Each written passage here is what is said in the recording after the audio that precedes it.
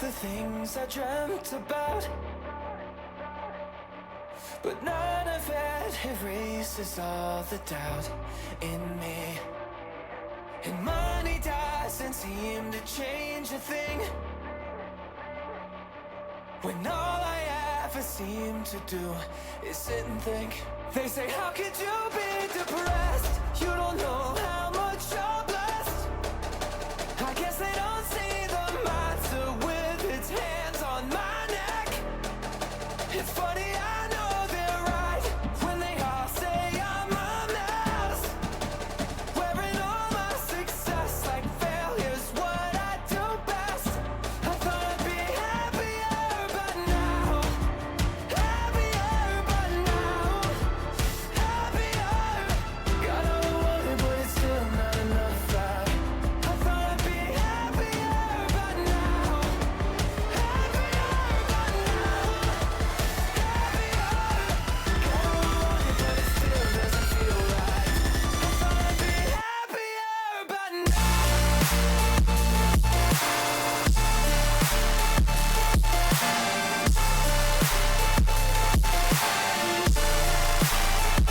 I thought I'd be happier, but now happier, but now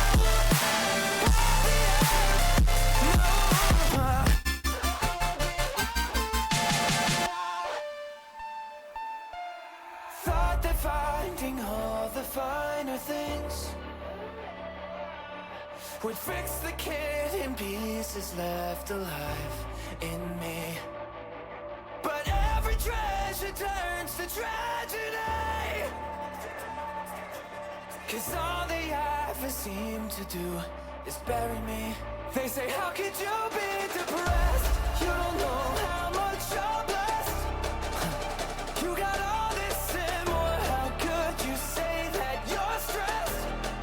It's embarrassing, but they're right when they all say I'm a mess, wearing all my success like failure's what I do best.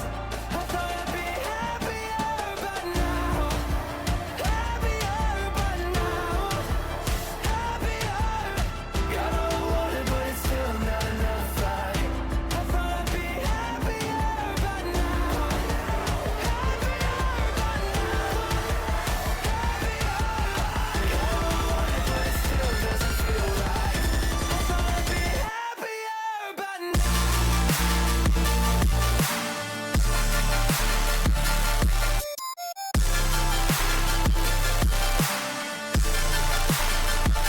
I thought I'd be happier, but now happier, but now.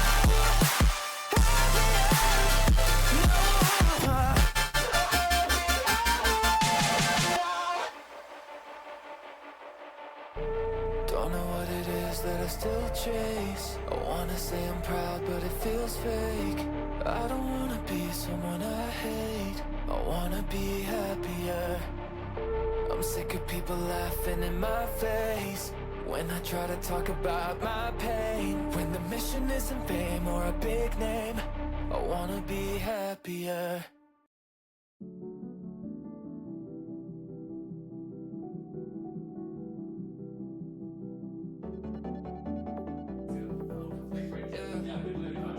Yeah, let's go.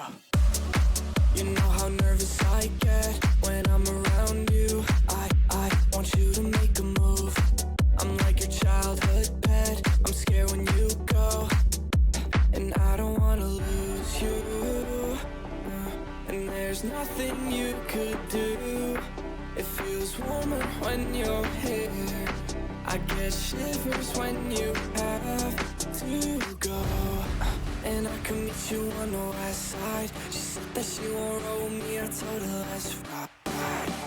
Tell me, girl, what do you fantasize about? All I wanna be is the top prize. Top prize.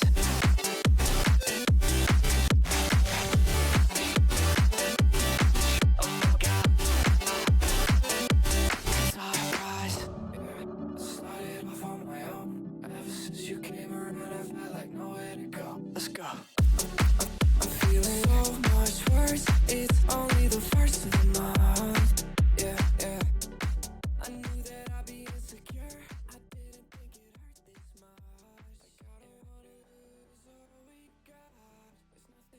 Hello, hello, hello, late night gang. Welcome on in and happy frickin' Sunday. My goodness, I missed y'all yesterday. When I pinged the Discord, I was already like mid-work with my voice acting work. And I did like 8 hours of voice acting shit yesterday. It was wild. I missed being able to stream.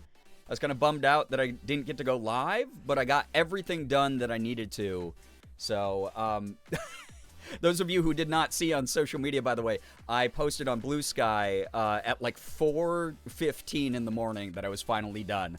So I spent most of today, I woke up at noon and then immediately passed out again and took like another 2-hour nap. I've been just like sort of taking it slow today because, oh my goodness, it is a miracle I have a voice at all today. It is absolutely a complete miracle and a testament to I know how to protect my voice. I know how to, do all this stuff right and safely.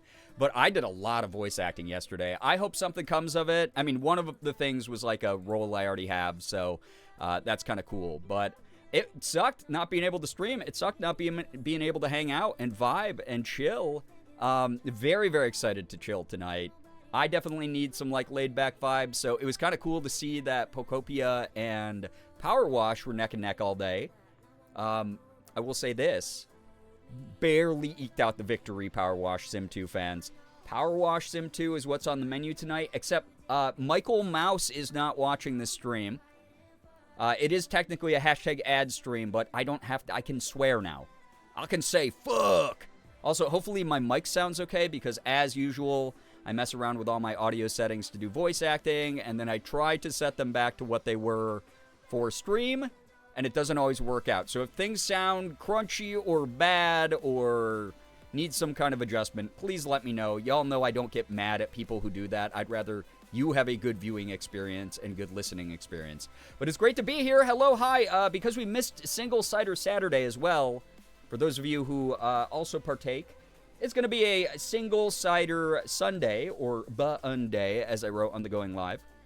The Discord, though, did vote for some Powerwash, so stay hydrated either way. I'll spray you down with the hose. But you also should be staying hydrated on your end of the screen, okay? Anyway, let me get some hellos going, and then I'll get myself on screen, and we will start with stream. It's so nice to have y'all here, seriously. Thank you for joining. As usual, if I miss you the first go-around, there's nothing personal about that. I'm sure I'll say hi to you the next time I see you in the chat. And if for some reason I say hi to you more than one time, then you're probably just extra super special. Anyway. Hi, welcome on in, Chaos. So nice to have you here. Toby, hello. Hi. Girl with glasses, hello again. Welcome.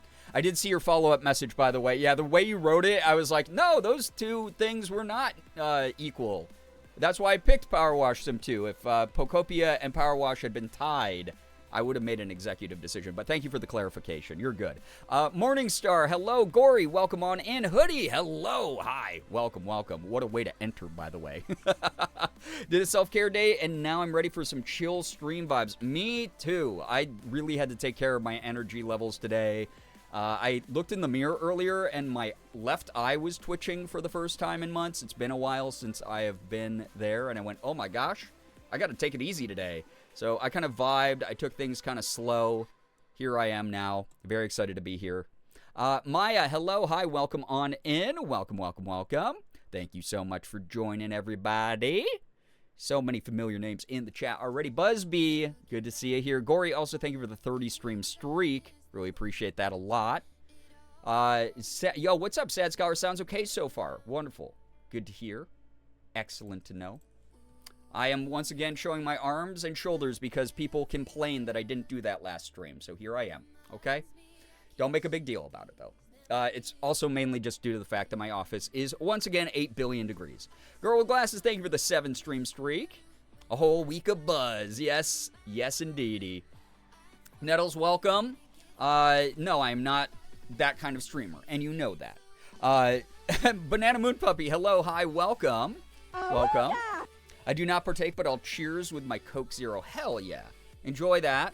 Morgan and I call Diet Cokes and Coke Zeros, fridge cigarettes. Because, I don't know, it's like, oh man, I need something to take the edge off. A Coke Zero or a Diet Coke.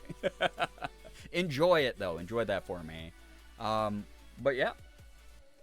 Nye, hello, hi, welcome. Y'all look freshly popped kettle corn for a shockingly reasonable price good today. Oh my god, I love a good deal on some kettle corn. Nye, you're looking the same. It's nice to have you here. Nettles, maybe no one answered those questions just due to the fact that, I don't know, it's just like, God, we must simply move on. Chaos, thank you for redeeming the Awuga. I love feeling objectified. That's a crazy thing to say. Yo, what's up, Rat? Hello, hi. Hello, nurse. My goodness. Welcome, everybody. Welcome. Does hit like a sig high key coming from a smoker? I know, yeah. I've been pretty upfront about it before. It took me a long time, years and years, to quit smoking cigarettes. Morgan was a big help in that when we first met. So she really helped me sort of like brute force cold turkey it. It took like 4 tries, but eventually, after a couple years, I just was like, I don't need these anymore. So I did start replacing it as someone who doesn't drink a lot of soda with like Diet Cokes and Coke Zeros, where I'd just be like, oh man, we're going to buy like a 12-pack of, cans of Coke, put them in the fridge. Yeah, those cigarettes were the gateway drug to Coke. But it was one of those things like, you replace one habit with like a slightly more healthy habit, I guess. But they do really hit, especially on like a hot, warm day, like a humid day. Dang. The woman experience, objectification, and again, as I always say, it's all in good fun. It's all in good fun. It's banter here. Yo, Matrix, obviously don't do that to each other unless there's like consent, but for me, I've consented to chat saying funny things. I know y'all aren't they're not trying to be weird here. Yeah, Matrix, welcome everybody else. Look at this. I gotta open this because it's starting to condensation catastrophe on me. I have a paper towel just to wipe it down. But because we didn't do single cider Saturday, we're gonna have a single cider Sunday, a single cider Bunday. Listen to this. Let's see. This will let me know if audio levels are good. Oh no, never mind. It was a wimpy one. Normally it's like so crisp. Never mind. That was a false test. Hopefully I sound okay again. If it sounds weird, audio gets bad, let me know. Ace of Snakes, thank you for the reminder to hydrate. I'll have a little bit of a sippy of this. I've been drinking so much water today because for those of you who don't know, and I know you're going to make jokes about this, but if you do a lot of voice acting, you'll learn. Or if you've ever been in chorus or you're ever been someone who's like had to do a lot of auditory presentation. I was going to say oral presentation, but I know that you're already going to make this weird. So when you voice act for like 8 hours a day, like I did yesterday, it is a workout for your throat. I needed to get that sip in right after I said that. It is a workout for your throat, so you gotta rehydrate your vocal folds as much as you can. You got to drink a lot of water. So I've been drinking a lot of water and just peeing clear all day. And it's an important thing to do if you are going to use this man-made, or not man-made interest. I guess technically it's man-made. It's like another person birds you. Can you tell I'm like really sleep deprived today? Again, I did not get done with work yesterday until, well, I guess technically today till 4:30 in the morning. But here we are. This is the version of me you get. Yeah, I had to stay hydrated all day. You got to take care of this thing if you use it as a tool or an instrument. Cold Coke Zero on a hot day, closest I will get to Nirvana. I feel ya. Hydrating with chalky milkshake? That sounds delish, quite honestly. That kind was not fizzy crisp enough. I know, I'm sad about it. I'm sad. Work out your throat. Yes, you need to, like, you got to build up your muscles. You got to, like, work on your vocal folds and stuff like that. It's not hydrate. I didn't say hydrate your folds specifically. There's like another word in that sentence that's missing that removes the context. Hannah, hello, hi, welcome. Welcome. Yeah, it is a workout for your throat, chat. It is. It's okay. I can handle the comedy tonight. I'll defer this to you then. Wormy, hello, hi, welcome on in. It's great to have y'all here. Happy Single Cider Sunday. Sunday. We get a little bit of a bonus cider day because you were deprived of me and my presence on Saturday. Dude, it was crazy. I did so many different roles for auditions, and then I did a bunch of session work. And, oh my God, man. It's nuts. The range I had to have yesterday was crazy, actually. It was the first time in a long time I walked away from a voice acting session and I patted myself on the back and went, oh my God, I do kind of have range. I'm okay at this. Nix, yo, what's up? Hello, hi, welcome. We're hydrating our folds. Your vocal folds. Don't, Hoodie wrote the phrase. Okay, I'm going to read this because this is the most cursed you can probably get with the phrase. Lube your folds for better oral work. All right, there you go. It's out of your system. He only likes her. Some of you, I notice in chat, have the same jokes every stream over and over again. We must expand your range. Xander, welcome. Feng, welcome. Thank you for the 23 months with Prime. I appreciate that. Thank you. You could be using that anywhere else. You've decided to use it here. A poor judgment call, honestly, but thank you for getting us closer to staycation goal. Mare, hello. Mom 2 has shoulders out. We've been blessed. It's hot as hell in my office. It's got to happen. We gotta... Oh, my goodness. Yeah, Gory, that's got to hit different in that context. Oh, my gosh. Good luck to you. Good luck to Mom. Just say my name next time. No, I don't call out people that way, okay? It's vague. It's this vague veil of shame that I cast. And if you don't move fast enough to not get caught under it, that's quite literally a you issue. Never out of our systems, you know that. I sometimes do know it. I pretend I don't. I feign amnesia regularly. With the hope, someday I wake up, it's Christmas morning, people have got bangers, and then we don't kill them. We don't kill the joke until it's gone. What have I got into? Me giving voice acting advice, and then it turning into whatever the hell that's happened. If those folds need hydrating, you need to go see a doctor. Yeah, well, sure. You once were a vegan, what the crap?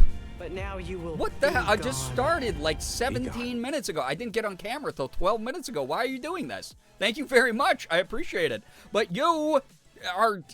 I thought...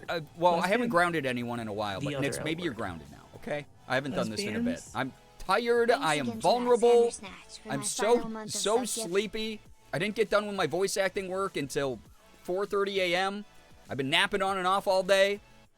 And y'all are taking advantage of that. Unbelievable. Thank you, Nix. If you got a gifted sub, make sure you're saying thanks to Nix. You should teach chat a lesson by playing Pokopia instead. Becca, welcome. I was rooting for some of you Pokopia people, but you didn't show up strong enough.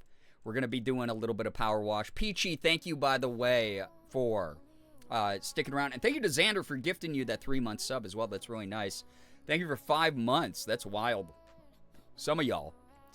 Thank you. What? And then no! About being grounded.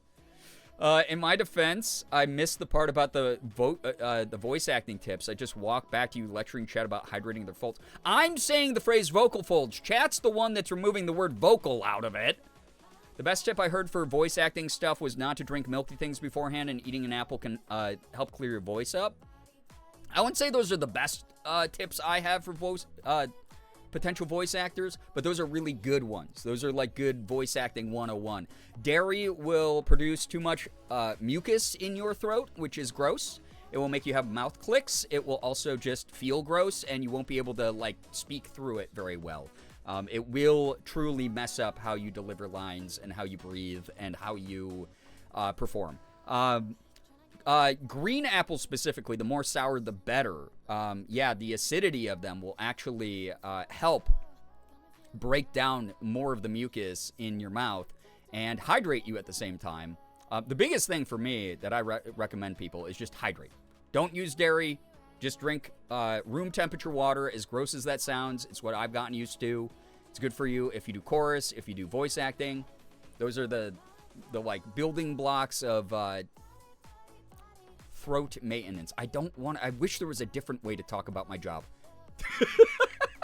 I wish. This is good for even if you're like a streamer and you're like talking nonstop or a content creator or something, you know? Matrix, thank you for the 100 bits as well. Thank you for this hype train, everyone. What the heck? Toby, thank you for the 20 stream streak as well. Tomorrow I'm heading out for a vacation with my family where I most likely will not have Wi-Fi. Rip my streak. If I'm not able to join for the next stream or two, Toby, your streak will live on in my heart, and I appreciate you showing up as often as you do. I hope you have a great trip regardless, though.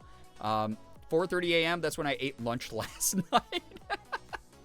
Nettles, you tried to, listen, people who don't know, I love that you and a number of other people, typically I think it's like Wormy and Becca, I'll see do it in the Discord. You try to like rally the troops. You're like, no, I'm rooting for this game and this is why and this is what I need. Toby did it today too in the Discord. I love seeing people get passionate about whatever they want to see on screen. But I hope that regardless of what happens, people have fun here, you know? If 3 more people vote Pokopia in Discord right now and get us to play Pokopia, it's already set up. We're not going to steal the election back. I'm sorry. Sorry, hydrate your vocal folds for better oral work. I'm going to kill you.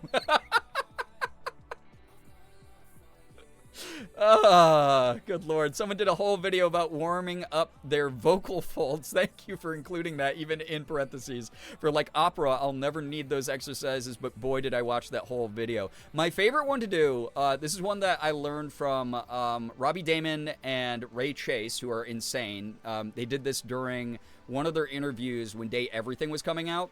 They were talking about one of the best ways to get enunciation warmed up. This is weird. You grab your tongue and you stretch it out like that, and while you're holding it like that, you do the like Rubber Baby Boogie Bumper and like She Sells Seashells by the Seashore, and you like hold your tongue like that, and by the time you're done with the exercise and put your tongue back in your mouth, you're like, oh my god, I have full motion in my tongue again. This is, again, fuck, I wish... Voice acting sucks because you cannot explain this without it sounding absolutely unhinged and terrible. Anyway, you have like full range of motion again with that part of your body, and as a result, it gets a little bit easier to navigate enunciating words while you're doing vocal delivery. I hate this.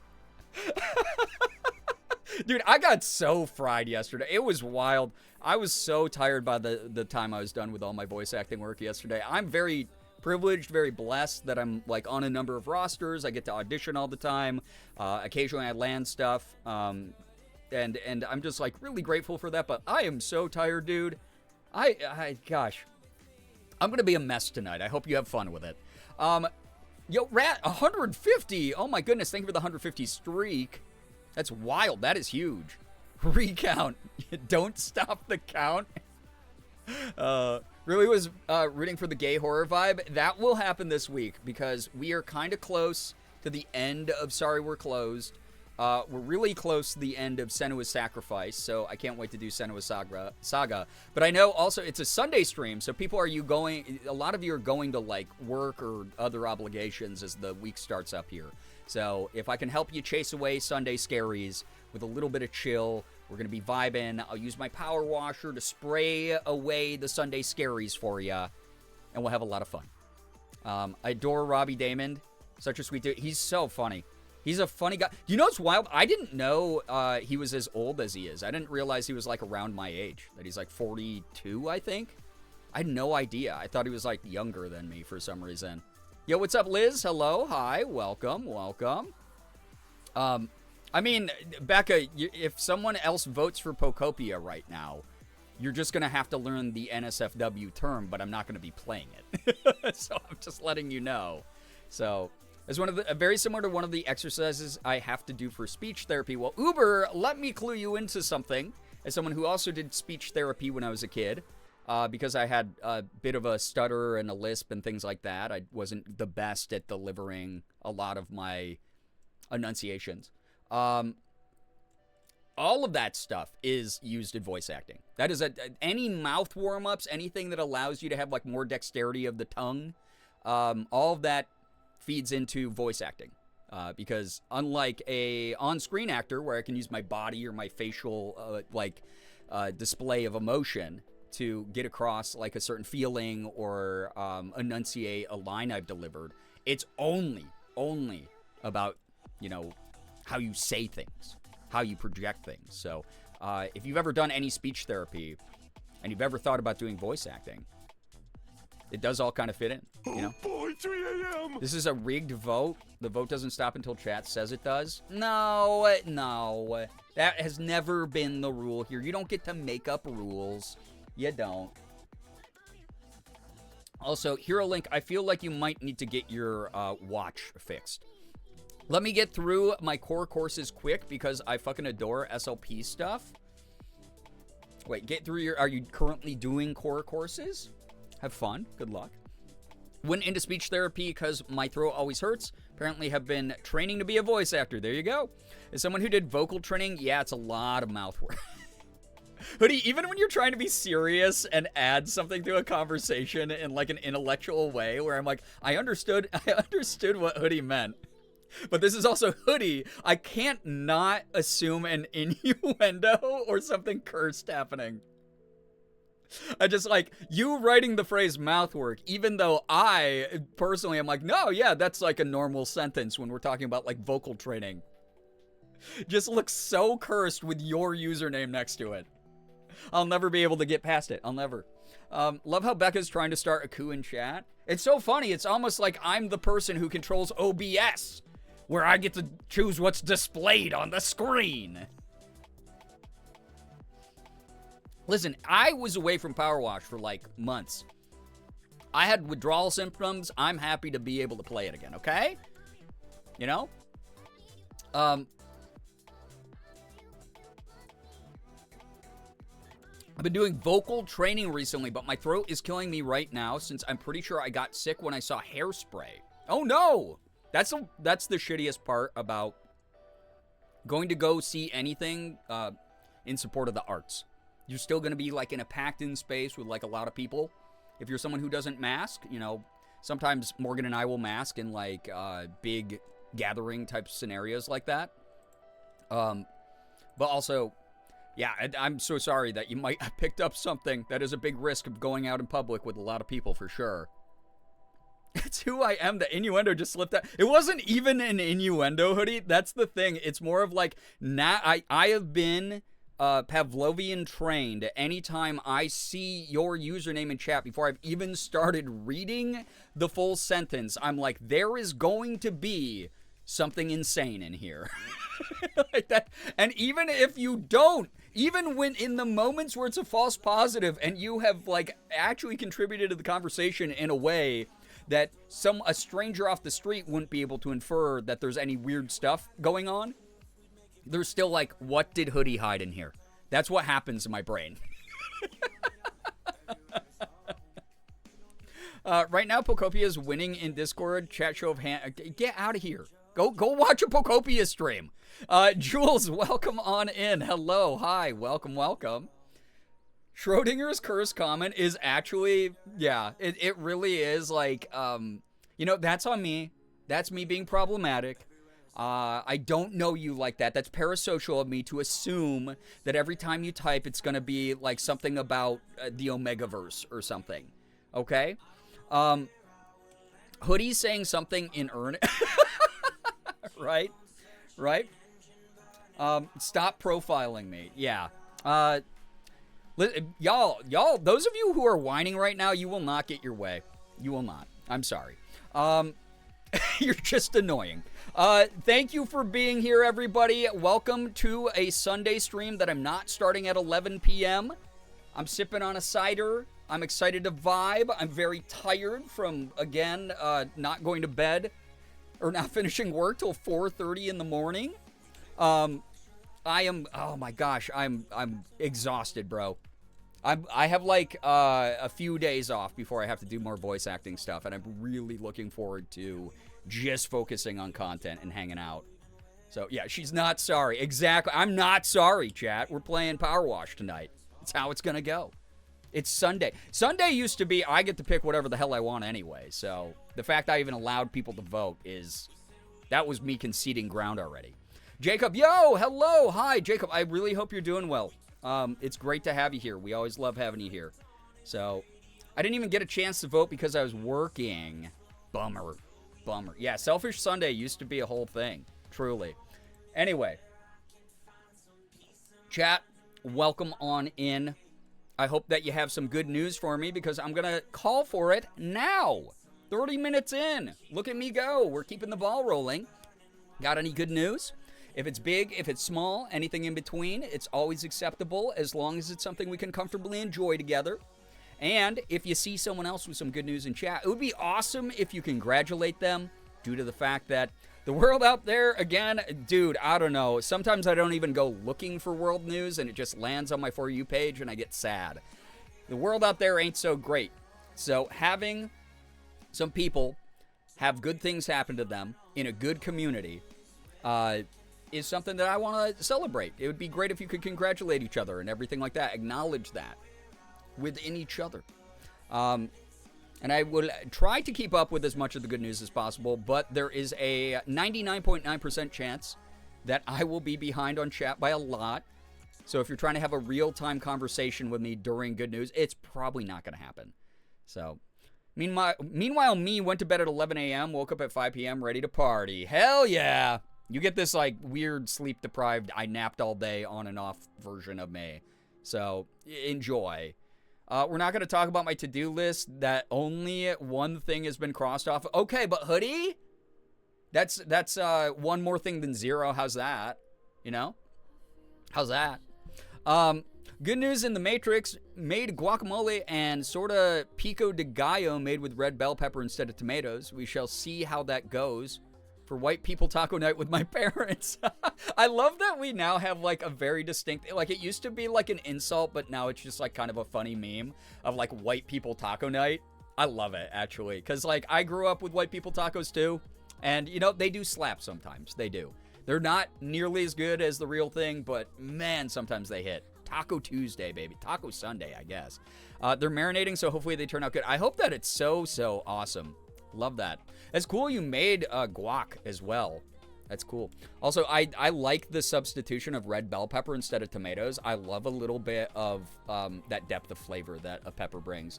So, excuse me. Oh, my goodness. Getting to the doctor for the first time in a long time. Here, Link, hope it goes well. Goes well.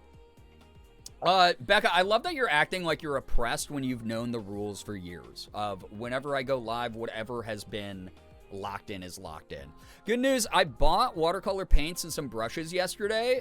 That's awesome. Enjoy the watercolor painting. We have a lot of people here who do watercolor, actually. It's a really cool art form. I think it's awesome. Good news, I was able to get merch for the BTS tour date for my sister and I.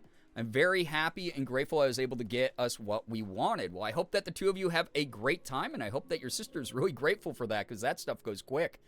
Worm news is that Becca and I got delightful Thai food for dinner. Listen, all Thai food's delightful, so I love that for you. I finally picked Persona 3 Reload back up, and have been having a lot of fun. Sunday vibes. Hell yeah, that sounds like a great Sunday. God, is that why Becca's being so spicy in chat, is the Thai food? Unbelievable. Don't feed her that again. I love Thai food. It's so yummy. It's delish. Good news, I just had some friends over for 4 days straight, which was pretty sick, and I've gotten some good art done. Currently working on some iron lung art, so I may be lurking a tad tonight. I saw your, I think it was a picture of Mark with the iron lung, like, eyeball and, like, jaw, like, on his face, on, like, Simon's face. I thought that was sick. I thought that was really cool. I hope you had a great time with your friends. I mean, you did check in during Dino Nuggy and Smiley Fries night, which, God, that sounds so good. So glad that you've been having a lot of fun celebrating and a lot of good energy around you, Toby. Good news, my friend got married yesterday. She was so beautiful and happy, and it was so great to celebrate her. Also, I finished Final Fantasy VII Rebirth. Can't wait for Revelation. Hannah, have so much fun with the games. Congrats to your friend. That is so beautiful, so lovely to be welcomed into a big display of love like that. tangentially related, last time Morgan and I went to the thrift store together, I was looking at the wedding dresses. None of them were in my size that I liked the style of, and then the ones that I liked, that was basically the issue, was like the ones I really liked the designs of were not in my size, and then the ones in my size were designs I didn't like. But someday, chat, you're gonna get a wedding dress cosplay photo shoot. It's gonna be good. Good news, yesterday Merm and I body doubled. I finally managed to clean out my cursed ADHD fridge. Got some groceries today, made lasagna, and had some strawberry mochi. It's so funny you're mentioning that, Hoodie, because Morgan and I, last night, I was like, we have to just, like, put on, like, a podcast and just, like, clean out our pantry and our fridge. Because we just have, it's chaos in there. Just boxes and cans stacked on each other in the fridge. It's like, you know, leftover Tupperware, like, all over the place, random sauce bottles, crap like that. We need to reorg it, like, badly. Glad you got to do that with Merm. And also glad to hear that you got some good food and groceries. Good stuff. Merm news, grubble blabber bark bark bark. Why are we doing this? Wait, what's happening? Yeah, white people taco night. Good news, my boyfriend's asleep as early as 9 a.m. He usually falls asleep around 2 p.m., so that's a win. Hey, Aya, wonderful to hear. Hope that means that you get to talk to boyfriend more consistently. Oob news, went with my gut, decided not to meet the people I was supposed to meet on Saturday. Based on the reaction, it was the right decision. It's caused me to have to make a difficult decision between two not great choices, but I'm choosing to trust myself. So hopefully it'll pay off in the end. Uber, I gotta say this, compared to who you were when you entered the community, seeing you, even as hard as it is, even as stressful as it is, you trusting your gut, understanding yourself, being able to trust aspects of yourself, being able to set boundaries, being able to use all of that empirical information to make a decision for you that's the best for you because you know you best at the end of the day. It's so impressive. It's great to see. That's awesome. Good news, I got an award at work on Friday. My cohort had our graduation ceremony, and one of my team leads, as well as two of my units, charge nurses, nominated me for it. Damn, look at you go, Mayor. That's got to feel really nice. It's always cool to be acknowledged like that. Love that. Chronic news, actually had my first bad day in a while today, but taking solace in the fact that I got through it and now I get to vibe out with my internet ohana. Liz, great having you here. I'm so glad that you're able to take it in stride a bit. It's so tough, especially because bad days are just so disruptive. They're so dissonant, especially when they're surrounded by good days where you just feel that big drop, right? You're way up here, all of a sudden you hit way down there, which is like a little bit tougher than like if you're just having like a neutral day and then you have a bad day after, right? But I'm really happy that you were able to build up like enough good energy, good vibes, that fall was cushioned a bit and you're able to trust yourself and trust the space you built for yourself. So yeah, that doesn't mean I can't fight for what I want. Well, of course not, Becca. I even told you that, like, I didn't say that you couldn't stop fighting. I mean, that's kind of like your brand here, is ODD. Me staring at my Winsor and Newton watercolors I haven't touched in 2 years. Oh my good. Well, hopefully other people doing it might inspire you, right? Good news, volunteering is going well. Working tonight. I can't even speak, dude. You know what's got something weird about that? Real quick. Sorry, Ephraim, I'll get back to your good news in a second. I auditioned last night for a character that has a stutter. And as someone with dyslexia and as someone who grew up with a bit of a speech impediment, it was kind of cool because the people who are in charge of the casting call of the audition were like, hey, if you need like us to change the script around so it feels more natural, or if you're someone who naturally has a speech stutter, we can work the script around you if you do get hired for the role. I thought that was really cool. But I was like, damn, I could do this like pretty easily because I stutter a lot. Good news, volunteering is going well. Working tonight, so lurking. So happy to be here with Late Night Gang. Physical therapy is going well and addressing my issues. Meds are helping. Things are decent. Just so happy to be here tonight. Gonna enjoy the chill vibes. Ephraim, enjoy kicking back and lurking. I'm glad to hear that so much is going in your favor, seriously. Even with like the tough days, I'm glad, again, a lot of people have like support systems around them or routines that are helping sort of cushion a lot of like the big emotions when disappointment or burnout or some kind of challenge happens. So happy to hear about people taking care of themselves. That's the stuff that I want to see. I mean, like, we're all adults. We all deserve to feel good whenever we can. Good news started off yesterday at the ass crack of 6 a.m. because I won a fan call. Oh my goodness, look at you. Then spent most of the day celebrating my friend's 30th at an immersive game / arcade place, and then KBBQ Hot Pot for dinner. Man, what a fun day for you. Today, my mom came over with coffee and breakfast before I went to work, and I got to hang out with her and my stepdad for a bit. Love that for you, Maya. That sounds like a great day. Had Masaman curry. Becca, that sounds so yummy, though. Good Lord. Good news. Trigger warning site medical. You're good. We got home from vacation today, and it was really fun. We had a really good time in St. Louis. Unfortunately, my grandma developed a very rare reaction to her immunotherapy while we were gone. But really good news is that she's on the mend, and though she is in the hospital for the next week or so, she has high spirits and is very stubborn, so she's got this. Nettles, fingers crossed for you and the family. Awesome to hear that you got to have like a good vacation together at the very least. That is, yeah, one of those things where it's like, even the rare stuff isn't like truly rare. It happens, unfortunately, so much with like things like immunotherapy. I'm glad that they're on top of it. I'm glad that she's getting good care. I'm glad that she is staying positive about things. Glad you are as well. Sending you all the good energy, seriously. So, oh, Toby, the Simon drawing, the iron lung one that I saw is what you're working on. That rocks. I love that. Yeah, Ephraim enjoyed the lurk. Welcome everybody joining, by the way. Nice to have y'all here. Can't believe streamers bullying Becca. It wouldn't be a stream if I didn't. You know how it is. Becca is one of my favorite banter targets. Don't tell the other banter targets. I threw away everything, including containers, because it was bad low-key, but it's done. Hoodie, proud of you, though.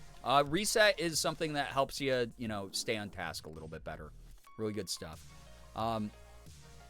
Yeah, Jacob, great to have you back, seriously.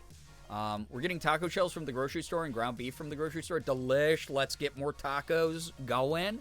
Oh, bark because Gerb and shoulder. Well, thank you. This message was typed by my cat. Let's assume this is her good news. Man, that does sound like she had a great day. Good stuff. Yo, what's up? Willing Cedar. Hello, everyone. I've been mega lurking. I've had some busy months, but not bad months. By the way, I used to be named Tawny. Oh, yo, what's up? Hey, welcome. Do you want me to refer to you as, like, Cedar now? Cool username change. Glad that you've been able to, like, stay busy, but it not be bad. Oh, my God, I'm so far behind on chat. Yeah, watercolors are my favorite painting medium, but I'm highly biased. Yeah, but Becca, also, though, you do, like, incredible work. Not to glaze too much, but, like, you really do deserve it. Keanu, hello, hi, welcome. 9 News went to the street fair and picked up some really nice priced rocks and even got a Spinosaurus one to add to my Dino Rock collection. Also got good food like Korean corn dogs. Ooh, damn, I love a good Korean corn dog. Also biased on that. Kettle corn and some homemade cookies. Also, I'm back in my DBD era to help my social anxiety. I hate to admit, I'm actually having fun. Nye, good luck with your games. Have so much fun with it. Being late to the party, Rat News. I did a maintenance shave on my undercut last night. Nice, with Rat Mom's help. I'm feeling really good about my hair right now. Love that. Whenever you find, like, that haircut that, like, really hits, I don't know, it adds a little bit of confidence. You feel like you freshened up, changed something. Again, even a small physical change like that. Oh, my God, my voice is starting to go a little bit. We also got bad air quality last night, again, randomly. It sucked. Which was, it was good because I somehow, like, planned enough in advance that, like, the more vocally demanding stuff I got out of the way at the beginning of the night, and then by the time the air quality was bad, I was doing, like, the easier stuff, my voice acting stuff. But yeah, I love a good fresh haircut, like, I want to make my haircut a little bit more wolfy. Maybe we add the bangs soon, I don't know, we'll see. But love that for you. Yeah, a nice freshen up, really, like, freshens up sometimes your perspective, your outlook, even if it's only about yourself. Not gonna lie, teared up the smallest bit at the ceremony. Nice feeling when I walked into work that night. A front desk operator was blasting the graduation song. That's so cute. Love a supportive team. Guinness News, the giant furless man that lives in my house got... What a sentence. Got me new wet food as a treat. He also brushed my fur and teeth and gave me a manicure. Cute. I was struggling yesterday because I barely slept the night before. Yeah, that was me today, Maya. I'm, like, really dealing with... a lot. Cedar's good? Okay, wonderful. Thank you for letting me know, Cedar. Good news. Yesterday, my brother and I, alongside some friends, were able to muck out the main floor of my mom's old hoard house. I'm very happy you were able to do that. I'm so sorry that it was something that if it's a hoarding house. I have known several hoarders throughout my life. I understand like the amount of mental stress, amount of physical work that takes. Really happy to hear that you had both your brother and a bunch of friends around to help with it. The more people who get involved with that stuff, it really does help alleviate a lot of that. Can you tell that I overused my ability to talk yesterday? Amazing. Tell Pluto we say hi. What a cute kitty. Air purifier's been doing me wonders the past week. Yeah, ours have been on high. They've been just like, we have an like a big air purifier Morgan got sent by a brand, and then a smaller one the same brand sent us in our bedroom. So we've been having both of those cranked up to max. Good news for the last months, I went to Florida with my besties, got married. My spouse's sister moved until school starts. I've been grinding on art this month, and I got a new job. Holy crap, Cedar. A lot of crazy, congrats on the marriage. That's unbelievable. I'm surprised you didn't lead with that. That's incredible. Holy crap, good luck with all of those big life changes. That's cool. Recently cut off a good 14 inches of hair, and now my hair is the same length as Brian's got. Ooh. This is even a little bit long for me. I kind of want it like trimmed up a little bit more, like a little bit off the shoulders. And then I want it to, like my curtain bangs, maybe be a little bit wolfier, like wolf cut, not wolfy, not Omegaverse. And then I might just add like my little blunt bangs that I like, that I have the clip-ins for. So much good news in this community today. Yes, very proud of everybody. This rocks. Kays, welcome on in. My Pluto's just snoozing under my desk. What a cutie. What a cutie. I love all y'all's pets, seriously. Pluto does actually yell mama. It's really cute. My son, whom I gave birth to. Yeah, Sig responds to us when we talk to him. It's really cute. I also started to do it a little bit more as well. She's really picking up like a lot of Sig's mannerisms. It's adorable. I'm so proud of everyone for choosing yourselves and overcoming hard decisions, taking care of yourselves, being there for your friends and your families, enjoying hobbies, and doing well with work, especially having great food. Love you, Brian. Late Night Gang. Aya, thank you for sharing that. That's really wonderful to hear. I'm so proud of everybody because, like, here's the thing. It sounds, like, so corny, right? It sounds like cringe and corny sometimes, but that's just due to society, like, taking the joy out of things, being like, you're an adult, you're this age, so you need to act this way, and that's just, like, not reality. So I'm trying to destigmatize myself of it too. Like being wholesome, being honest, wearing my heart on my sleeve is all stuff that I've been leaning into more recently because it's something that like people know me for, and it's never been an act for me. I'm genuinely proud of people because I know how much work it took for me to reach this big age and to survive what I've survived, and I know I'm not unique in that way. There's a lot of people, like maybe my way of dealing with it or my particular circumstances are ones that not everyone's experienced, but most of you have encountered some kind of strife in your life, some kind of heavy strife, some like truly oppressive, shitty stuff. And seeing people still be able to come out on the other side of that, be a kind human being, be someone who uplifts both themselves and other people around them, who's doing the best that they can, is truly a special thing because we see what happens to adults who lose their joy, lose their whimsy, lose their ability to care about others. We're not that kind of place. Like, people are fucking dickheads, honestly, a lot of the time. Not here, though. And that's a cool thing. That's worthy of praise. It's, like, really, really awesome that y'all know your boundaries. You can stick up for yourselves. You can enjoy the simple things in life and try to find those moments of joy together. But, yeah.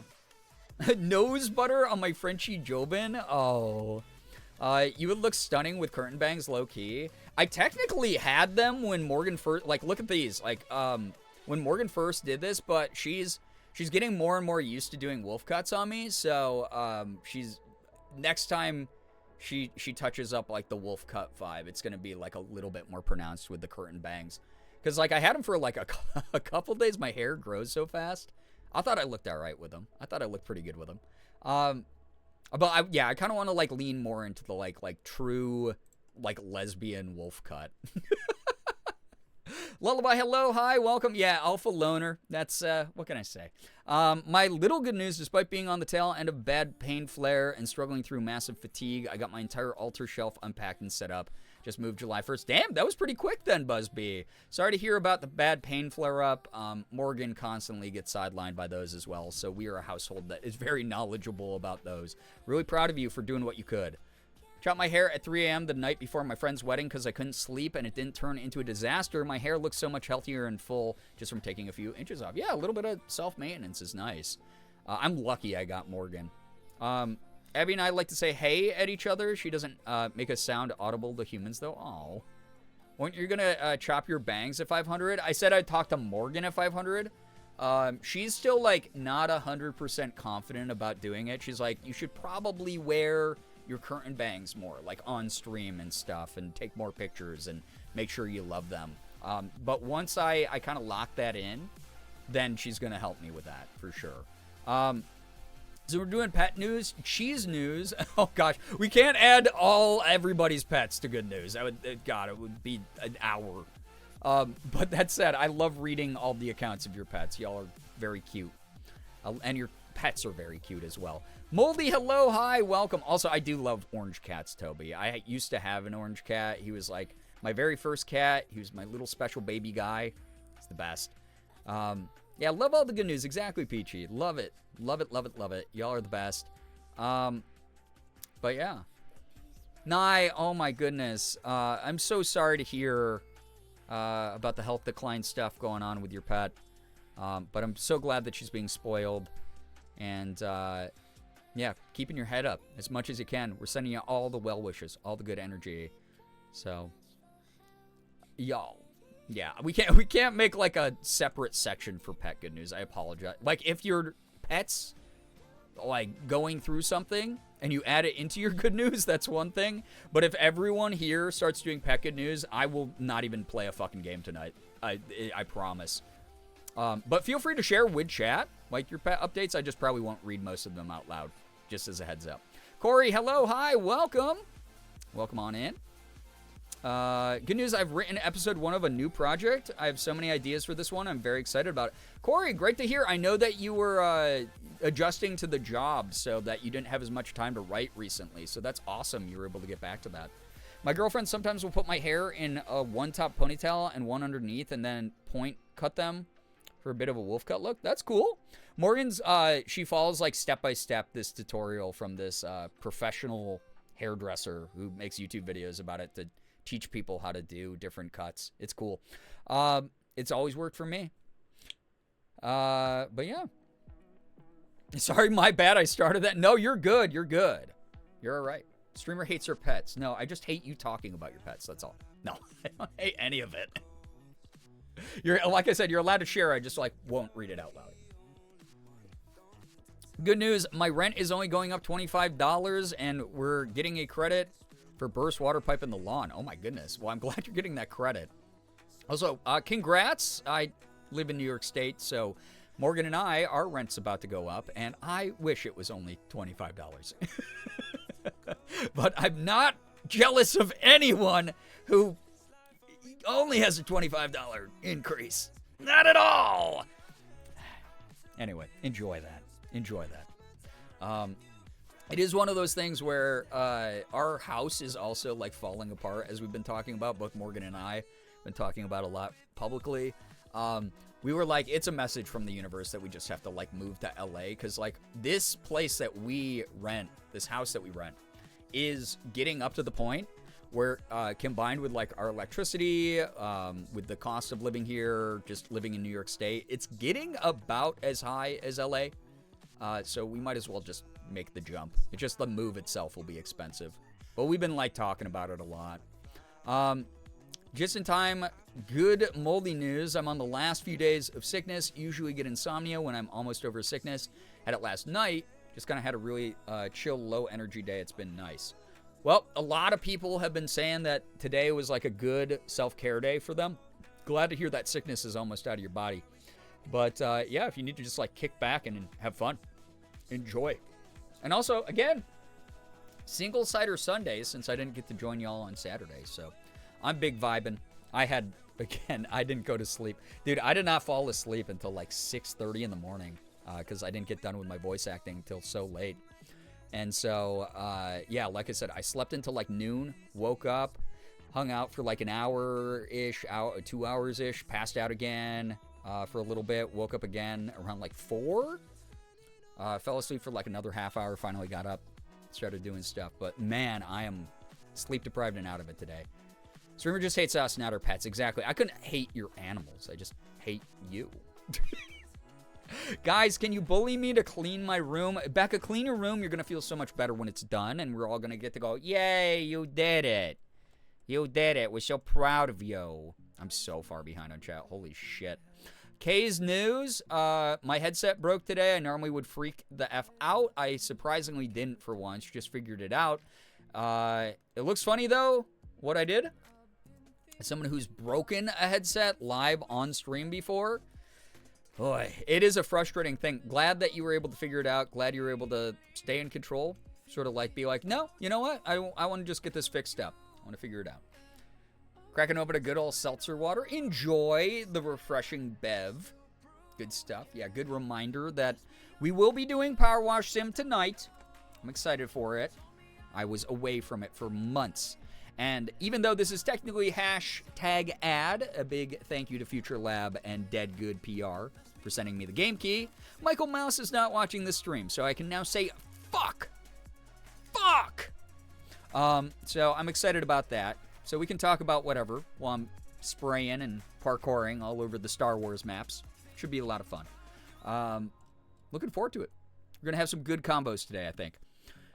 You can hate me as long as you never hate my son who manages a men's warehouse. Oh, yeah, I think that is the job we did. Oh, my gosh. I do have to... like I said, if I ever get back to pet job streams, because obviously the timing of everything going down was just so bad that it interrupted a lot of fun incentives I was doing on stream, we'll probably have like a brand new wave of submissions for pet jobs. But yeah. I didn't get to bed yesterday until 8 a.m. because Insomnia Demons had hands Friday night, and I wanted to participate in a boycott event for Valco. Got it. Well, I hope that you're able to get some good sleep this upcoming week. I definitely will be conking out pretty soundly tonight. I can feel it. That feeling when you know the next sleep you're going to have is going to be so good, dude. I'm so excited for it. Good news, I've been seizure-free for almost 2 weeks after struggling to put a stop to them for a couple of years. Keanu, that's an awesome health update. Looks like I mainly need to focus on never letting my blood sugar get too low. Hell yeah. Glad that there's like a light at the end of the tunnel, some sort of way to mitigate that stuff. That rocks. Good stuff. Going to check on the little lady now. Yes, Nye, please go do so. Hey, Phil Bucket Tool on Procreate. I have 0 gaps, and it won't stay within the lines I made. Oh, no, that is so frustrating with any fill tool.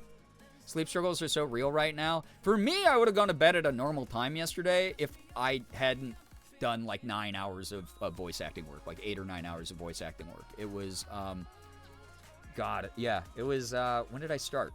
I'm trying to do the math here in my brain. Yeah, I started, so when I pinged the Discord, I was, like, in the middle of doing voice acting work, and I was like, that was, like, 9:30, so I'd already been doing voice acting work for a little bit that day, and I'd been like, yo, yeah, it's not happening. It's not, no stream's happening tonight, so I, like, already knew at that point. I did not expect, though, from that, ping, for, like, another 7 hours of doing stuff, and it's cool because the stuff I'm auditioning for is fucking awesome. Like, shit that, like, if I land it, I don't know, dude, I'll backflip on stream. I won't. I'll break my neck. I don't know how to do that. But I'll be so exciting. So I'll be so excited because one of the things I got to audition for is something I have been a fan of for literally, like, my whole life. It would be, like, more of a vanity role where, like, now it's not as popular. People aren't as into it, but I'm so in love with this particular franchise that it would be a full circle moment, and it would be like a little kid me dream coming true. So that was one of the things that I did. But then I also did a session for a client I had booked, and that took a lot longer than I thought it was going to. And then I did a bunch of other cool little auditions that I can't really talk about, but yeah, I'm like so excited about voice acting work coming my way again. In order to avoid falling asleep at like 6 p.m. yesterday, I accidentally stayed up until 3 a.m. Dude, all of us are fucked up. We gotta fix this. We're messed up, dude. No guarantee I won't stream till 3 a.m. tonight. I don't know. The way you said backflip in my Ashpill brain auto-completed to up my own asshole. Yeah, I love that Ash does that joke regularly. But yeah. Sorry, I just got a text. If you get the part, can you get 2 pinwheels and scream "wee" at the top of your lungs? I'm trying to think of something that would actually be on theme for if I land this role that would like make sense to people who are not familiar with the franchise, but people who are familiar with the franchise would be like, that's a good in-joke. Fuck, I gotta think of something. I gotta think of something good. I can't even say it out loud because like I don't know if I landed it or not, but it's like I gotta cook, you know? This is the sweetest, most supportive community I've ever come across on the internet anywhere. Something to be real proud of. I appreciate that, Keanu. Thank you. I've done a lot of like soul searching, experienced a lot of ego death over the years about like what I want to do as a creator. It did used to be when I was like younger, I just wanted to share who I was with the rest of the internet. And if people showed up and supported that, that was awesome.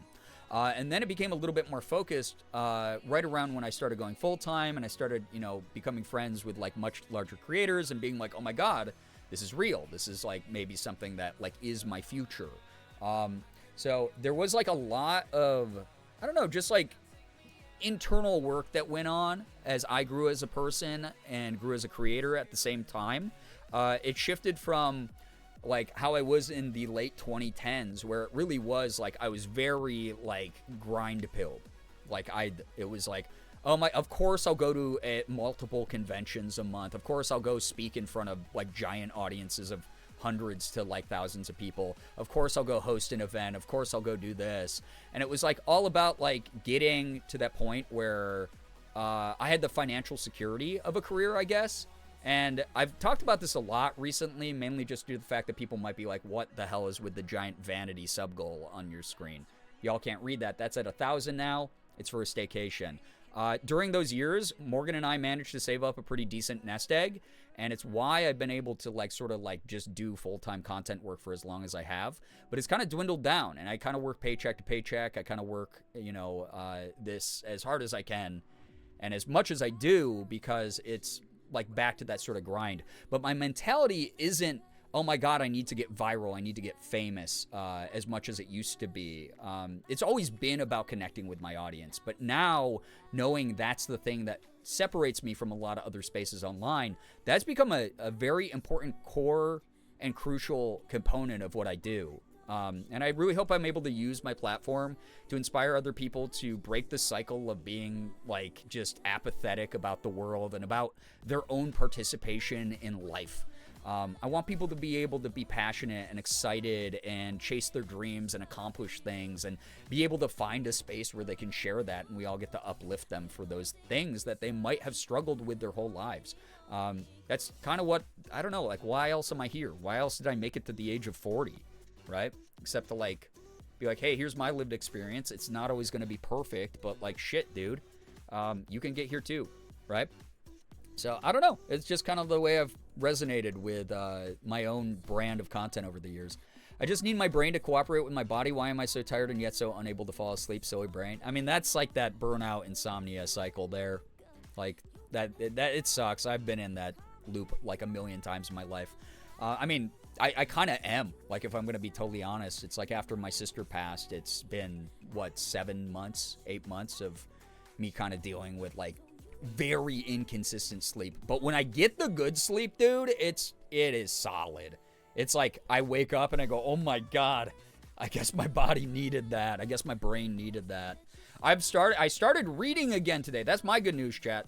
I started reading again today, and I hope that if I read before bedtime, like I used to get like way better sleep. I used to like, you know, settle my brain down, vibe. The issue I have is if the book is really interesting or the manga is really interesting, because I've been juggling books and manga right now, all of which have really, really good lesbian characters, by the way. I've been doing like, it's Yuri time in my reading. But I had so much burnout I couldn't read for like months, or for like weeks. And I was like missing it. So I forced myself to read today and I had a good time with it. But I'm hoping it helps me settle down my brain and get like really sleepy and get some like good solid sleep in so I can focus on like doing YouTube videos and shit again because I miss doing that. I want to work on music. I want to write. I got a million other things. I want to continue to submit more and more voice acting stuff too. You know, like it's been kind of nice to get back to the regular flow of auditioning again. So yeah. Yo, what's up? Spark, welcome. Late good news. I bottled my dandelion wine. Nice. Tomorrow when they cool down, I'll get to taste test them. Reminding me of the Redwall books. They drank a lot of dandelion wine during the Redwall series, which is like one of my favorite fantasy series of all time. And I've told people that, and they've gone, how did you avoid the furry pipeline? And I go, I'm a statistical anomaly. Irish, yo, what's up? Thank you for the 7-stream streak. Appreciate that. Reading before bed is goated. I agree. Not going to lie, this community is one of the things that has kept me going since COVID. Love you guys. Toby, it's been great having you participate here. It really has been wonderful getting to know a little bit more about you. Yeah, lesbian manga. Dude, did you see that they're adapting Green Yuri? The guy that she fell in love with wasn't a guy at all, or whatever the name of that. I've just called it Green Yuri. It's been its nickname in the fandom for so long. I forgot the actual name of the manga. They're adapting it into an anime soon. I'm so excited for Green Yuri anime. Yeah, just one more chapter is truly the brainworm I have, Liz, where I'm just like, oh my god, this... When you pick up a good book, and you're like, fuck, dude, oh my god, I'm locked in, man. You know? But yeah. Lesbian literature is always so amazing, right? The way I can get that kind of full night's sleep is to get 3 hours of sleep 2 days in a row with a chaotic, exhausting workday in between. It sucks to force yourself to hit burnout to get a good night's rest, but if you're someone who doesn't do it all the time, if it's like it's a last like sort of option desperation, every now and then I'll do that. I'll be like, I have energy now, why not get some work done, right? Like, but yeah, I don't encourage it for sure, but I've been there. I grew up with insomnia, like actual diagnosed insomnia, so I get it. Been reading a lot of good short fiction lately about the right place or right pace for my brain right now. Love that. Short fiction rocks. It's what I when I first started getting into creative writing, that's what I specialized in, was short fiction. I did short stories and did a lot of sort of like collective work. Like I'd make my own little collections of short stories. And actually one of the books I'm working on right now, spoilers for people who might eventually read my work if I ever have the balls to publish it or the willpower to even write all of it, is I am working on a collection of short stories that's going to have like a really cool narrative twist that I've been planning for years now. So, yeah. Welcome, everyone. I didn't know I need to get into Redwall then. It's so cute. It's also sad. It's a weirdly emotional series. It got me like really hooked on fantasy at a young age. Dandelion Wine reminds me of the book by Ray Bradbury. Wait, which one? I don't think I'm familiar enough with Ray Bradbury's work. Been enjoying Don't Let the Forest In. Been reading a few pages before bed when I can. I've been reading, I just picked it up because, like I said, I hit burnout and I put it down and didn't read it for a little bit. It's a horror book called Alice Isn't Dead, and it was based off a horror audio drama podcast, I guess. And everyone who's a fan is like, the podcast is better, but the book does a great job of getting like the weird liminal and existential creepy vibe across. But I've been really enjoying it. It's about a lesbian trucker who is on her way across the country. And this is all in the book jacket, so this is not a spoiler. You learn this in the first page. But her name's Keisha, and Keisha, her partner Alice died. Or, well, disappeared. And then after months and months and months of searching, she was declared dead. So they were like, what the hell happened? Where is Alice? And they held like a funeral, and, you know, at this point in the book, a much longer amount of time has gone on. But one day, Keisha was watching a news story, and in the news story, she saw Alice in the background of the crowd staring into the camera, and she went, oh my god, I have to take my truck route, because she's a trucker. She takes her truck route across the country, visiting various towns that they call liminal spaces because it's sort of that liminal feeling you get in a place that's not used very regularly. where you think about it, if you've ever been on a road trip, you pass by all these like one stoplight towns. You pass by all these like places that just have a gas station and a McDonald's and like nothing else to the town. And so she stops at a lot of these places because she's a trucker and has weird encounters. So it's like a really cool use of that like empty space idea. And I really like it so far. It's really cool. And then I started reading The Boyfriend Sometimes Girlfriend again, the manga where boys turn into girls. And there's a lot of lesbian romance in it. And it's pretty cool.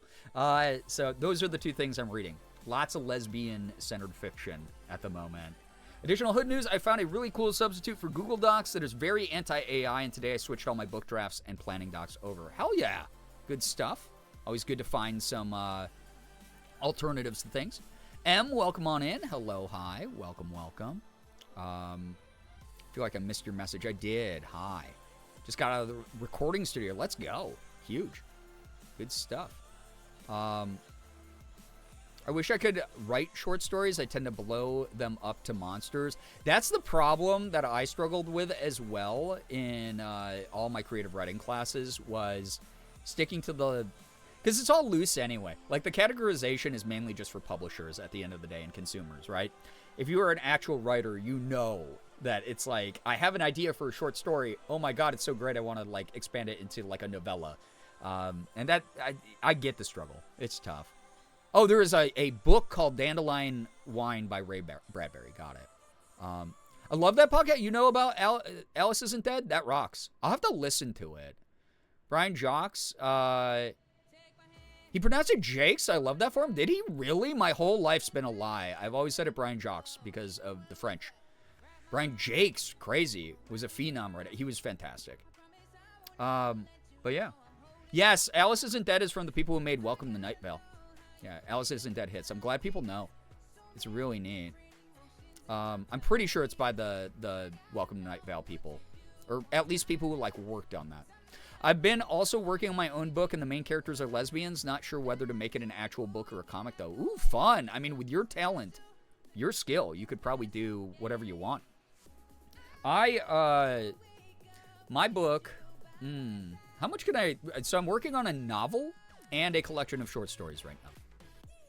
And I just have to find more time to sit down and, like, bang out some chapters. But, like, I think the queer community will be pretty happy with the novel. That's all I'm going to say about it. So, sounds so cool and creepy. Merm, I recommend it highly. And apparently Hoodie knows about the podcast. Maybe it's worth listening to the podcast if you don't feel like reading a whole novel about it. Welcome to Night Vale also has books. I recommend both the podcast and the books. I like that there's, like, options for people. Because, like, it's like, yeah, you could get the audio book version. You could get the actual physical novel. You could get the ebook. You could listen to the podcast with all the acting intact and the original sort of presentation of it. I love that storytelling has so many different mediums these days. It's wonderful. So, yeah. I think there's a collab. Oh, okay. Interesting. When my insomnia was really bad as a teen and preteen, I would run laps around the block until my legs felt like lead, and then I'd be able to sleep. I mean, that's... basically how the human body works. You run out of energy. You run out of caloric fuel. And then you're like, time to shut down. It's not the worst thing. I used to exercise before bed a lot for that reason.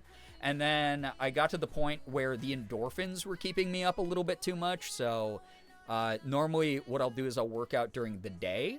Let the endorphins kind of hit. Push me through like all the work I got to get done. And then by nighttime, my body sort of cooled off enough and I can sleep. Only way I know, he used to have a live-action intro to the Redwall cartoon. Oh my God, I used to love that cartoon, and I guess I just, like, never tuned in time for him to say, I'm Brian Jakes. That's crazy. The books for Welcome to Night Vale, if I remember correctly, are more often standalone stories or vignettes within the universe or depictions of events that are mentioned in the podcast, but not gone into detail. Cool. Love that. If you publish your works, I'll be at Barnes & Noble so fast. Oh my gosh, it will probably not hit that level of distribution. But we'll see. I don't know why I said one of my good friends. I have a ton of friends who are writers, like very successful published writers. One of them is a YouTuber who turned into an author. So I would probably just DM him and be like, hey man, what was the route that you went through for your first book? Because he... did indie publishing for his first book. And because I'm like, I want to leverage like my online presence alongside of it with the marketing, where I'm not going to hand it all over to a publisher kind of thing. So I really, really think that it would be possible for me to go that route. I don't think it would be possible for me to be a Barnes & Noble release anytime until I maybe prove myself. And that would be me putting a lot of faith in something that hasn't even been fully written yet. Speaking of writing, I thought of an insane subplot and plot twist for my book series today, and I'm rubbing my gay little hands together and giggling like Skeletor. Love that for you. Good stuff. We need a Late Night Gang Writers Collective. We literally have the library Discord channel for people to like talk about a lot of their writing and the books they're reading and stuff like that.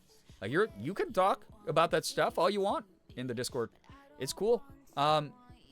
I don't know if like maybe we can make a different channel called like the Writer's Corner to just differentiate between people who are reading versus people who are writing. That might be kind of cool, like a little writer's nook channel on the Discord. That'd be cool. You might be able to add that. For me, I don't know. I have to be like kind of in flow state to write just because I'm out of practice. But I have sent a rough draft of a scene to Ashley and to Ethan. And both of them have been like, holy fucking shit, dude. This is great. How the hell did you write this? This imagery is fucked. And I love that reaction. Don't worry, you'll end marketing along with the publisher, trad, or indie. End up marketing along with the publisher, trad. Yeah, I'm aware. It just, the way that my friend did it was very much him steering the ship a lot more. And again, getting to leverage his pre-existing internet virality. And that's kind of what I want to be able to do too, is be like, hey guys, if you're a fan of the horror games that I played and my social commentary on horror games and stuff from my YouTube channel or my Twitch streams, check out what my thoughts on the horror genre are with this. So, yeah, I would like to be able to do that. I didn't know we had a library channel. We do. People talk about the books they're reading all the time. Quick reminder, if you do want to share plot details that are spoilers, to use that spoiler tag. But, like the little blackout thing that they have on Discord. But outside of that, you can, feel free to tell people what you're reading. You might be able to find someone, like, get into a lengthy DM conversation about it. Writer's Room would be fun. I think it would be cute. I think it would be really fun. Dungeon Door, thank you for the Prime. I appreciate that. Thank you for coming back a second month. That's very flattering. It's always nice when someone's like, hey, I was a sub here, and then I liked it enough that I became a sub again. Thank you. Appreciate that support. You do seem like a person who would absolutely kill with imagery and writing. It's my thing of, like, I've been writing since I was young. Like, I even went to, like, a writer's camp and stuff when I was a kid. Again, I almost double majored in creative writing and psychology and went, why would I do that to myself? Why don't I... Oh, my God. Jesus, Twitch. Holy crap, that banner. 500 of 1,000 subs. Thank you for pushing us over the 500 mark, Dungeon. But, oh, my God, that banner is right across the screen there for me. For me, I've had moments where I've been very dark in my life. I've engaged in things that made me go to dark places. And before I became the person I am today, the way that I expressed a lot of that was through writing. Whether it was writing down a journal entry where I was putting the truth of how I felt down into actual words, or it was me trying to make like a fictionalized extension of like some of my feelings without actually self-inserting. And I got very good at that. Instead of, taking what I say to dark places publicly, I tend to, put a lot of that into characters that I create. And I think that's like a really good way to connect. Like, I was just having this discussion earlier with a friend because I put up an Instagram reel on my Instagram stories today about how people have lost the ability to differentiate between fiction and reality. And it scares the shit out of me because people will be like, oh, I'm going to make all these horrible assumptions about you, the author, or you, the movie director, or you, the actor, or you, the artist, because you make fucked up stuff. So that must mean you are inherently a fucked up evil person. And it's like, no, you can insert like a little bit of your thoughts your opinions into a character without it being actually you. It's something that makes me realize a lot of people out there would probably have flunked out of my creative writing class. Because the issue with creative writers is we're pretentious fuckfaces.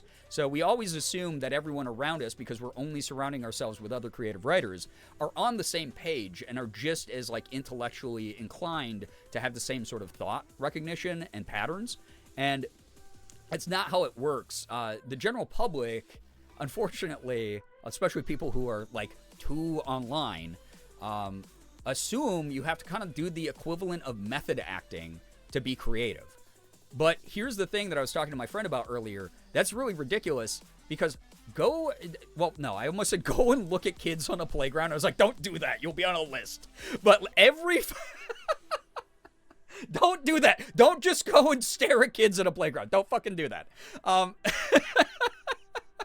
You do not have to do the equivalent of method acting for being a creative in any other space either.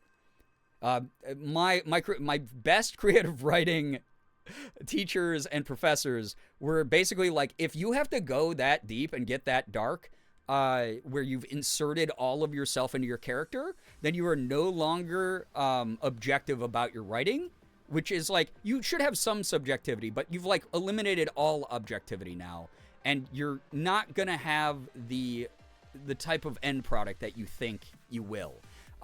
You got to think of it this way, from my earlier example that I worded badly. 5-year-olds know how to use their imagination. 5-year-olds who are playing the bad guy who wants to blow up the world on the playground know what's actually pretend and what's reality. They don't actually think they have the power to blow up the fucking world. So if you've reached adult age and you go, wow, that guy's a really good actor, he's great at playing bad guys, he must be an evil human being, let me make this entire assumption about his reality through my assumptions of seeing like this very small microcosm of who he is, you're dumber than a 5-year-old. You're dumber than the kid on the playground who's like, I have mystical powers to blow up the world. No, kids know that like once the game's over, like the imaginary stuff stops. You gotta learn how to differentiate that shit. And it's like very strange when people can't.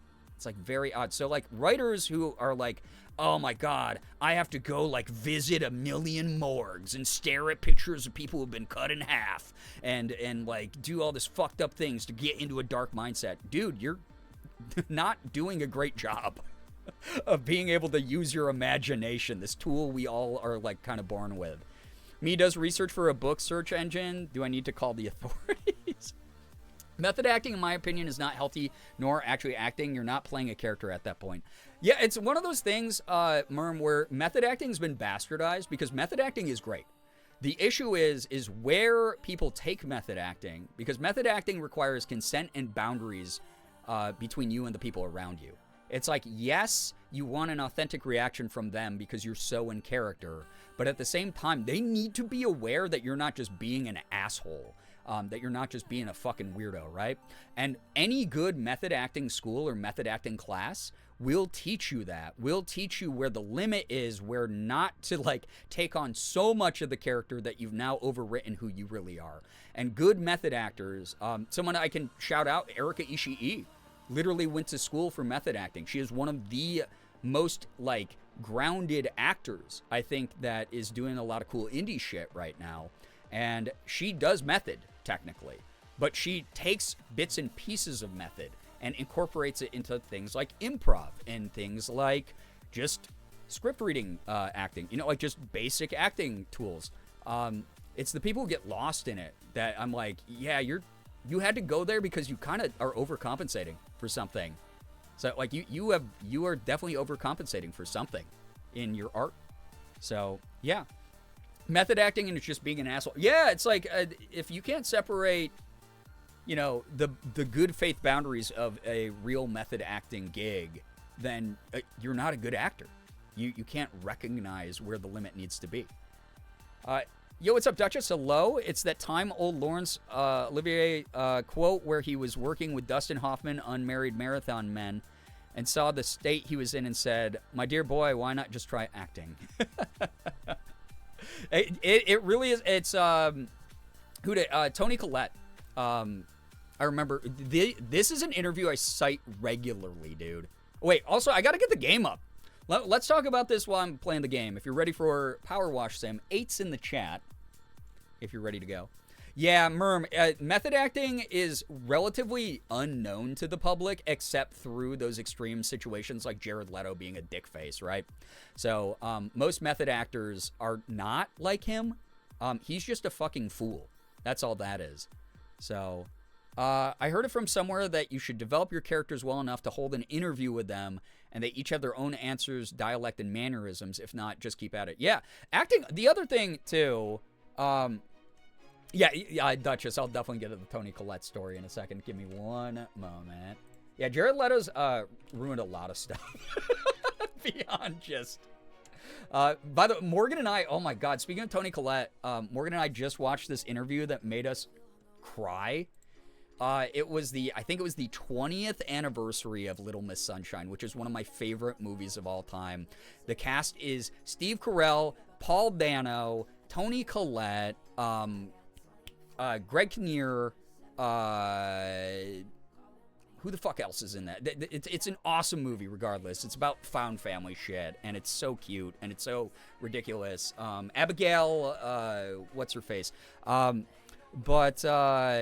Yeah, no, Duchess, I agree. It's like, yeah, Jared Leto needs to have a public restraining order against, like, the whole human population gets to have a restraining order against him. So, a lot of old school horror actors method, like Dee Wallace. Yeah, but again, yeah, they don't take it to quite where, like, Jared Leto, like, again, just foolishness. Take it. Yeah. Abigail Breslin, thank you so much, Jules. You're the goat. Yeah, Paul Dano is one of my favorite actors of all time, by the way. I'll say it out loud. I fucking love Paul Dano. He is a phenomenal actor. His Criterion Closet interview was one of my favorite Criterion Closets. He's just great. Chat, don't yell at me. Okay, I'm taking a quick break. Becca, you better get back in there. No, you're doing great. We're proud of you for even starting. Yeah, we watched, it was the 20th anniversary of Little Miss Sunshine, and the cast got together besides Steve Carell, who was too busy. No shade to him. He is a busy boy. He definitely, like, kind of went really, really far in many ways. But it was super cute. They were, like, talking about their favorite scenes. They were talking about things like fans quote to them, and I don't know, it was adorable. But Toni Collette, who's in that, is in Hereditary. She's the mom in Hereditary. Yeah, 20th anniversary for Little Miss Sunshine. I'm going to Google fact check that to make sure. Yeah, it's 20 years old. It's like, no, maybe it's 10, though. That hopeful, that wishful thinking of, like, maybe it's 10, bro. No, it's 2 of those decades. But Toni Collette was being interviewed, and this is, like, how I reel myself back in when I'm getting a little bit... Because there are certain roles I audition for where it's like, we want you to be really anime and over the top and corny. And I'll do that, hey guys, like wacky sort of exaggerated voice stuff. But a lot of roles, especially in video games, for people who don't know, a lot of video game roles, except for the ones that are normally an anime aesthetic or cartoon aesthetic, will require a lot more of a grounded approach. You're basically doing on-camera acting, but just as a voice actor. So... a lot of the times I got to psych myself up, get into character, study the script a little bit if I have time to do so, and really like focus on like that aspect of like being in character. And one of the ways that I don't take it too far, because something else that method actors don't realize is if you method act too much where you lose control of an aspect of yourself, your acting does become a caricature. You are no longer a grounded in reality actor who's drawing from real experience, real reactions, things like that. And Toni Collette, right around the time of Hereditary, was asked, oh my God, how did you... Wait, why did Merm get timed out? Wait. What happened? Why didn't Merm get timed out? What happened there? The interviewer was talking to Tony and was like, holy shit, we just saw Hereditary. How the fuck did you go there? That's so crazy. Oh my god. What kind of things did you have to do to prep for this role where you're like this like mentally unstable mother who's like constantly screaming and reacting to these horrific things and no one's listening to you and you have to be like hysterical all the time and intense? And she just looks at the interviewer and she goes, what do you mean? It's just acting. I just playing pretend at the end of the day. And that was it. And I was just like, that rocks. Because yeah, I've gone there for roles. I've gone fucking crazy. I've gone like to that point where I'm like sounds like I'm being tortured or I'm crying because of some great anguish or in pain or something. You know, the number of characters I play who have been like killed on screen, you know, or not, well, on screen in the game. Like stuff like that. Like it's just fucking acting. You're just playing pretend. Again, a 5-year-old knows how to play pretend. If you don't know how to like set that line within your brain when you're doing acting, you're kind of a bad actor. You're not good at acting. So that's kind of the way that I look at it. Little Chaos, yo, what up? Welcome on in. Good to have you here. Hope you're doing well this fine Sunday with the excellent, excellent vibes of Late Night Gang. Hopefully you're having fun. Thank you so much for joining. We're about to, I just started up Powerwash Sim 2. I didn't notice this because we didn't get one of these lifts before. Dude, that's cool. It's got like a repulsor lift going on. Listen to me, Star Wars geek out. We're watching an AT-AT on Hoth. And it looks like after the Imperials won the Battle of Hoth and destroyed all these like ion cannon turrets and shit. Pretty cool. Let's get going with this big ass thing. But yeah, Toni Collette was just like, yeah, it's literally just acting. And she's like one of my favorite actors out there. So it's like, that rocks that she's not like, oh yeah, I had to like read a bunch of stories about mothers who lost their children and in horrific, violent ways to get into the headspace of the character for Hereditary. No, dog. She was like, yeah, whatever. There's like gore and scary shit happening on set. Who cares? So, yeah. I used to love going to the extreme and all out when active in theater. To be fair, theater calls for camp acting. It calls for, like, theater acting is nowhere close to on screen or even voice acting. I've done all three disciplines, and I really love the nuance between all those things. I used to also love a bit of character bleed where you live with them so long their mannerisms or accents sometimes seeps in your daily life and it's not method, but it's just that you're living in them for so long it comes out. Yeah, I mean, when I did Les Mis, I walked around speaking in a French accent. Like, that's fun to do, for sure. But that's obviously not what I'm talking about here. I'm talking about, like, the people who do not know boundaries, do not know when to shut off the valve, essentially. And it's like, yeah, it kind of does. Here's the thing. This might be kind of weird, but I think like that level of like encompassing a personality that's not naturally yours does lend itself better to theater than on camera, and better than like maybe not with voice acting. Like voice acting, you can go a little method with it because it's like no one sees you, so you do have to be a little bit like lived in the history of this character. That, and also due to the fact that you don't really have time to do it in voice acting because it's like, hey, you're hired. Here's the script for the first time. Cold read the whole script. Good luck. Like, as the session goes, you kind of have to, like, get into as extreme of the mindset as you can of the character. But, yeah, theater stuff, I think, lends itself well for over-the-top sort of not as grounded acting work when it comes to, like, living in that character, for sure. Just realizing how tough it is to draw Mr. Markiplier. Yeah, that guy, you know, he's a guy. I feel like drawing anyone would be hard for me, so I'm just like impressed that you can do it at all. Before we forget, would you like me to add a writer's corner to the Discord? Yeah, if you want. Yeah, feel free. It's fine. You can be like, hey, if you want to share like excerpts of your work or whatever, or if you have like a book that you're writing to promote, that'd be dope. Actually, that'd be cool.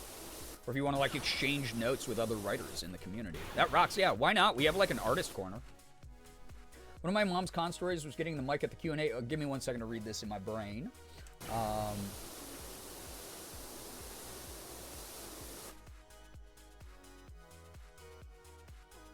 Oh, I think, Liz, you've told this story before. I love that. Yeah. What a gem Sir Patrick Stewart is.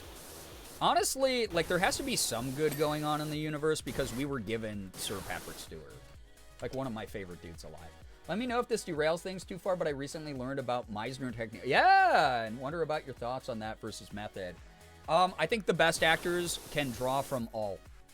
Not going to be a point of view that all actors have, but because everyone does it their own way. Here's the thing about acting: there is no one-size-fits-all tactic, and everyone's going to borrow from what they do.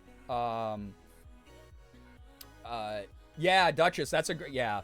Every 20-something I've met in New York who is studying in that studio is literally insufferable. I hate to agree with that because I don't want to ever shoot down young, bright-eyed actors who think that they are gaining some sort of stage or on-set confidence. But because I think part of it is because it became trendy, right? There are a lot of Meisner method actors who are not open-minded. But you can get that with like traditional Shakespearean educated actors too, right? I have a lot of friends who came from like Shakespearean theater who are just some of the most pretentious, up their own ass people, and they deserve to be because they are fucking phenomenal actors. But at the same time, I think the best actors mix and match is my whole thing. But yeah. Yeah, no, Duchess, you're good. You're good. No, you're fine. It's more of like like, do what works for you. I think the problem that I have with actors and acting school and acting culture is everyone is trying to still sell you something. At the end of the day, there's going to be someone who goes, I am a professor of improv, and if you don't know how to do improv, you'll never be an actor. And I'll say this, as someone who loves improv, did a lot of improv work, I think that it bolsters and improves my on-site acting stuff, like, you know, in the moment so easily. It really helps me out a lot. But I think that's like a ridiculous thing to say. You don't have to do improv to be a good actor. There's some people who are just really good at imitating emotions, really good at doing that after reading a script and staying in structure. They don't have to add an additional sigh or a additional like change of phrase in the script or anything like that. Yeah, any extreme creates a bit of unease. Yeah, exactly. If you're only putting all your eggs in one basket, as is the adage for a lot of aspects of life, you're setting yourself up for failure. Like, you got to learn how to do like a little bit of everything. But some people, you don't have to, right? Like, so, like, I can't say that someone who does Meisner is going to be a worse actor than someone who leans into method, or someone who's more into improv, or someone who's more into Shakespeare, or someone who's more into, has only done voice acting their whole life, or something like that, right? Anime Fangirl, welcome. Or only does mocap acting, which is like a whole different thing, level of physicality from even on-camera stuff. Like, oh my god. It's all, like, so different, and, like, depending on the discipline you're going into, like, what you want your acting career to look like, combined with what just feels right, and what, like, pushes you to never be complacent. Because Ethan and I talk about this all the time. I was talking about this the other stream. One of the things that, because Ethan's been doing a ton of acting, and I'm so fucking proud of him, because his acting's come such a long way over the years, is if you ever get into an acting situation where you are only being praised, where your teacher, your professor, whoever they are, is telling you, oh my god, you killed it again, you did great, no notes. And that happens every time. It means you're not being challenged. It means that you are settling. It means that you probably are missing the parts of your comprehensive actor's repertoire that needs to be honed a little bit more. There is no end goal with acting. No one is ever the best in the room 100% of the time. And no one is ever done with learning. Because the whole thing, again, is at the end of the day, it's pretend. You're never going to be the best at pretending because there's always something to be pretended that you've never done before. And I love that a lot. So, yeah, exactly, Spark. Yeah, with all the motion tracking dots. And it's gotten a lot better over the years, but you have to be so exaggerated physicality-wise to be a mocap actor. So, with a lot of professions, it really helps to approach it with some point of view. But no means am I saying you need to be a purist for said point of view. Exactly, yeah. But if you don't have one, people can tell you're just winging it, which is rarely a good look. Yeah, absolutely. Like, you need to be knowledgeable about why you don't do certain things as well with acting. Like, for me, I have a background with, like, a bit of Shakespearean stuff, but, like, I never, like, leaned super hard into it after I was done with it in college. I like it. It's cool. It doesn't serve the type of acting that I am currently doing. But if I ever wanted to return to theater, for instance, it's something I would love to expand upon a little bit more, get a little bit more of a comprehensive education in. But yeah, I don't know. It's something like, sometimes you go to an acting class and they won't even tell you what methods they're using to teach you. They're just gonna be like, hey, do you need to do like a lot of efforts really quickly in a video game where your character's getting punched over and over again, or you're punching someone over and over again? Let me teach you. Boom. Miser can be helpful in trading for sure. Valuable tool in the belt, as it were. As you say, you pull from everything. Yeah. All my favorite actors don't adhere to just one acting style and aren't like known for being like a big like cheerleader for just like a single acting style. Yeah, we're spritzing and spraying. V, hello. Thank you, by the way, for the 10-month resub. My goodness, hitting them double dig. Thank you. Ethan's acting in improv is actually so amazing from what I've seen. I'm glad he's progressing. Dude, it's crazy because, like, Ethan was I've been telling him this since he was literally a teenager, that he, because he also was a theater kid like me, and his acting, he has, like, this great raw material there for acting, where he is willing to go there, he's willing to get silly and let himself go a little bit.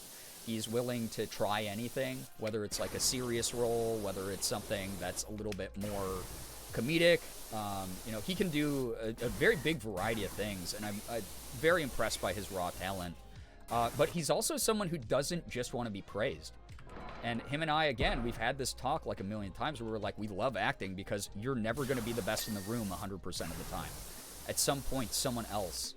Like, I mean, it's the thing I tell people all the time when they're like, how do you get into voice acting? Like, oh my God, like, what do you mean that the average rate of landing a role in voice acting is 1 out of every 100 to 200 auditions? You land like 3% if you're a big actor. Even Matt Mercer gets rejected for things that are like, we want a Matt Mercer like.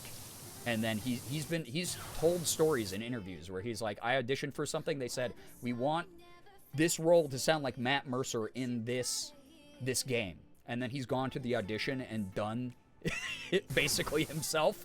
And then they've gone, sorry, you don't get the role, and they give it to someone else. Matt Mercer's talked about that a lot. You're never going to be the best. There's always going to be something that's constructive in the criticism. I'm not saying like you should always expect someone to be critical in a negative way. It will happen, especially if you do anything public. Like my voice acting has been criticized on public forums in video games I've been in. It just happens. It comes with the territory. My shit's out there for everyone to be able to make their own opinion about. And that's okay. That doesn't bother me. That's just being an actor. I would stop acting if I hated that. But, like, the thing is the people around you, the people who are trying to encourage you to be better and to, like, improve everything that you do, including your mindset, are gonna not baby glove you the whole time. They're gonna go, hey, could we take that from the top? And that's another thing that you have to do as an actor, is be able to take feedback and adjust to it on the spot. Because if you're reading a script and they go, hey, the way you said that word was a little bit weird, or hey, could we get you to go a little bit farther with that emotion, or hey, the timing of whatever you just didn't line up. That's not your director being like, wow, I think you suck and I'm never going to hire you again. That's your director going, we need to make this perfect for the client. We need this to line up with what the client wants, because the director at the end of the day is not the guy who gets to make every final decision. The director might be like, I have a lot of expertise, and I thought you nailed it. And then the client sees it and comes back and goes, we wanted this to be a little bit different here. You have to do pickups. You have to do, like, reshoots. You have to do, like, re-recordings of shit. It's what happens in acting. So you have to learn how to gracefully take feedback and then in the moment adjust to it and show, hey, I'm an actor with range who can take your criticism, take your feedback, and turn it into an even better performance. And it's not even about being better. It's like your performance was probably fucking awesome. It's just not exactly what was wanted in that moment. But Ethan loves that. He loves being like on the only likes fly, you being because told, she's hey, old. She's push that a little harder. Go Hi. farther with that. Hi, Do this friends. a little bit differently. you're all having a Imagine good this one. when you want to like channel that emotion. And like I love that when Ethan and I have those talks. But I've been telling him for like over a decade now, that over 10 years of friendship we've had, that I think he's going to be a great actor whenever he really applies himself. And he started really applying himself, and his shit's good, dude. He's doing good shit behind the scenes right now. One of my favorite things is when I come across videos of people giving you voice acting practice. I'm not looking at doing voice acting, but they're fun to do. Yeah, I love a lot of those, like, say this phrase in different emotions or expressions, or like, I'll read the red text, you read the blue text. Those are fun. It's a great way to practice. Brookie, thank you for the 81 months. What the heck? Can we get a little bit of hype and pride in the chat? Holy moly. Love that. Yo, community theater is great, Toby. If you can't afford acting classes, which is understandable because it's really expensive, I understand how privileged I am to take acting classes. But, like, community theater where you're around people who might have been taking acting classes at some point, and the end goal is just to have fun regardless, is a great way to build up a little bit more confidence on stage, is a great way to bounce ideas off of other people, and to develop at least like that feeling of like, hey, these are the things that I can recognize I'm good at, and these are the things that I need to do a little bit of work on. And again, the end goal with community theater is just have freaking fun with it. It's a blast. Some good practice for a lot of people out there, for sure. Like saying, have you been digging in your ass, but but in a flirty, scared, joyous way? Yeah. Like Chris in the middle of, what was it? I think it was a Mecha Chameleon lobby that he did with some people. Did the like, you shaved your bush one? And I cracked up when he put that short up online. So fucking funny. I don't know. Yeah. And the other thing, too, is not everyone who gets into acting needs to necessarily follow, like, the Meisner technique or a method technique or whatever. Some people just want to do it for fun. Some people are hobby actors. Some people do it for skits on YouTube. Not everyone's trying to become the next fucking, you know, like, Oscar-winning actor. Some people just want to do it for fun.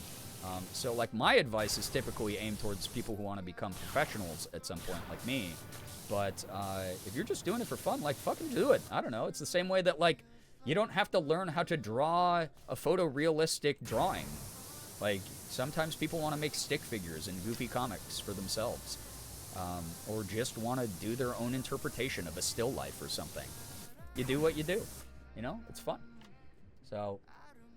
I think I would have been a theater kid if I didn't have horrible anxiety because I have been improving my whole life. Yeah, if you ever have to mask because of neurodivergent shit, that is just improv. That is just acting. If I'm being completely honest, one of the reasons I got fully into theater in the past, like 8 years, was mainly because of Ethan. His improv has been very inspiring to me somehow. It's fun. I know a lot of people who got into acting because of... like YouTube sketches and shit like that. Yeah. I'm proud of Ethan because he didn't take it super seriously for a while. Like, you know, he did his stage show, I Have to Do This Show, right? And the I Have to Do This Tour. He did all that stuff, and that's awesome. And this is not taking away from the amazing acknowledgement of, like, the scope of that and all the work that he put into that. But...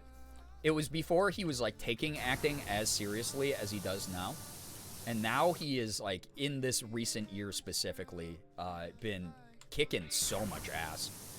He's been, like, really taking it to a different level. I'm so fucking proud of him.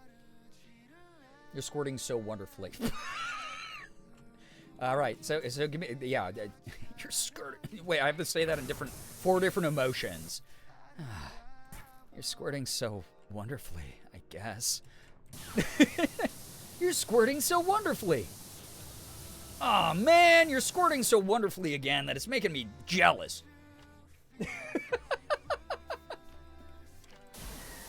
It's Single Cider Sunday, guys. Enjoy. Thank you. I will say of the 8 or 9 hours of voice work that I did yesterday, none of it involved squirting. So, sorry if you got your hopes up by that little display.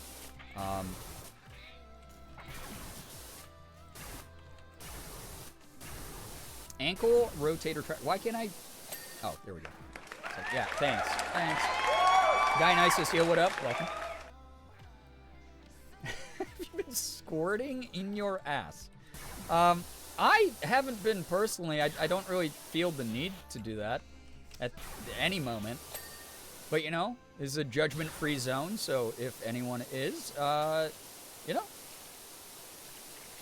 good on you for recycling. That's it. Yep. Good on you for recycling. Yeah, your hydration. Great job, everybody. I just realized I didn't stop the music in the background. Is that bothering anyone? Would people rather have... Actually, let's put it to poll. Hopefully audio's been okay. You get 1 minute to vote on this, by the way. Music? Yeah? Nah. If you want, vote. Vote yes or no. I did not realize this whole time we had that going on. I've been out of it today. Reduce, reuse, recycle. That's the only way we save our planet is by squirting in our own asses. I didn't even realize over the pressure washer. Well, now you are. Now you're hyper aware. There's low, quiet music going on in the background. All this creative talk's reminding me of the 5 directions my brain wants to go right now as far as pursuing interest, and I really need to settle on 1 or 2, at least to start, because chronically ill rat only gets to devote so much energy to anything. It's like what Morgan was talking to me about that earlier today, and she's like, "Ah, babe," she's like, I might have gone like live at the wrong time today and whatnot, because I got all these great reactions about going live, and then a bunch of people couldn't make it, and she was like, I was kind of bummed out because I know a lot of people who were like excited to make it to my show weren't able to make it to my show, and I had low viewers as a result. And I was like, but yeah, babe, you still did it though. I'm proud of you. You're still devoting like some of your attention and your time to like one thing that you want to focus on and like improve. And that's kind of cool. She does the same thing, obviously, as someone who deals with chronic health issues. She struggles to be like, but I want to do 5,000 different things. And I'm like, but babe, you're in the middle of a health. Like, if you want to, do it. But, like, also you're in the middle of, like, a health flare-up. So, like, please go easy on yourself. You're great. And you're doing, like, way more than you think you are. It's probably the same case for you as well, Rat. This is almost as bad as putting me in manual breathing mode. Sorry, you can hear the music, and you will the rest of the stream. Because it got voted in favor of. And as you saw earlier, the voting locks in once I say it does. Ghost, yo, what's up? Welcome. Remember, if a friend's needing help, remember to squirt in your own ass before squirting in theirs. Yeah, it's like the oxygen masks on a plane, sure. Democracy lives, exactly. Might not live in the rest of the parts of our country, but, you know, here, the old ghost of democracy continues to flap its wings. You know, so stuffy right now. Oh my goodness, my sinuses hate me. My allergies, I was really worried because my allergies were really bad, and it was also, again, like the bad air quality stuff. Like before I went, ooh, I like that there's like this light powder of snow sort of blowing across this stage. That's cool, dude. I love Star Wars. Anyway, I had like really bad like allergies and shit going on. Oops, Morgan texted me 14 minutes ago. Love you, be safe. Okay. Mom one's on her way home. I was really worried like I was gonna get all congested and was gonna fuck up my auditions and my session work, but it fortunately didn't. I have anti-allergy nasal spray and have Zyrtec as well. And it helped me out a lot. Yeah, yay, Mom one. Went the water freeze on the snow planet? No, this is special Star Wars water. Never will. I need to know that nasal spray. So it's got fuck. What's the name brand of it? I buy the Equate version, like the generic version, because it's. I think it's a Flonase.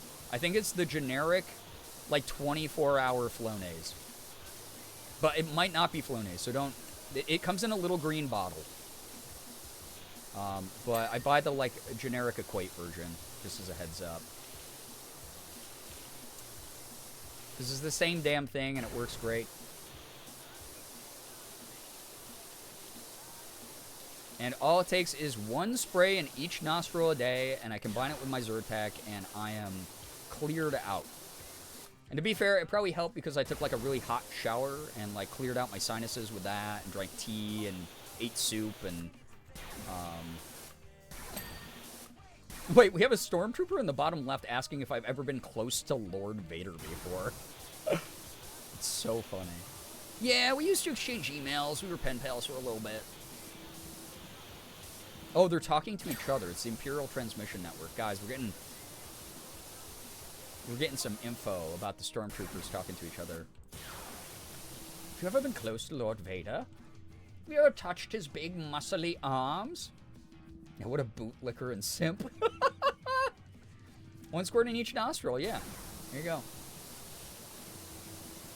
I should probably have some tea, but it's almost midnight. Gotta get that green tea. Gotta get the, like, decaffeinated green tea. That's what I was rocking yesterday. Because I didn't want too much caffeine, because it was gonna dry me out. Morgan's home.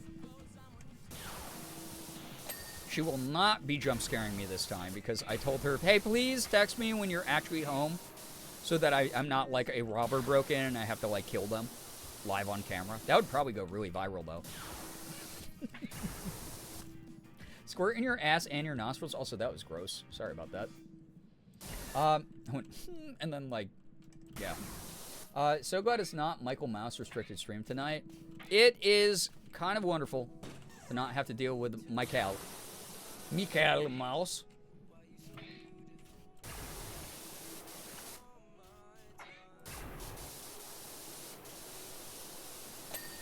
Bing.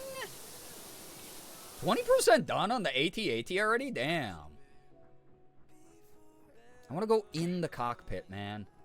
I want to climb in that bad boy. Got hibiscus, ginger, and orange herbal tea on deck. It may be 90 degrees here, but damn it, I'm drinking hot tea. I normally do it at night before bed, just because it helps me chill out. We have like a lot of the like bedtime blends, which are really good. This is gonna have a lot of nooks and crannies, though. I can see from washing its little undercarriage here. Undertale? No, sans undercarriage. Reshoots people and does backflips on stream. Then I would have to learn to do a backflip, yeah, if I killed, like, a home invader. More like a PP.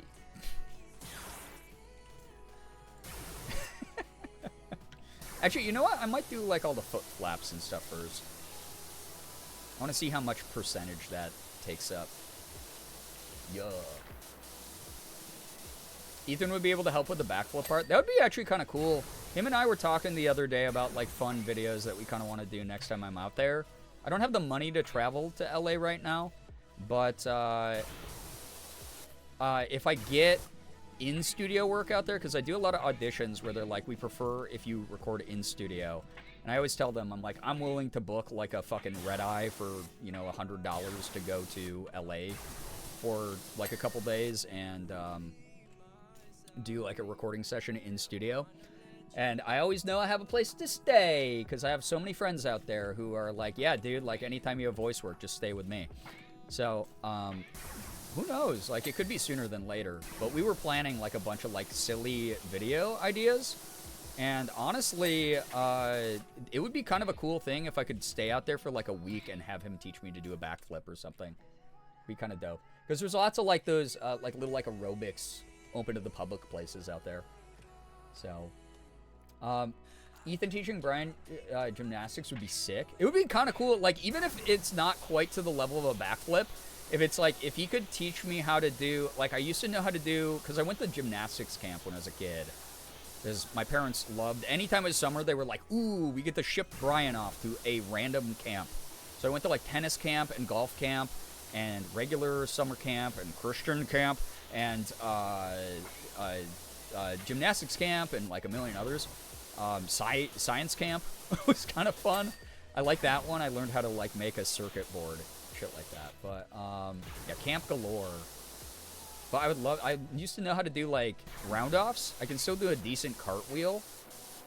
And like I know how to do some tumbling, but I don't know how to do like handsprings. But it would be cool if he like taught me how to do even like a round-off or like a handspring. That'd be sick. Maybe not like the full flip. Yeah, Christian camp. I got a lot of trauma from that shit. Yo, what's up? Halloween, welcome. Good to see you here. Never had a chance to go camping at all. I love camp. I loved camp so much. Like, it's funny because it really was like an excuse for my parents to just ship me away for like a couple weeks. But I loved camp so much that I became a camp counselor when I was a teenager. It was one of my first like summer jobs that I got, was being a camp counselor. And then I used to teach archery and outdoor survival as well, and because I was a Boy Scout. So, got to catch a stream. Yeah, Halloween, it's good to have you here. Don't ever say foot flaps again. It's literally, okay, you're right. They're called toe flaps. Is that better? Literally called toe flaps. These little toe flaps flapping about. Never went to Christian camp, but being a queer individual in a Catholic high school sure was something. Oh, yeah. I have a lot of friends who went down that pipeline for sure. Toe flaps are worse? Talk to Star Wars. Talk to Disney. They want like a wholesome game. Now that Disney owns Star Wars and they're going to call these toe flaps, weird of them. I'll say it. Whose toes are we flapping? This giant AT-AT. We got to wash its grundle eventually up there. But this is the Star Wars DLC. Hashtag ad. Thank you so much to Future Lab and Dead Good PR for sending it to me. But I'm a little washing droid, if you see that in the bottom right. And like, this makes like a pew pew blaster noise. Pew pew pew pew. And we're doing like all the Star Wars stuff, and I've been getting really geeky about the lore. It's been fun. So, wait until she tells us to keep the foot flaps wet. No. Your vocal folds, those are different things. If you do voice acting, keep your vocal folds wet.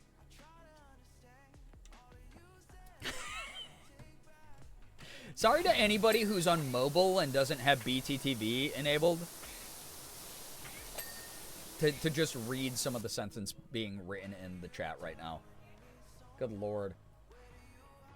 Morgan's home. She's playing with Elsa. The only reason I didn't mind the Christian camp I went to slash staffed, other than it was mostly by teens for teens with adults, obviously, was the winter weekend got me out of the school-wide volunteer day. It was random where you went. Maybe I didn't get to the places with kids or seniors, but it also got me out of construction work. So ulterior motive. Or ulterior options. Alternative avenues. I fucking hated Christian camp. Hi. Welcome. Mom one is safe. You're gonna make something to eat? Oh, making sure she eats, yeah. Yes. Take care of baby and take care of you. Chat saying hi, by the way. Chat says hello. Hi, cat.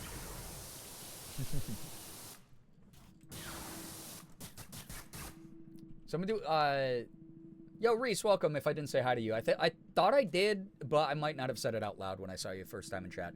Quick, someone do 7 degrees of Kevin Bacon with toe flaps. Oh, God.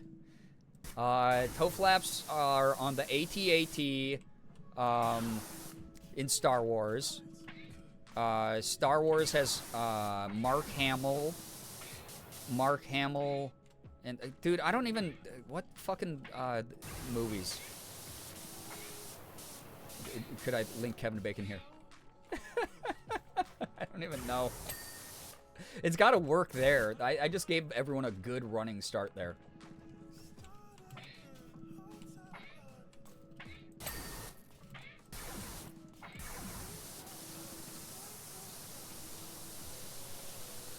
Someone's got to have it. Someone can do this. I believe in the you that believes in you. Remember back before the internet got all shitified and crappy, like actual websites existed? One of my favorite ones was a 7 degrees of Kevin Bacon website. Or 6 degrees of Kevin Bacon, whichever one it was. where it's like you would put in someone's name. And this was all like hand-added database. So it wasn't Gen AI. It was like generated from a human-created database of connections. And you'd like put in the name of like a celebrity, and it would link you to how Kevin Bacon was related to them. Back when the internet was good. Not a Kevin Bacon knower. I am, but it's like, I'm like, okay, he was in Donnie Darko. He was in Footloose. He was in Maxine. He was in a million movies. He's Kevin Bacon. He's in fucking X-Men First Class. I don't know. Someone's got to have a link from all of those. Someone's got to have a link from all of those. So, you didn't, but I've been lurking, then joined the T combo. Well, it's great to have you here. Thank you so much for joining. Thank you, thank you, thank you. Yeah, love that site. Yeah, I spent so much time being like Morgan and I, when we first started getting like super into film together, we're on that site all the time being like, wait, put in Philip Seymour Hoffman, or like some other like actor that you wouldn't expect to be connected to Kevin Bacon. And it was so awesome. I love that shit. I love seeing those types of connections. It's cool. I wonder if it still exists. It might exist in some form, even if like the spiritual mantle of it was taken up by someone else. Star Wars had the Joker and Mr. President rescue Carrie Fisher, Space Queen, and General. Wait, Star Wars had the Joker. Oh, what? Had the Joker and Mr. President rescue. What? You mean Mark Hamill, the Joker, the President? Star Wars, James Earl Jones, Will and Grace, Kevin Bacon. Gruccio, what up? Man, I wish that connection wasn't through Will and Grace. Loki kind of want to see how Brian is related to Kevin Bacon. I know people who have told me how they are really close to the connection of Kevin Bacon. So theoretically, I am within degrees of Kevin Bacon. I'd have to really think about it, though. Kevin Bacon wasn't in Donnie Darko. Wasn't he the bad guy? Wasn't he like the fucking like creepy like teacher or whatever? Or am I misremembering that? I've not watched Donnie Darko in like 10 years. So, Harrison Ford was oh yeah, Air Force One, bringing back the old text, the fucking 90s movies. I was just trying to pressure Morgan into watching The Witness with me the other day. I love Harrison Ford. He's my real dad. I know they had a lot of guests. They did. They really did. The Oracle of Bacon is still around. Not, is that what it was called? That is the name of it. I fucking love that. Mark Hamill has 2 degrees. That doesn't surprise me. Mark Hamill knows everybody, man. Basically, I'm like best friends with Kevin Bacon, yeah. I want to be in a movie with Kevin Bacon now. He seems like such a funny dude. He seems like such a weirdo. I love when like a iconic actor just gets fucking weirder in their old age and just does whatever. Oh, Patrick Swayze. Fuck, you're right. How did I get him mixed up with Kevin Bacon? Again, it's like, you know, Gen X white dudes, right? It's like Gen X white dudes in a movie that I haven't watched in a decade. There we go. I'll get them all confused. Harrison Ford has a very special set of skills, and he will find you and then murk you.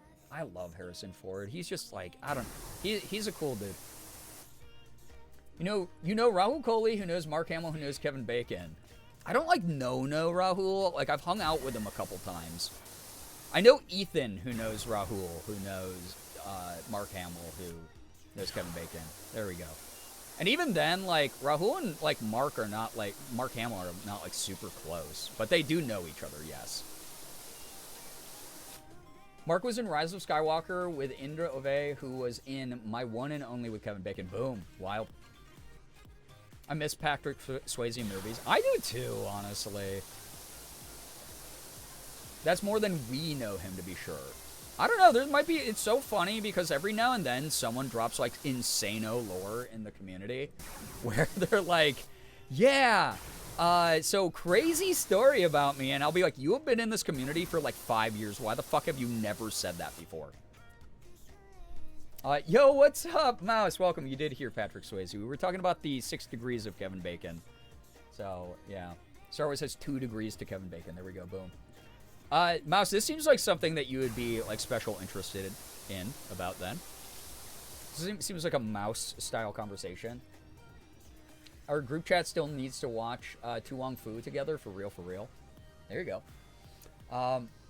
Ethan's cardboard cutout of Rahul still scares me sometimes. I think someone's behind him. No, that's a beautiful man. You can't be scared by Rahul. He's so handsome. Beautiful man. I was looking at Rahul earlier because I follow him on socials and I watch all of his stories and shit. I was just thinking to myself, him and I have the exact same birthday, by the way. November 13th, 1985. You can look both of our birthdays up publicly, literally anywhere. Which is a weird thing that people can just Google me. But we have the exact same birthday, and it's like one of the ways I introduced myself to Rahul the first time I met him. But he, I was looking at him, and I was like, damn, like he's really like doing the Silver Fox thing, and he's talked about like he would prefer to go gray to help destigmatize that, but like sometimes, you know, producers or whoever ask him to dye his beard, dye his hair, so that he's like brunette on screen, or if it works for a character or whatever, right? But I was like thinking about it, and I was like, dude, like I'm excited to go gray. Again, aging is a privilege. I think I'm gonna rock it. Y'all don't hear me talk about like myself in a positive way when I talk about physical aspects of myself. Very often I'm trying to get better at it, but I really do think like whenever I go gray, I'm gonna like kick the shit out of it. I think I'm gonna look good. Yeah, Mouse, you're gonna love the conversations you jumped in the middle of, honestly. Rahul's so handsome. He really is. I'm sad that he doesn't get even larger roles, but I also think that he diminishes the roles he does get and how much people adore him and how much of an impact he has in Hollywood. What? Oh, okay. I'm not even going to relay what Morgan said to me a second ago. You don't get to hear that because you're going to all dogpile me. And I can't have that. This is to chase away the Sunday scaries, not add more to them, okay? So anyone who didn't hear Morgan in the background, who cares? I don't fucking care. She called you a slur? No! As I get older, I'm starting to appreciate the Silver Foxes. I was saying that the other stream that I think older women especially are fucking beautiful. I think they're gorgeous. The fact that they have been able to have the privilege to live to a older age and share their wisdom and share their warmth and share their experience and share their rage of their own life perspective is so fucking cool. I said that sounds familiar, God. chat, about what Brian was saying about Raul. That sounds familiar, huh? It doesn't. I always attribute all of my work that I've done to phenomenal voice acting. And I deserve the credit I get. I love you. Morgan's my biggest cheerleader. God, I remember the first time I landed a paid role in a video game, and she sobbed and took me out to a really nice dinner. So if I want to keep eating good, I have to keep landing voice acting roles. Okay? Guys, I only said that because my therapist told me I have to, or she's going to cut off my legs and beat me to death with one. She didn't say that, but I guarantee she would at this point, because I've been seeing her for 5 years. It's the way that my therapist talks to me sometimes. Oh my goodness. Morgan is right. We always listen to Morgan. No, you don't, because then you would have shown up to her Whatnot stream. Boom. Roasted chat. Get owned. Applause for Morgan. Okay, the applause was for her, not me. I see how it is. Okay. Is that November 13th, 1985 spirit? Morgan regularly talks to me, tells me, like, she's like, yeah, like you and Rahul being born on the same day really left the two of you with a lot of similar mindsets, because he's also someone who's just regularly publicly depressed and kind of a downer, which I love about him. I love that he's a cranky, ornery old man, because sometimes I'm that as well. But we're both like, yeah, we both like love to banter. We also are willing to stick up for ourselves regardless of the PR implications of that.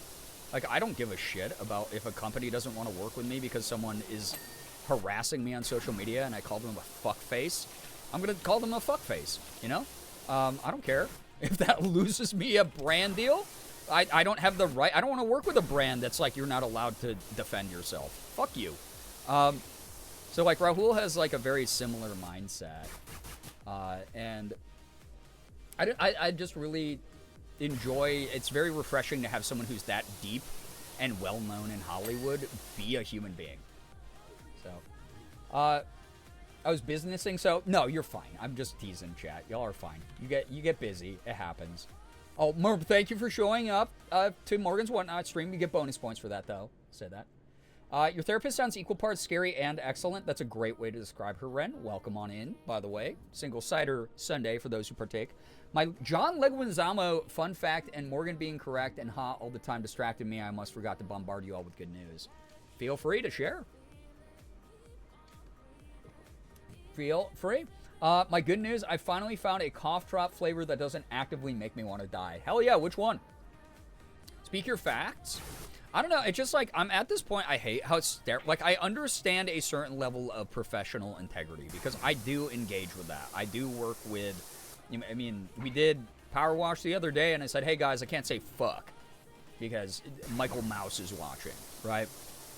Like, that, there's a certain level of, this is a brand that has never wronged me, and I like working with them, so therefore I'm not going to betray their trust in what I can do that's not going to be like a deep, altering, like uncomfortable thing for me to do on stream where I like come across as disingenuous or fake, right? Like we had a normal stream, what was that, Friday or Thursday, whenever the hell I played this? Thursday, because it's when the DLC dropped, that's right. I'm not ever gonna, also, Mouse, congrats on the good news, good stuff. Love hearing about all the good stuff going on for everybody. I'm sorry if I didn't make that more clear. Glad that you found a personal victory. Hall's Honey Vanilla, that one does slap. It's good. Late good news, the diorama tufts and plants I special ordered arrived yesterday just in time for me to use them. My current mini for this upcoming showcase. Mins, that's awesome. Good shit. I'm glad that it all arrived in time.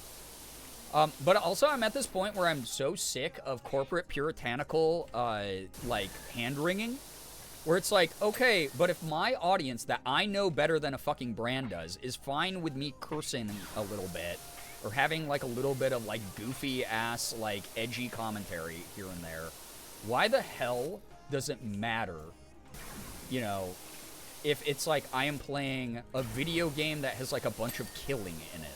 Or if I am promoting a product that is meant to be targeted towards adults, people of legal adult age. Why the fuck would it matter if I'm like doing a soju brand thing and I'm like, yo, this is fucking good. Like, that's not going to dissuade any of you where you're like, oh, whoa, Brian said the F word and now I don't want to check out that soju brand. That's literally never fucking happened here. So it just not like the inconsistency of that occasionally like bothers me. And I refuse to play the game when there is no benefit for me to do that except a brand run by some numbnut conservative or some shit doesn't want me to be myself on stream. Like I said, I'm willing to honor it to a certain degree, but you're never going to get actual disingenuous like ad reads out of me. I will always keep it funny. I'll always keep it fun. I'll always do something that makes me enjoy working with that brand. But how dare you say fuck? Yeah, the toddlerification of the internet, I swear to God. It's weird. It's so strange. I do not get it.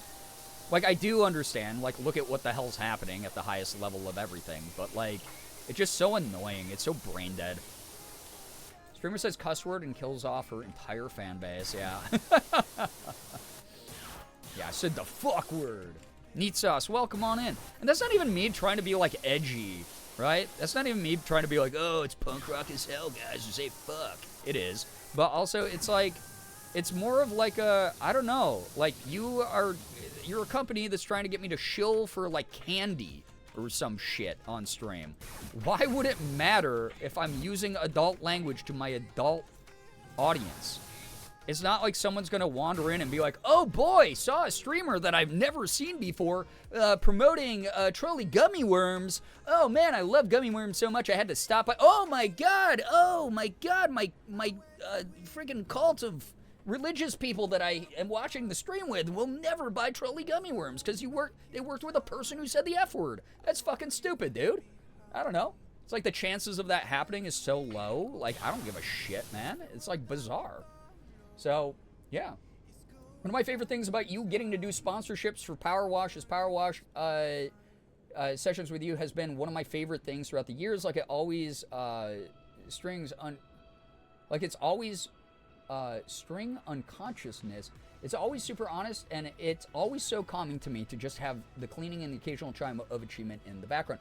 I'm glad that you enjoy it here. Like, I really do enjoy these Power Wash streams because I do get to focus on chat a little bit more. I love being able to vibe with everybody. But it's the same way that, like, I try to keep a good balance on the stream of, like, the story-based games and stuff.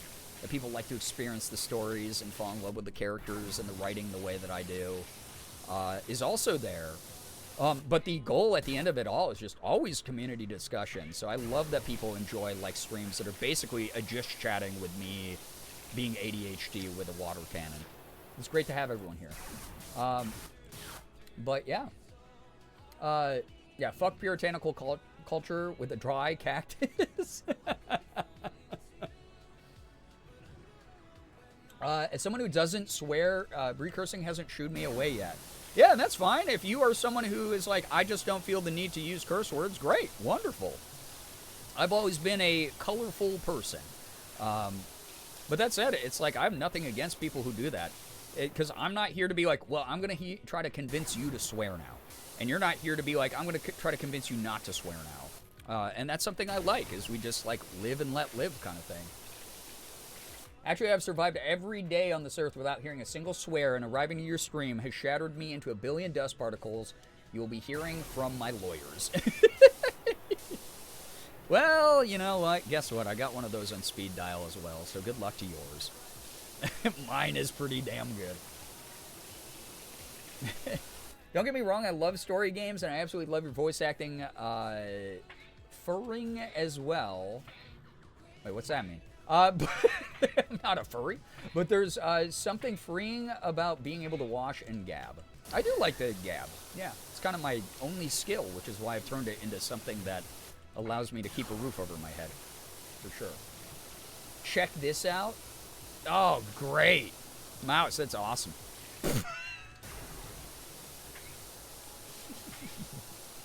Not a furry, chat, bring up the cat girl photo. We've been over this. We've been over this. Not every cat girl's a furry, okay? Thanks. My favorite silly quote, I do not spew profanities, I enunciate them like a fucking lady. That's the way I feel. It's like, I love the people who are like, oh, you're less intellectual if you swear. And I'm like, actually, linguistic studies have shown that that is the opposite.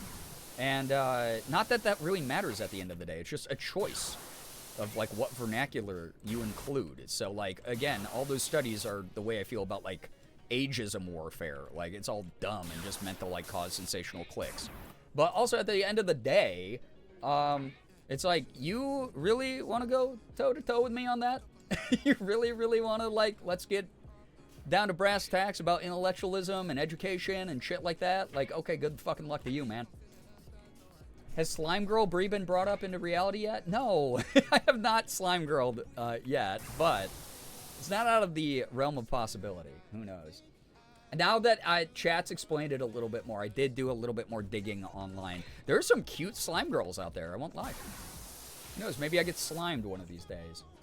So, I learned today about mimic tears in Elden Ring, who are made of... No, they're not made of that. Don't you dare disrespect the tears, the mimics in that game. Those help so many people beat the game. One of my favorite mugs says, I have the vocabulary of a well-educated sailor. Like, honestly, though, it really, like... No one's being like, there's one... Like, only the people who say there's a right way or a wrong way are wrong, right? It's like, oh my god, just let people do what they want to do. Merm, I didn't drop frames, but you might be on your end. Sorry if that's happening. Tell me how you feel about Roxanne and Max and the pretty beret lady from the Goofy movie, and also Simba, Nala, and Kovu, and the pretty spider lady from James and the Giant Peach, Willem Dafoe fish from Nemo. I don't know why you're trying to hit me with that. That's like chat's thing. None of those really, like, Lola Bunny, but that's like a cop-out. Like, I think like everyone. Like, all those are conventionally attractive animal characters that were drawn to be personified in a way that would appeal to, like, human sensibilities. So I don't count any of those, really. But also at the same time, I'm not, like, really, I'm not into those the way that everyone is. I'm not like, oh man, Spirit the Horse. It's just like, if it gets brought up when someone's like, oh, what about Spirit the Horse from My Hear Me Out? And I'm like, that was a horse that was conventionally animated to seem handsome to humans. That's like not even that good of an example, you know? I'm not into that shit. Not for me. Sorry. Lola Bunny, though. Yeah, holy crap. Yeah. Lola Bunny is just, yeah, like a hot girl wearing rabbit ears, basically. That's all it is. So, I don't know. Some of y'all who are into that, though, there's no shame in that. I'm not here to shame you or say I have, like, a better opinion. It's just like, that's a bad use of straw man right there, Mouse. You set up all these, like, conventionally, like, objectively conventionally attractive cartoon characters to try to entrap me. That's not how it works. So, as long as I live, I'll call you a furry. I mean, as long as I've lived, people have called me slurs. I can't stop them from doing that, but it doesn't mean it's right. Tell me how you feel about Anubis Skin Reaper? I'm a Reaper main, so I normally don't even get to see the skins. I'm not even a Reaper main, I'm a Tracer main. But, like, God, I get put into Reaper jail so often just to bust up, like, beefy tank combos. I played so much Reaper. I want... Reaper femboy skin, like maid skin, is the only one that I'm interested in. You know? Bad news, furs are also typically drawn to be conventionally attractive, personified. So again, I see that one of us in this conversation doesn't understand what a straw man is. But hey, keep shooting blanks. It's fine. I'd let Anubis Reaper.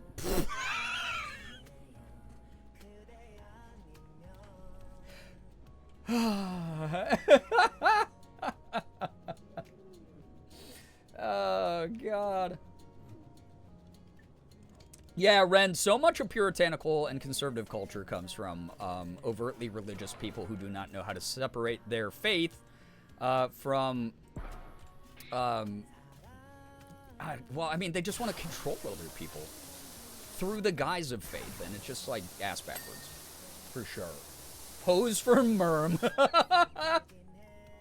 Oh, good lord. Good lord. Gets done organizing to immediately see Merm's chat. Nah, I am so sorry that you came back to that, but good luck to you in your recovery.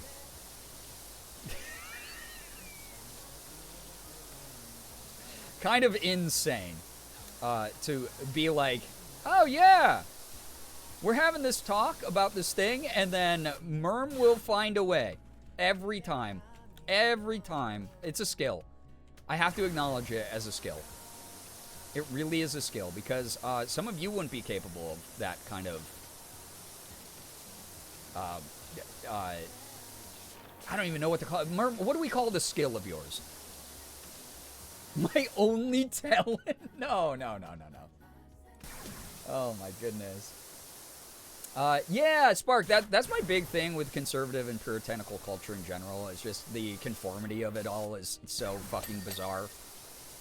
It's very weird.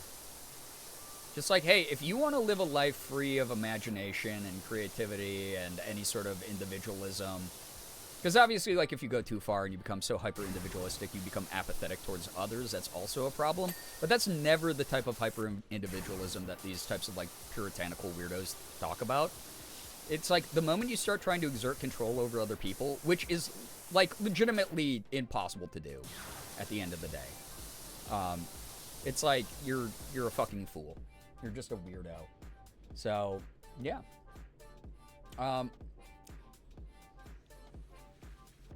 Merm sexifies everything? That's not a... Are we trying to... Sexifies is insane. Merm. No, give yourself more credit than that. Oh my god. Heathen sauce on any sandwich is certainly that in layman's terms, for sure. Also, I guess we're washing the AT-AT's butthole here. A dirty booty hole. After killing all the rebels. As is the case with every fascist. A dirty butthole. Dirty beehole.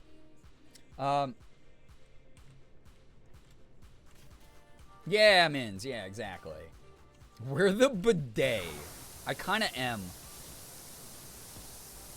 I'm so glad we have Hole here. Yeah, we added pretty much all of them. What was that, Tuesday, I think? We added most of them that one big gay disaster added to, excuse me, Better TTV. Sorry, I just wanted to jump around for a second. I was getting the zoomies. Actually, it's called the cloaca. Stop.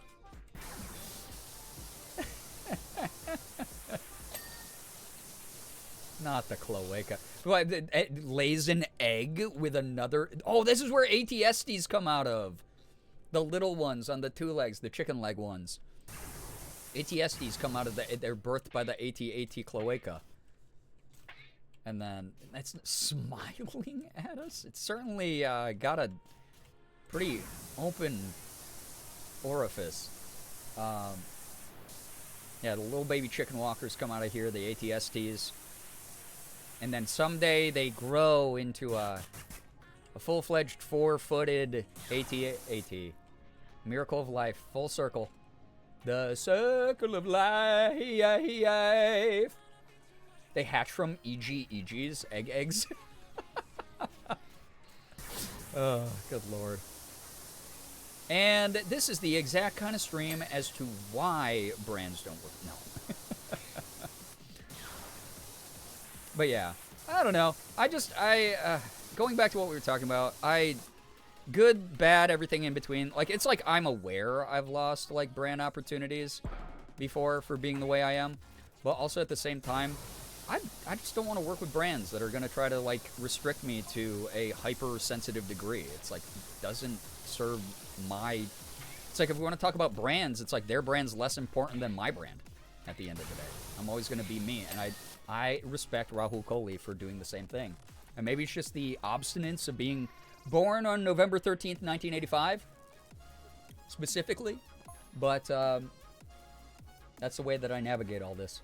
And that's the way he's in Hollywood, man. I don't know. Who says that I can't Ken Jeong my career and hit my first, like, feature film acting role in my 40s? Something like that. Fusbury, buy them dinner first before you spray them. Excuse me. I'm doing them a service. All right?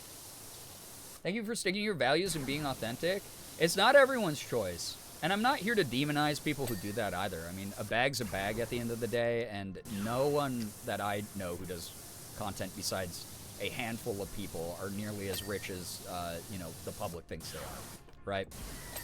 But that said, yeah, I don't know. That's just the way that I've chosen to do things. And the people who haven't, who still end up being good people and just, playing the game a little bit.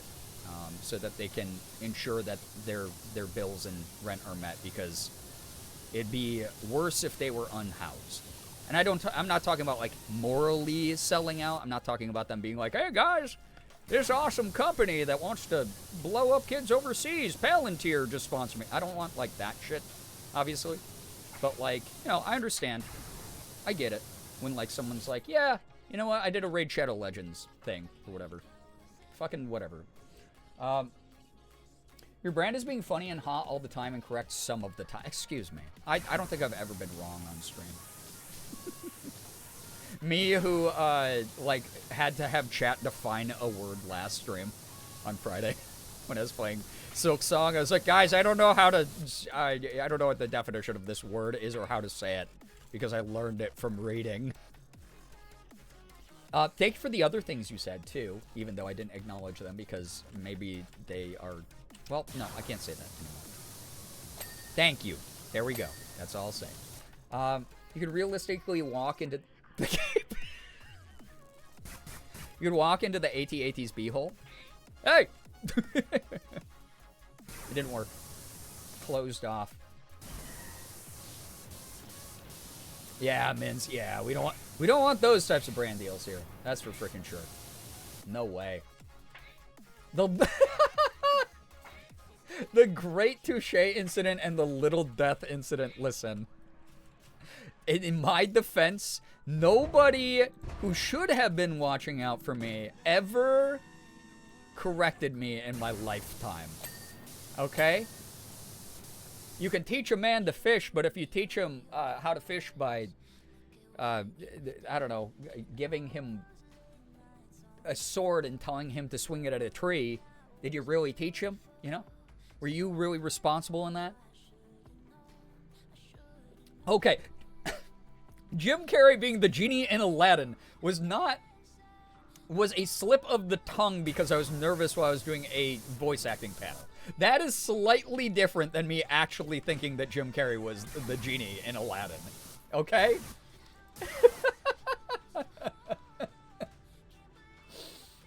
Oh, God. Was just thinking about the touche thing. There is a reason that is an emote here permanently.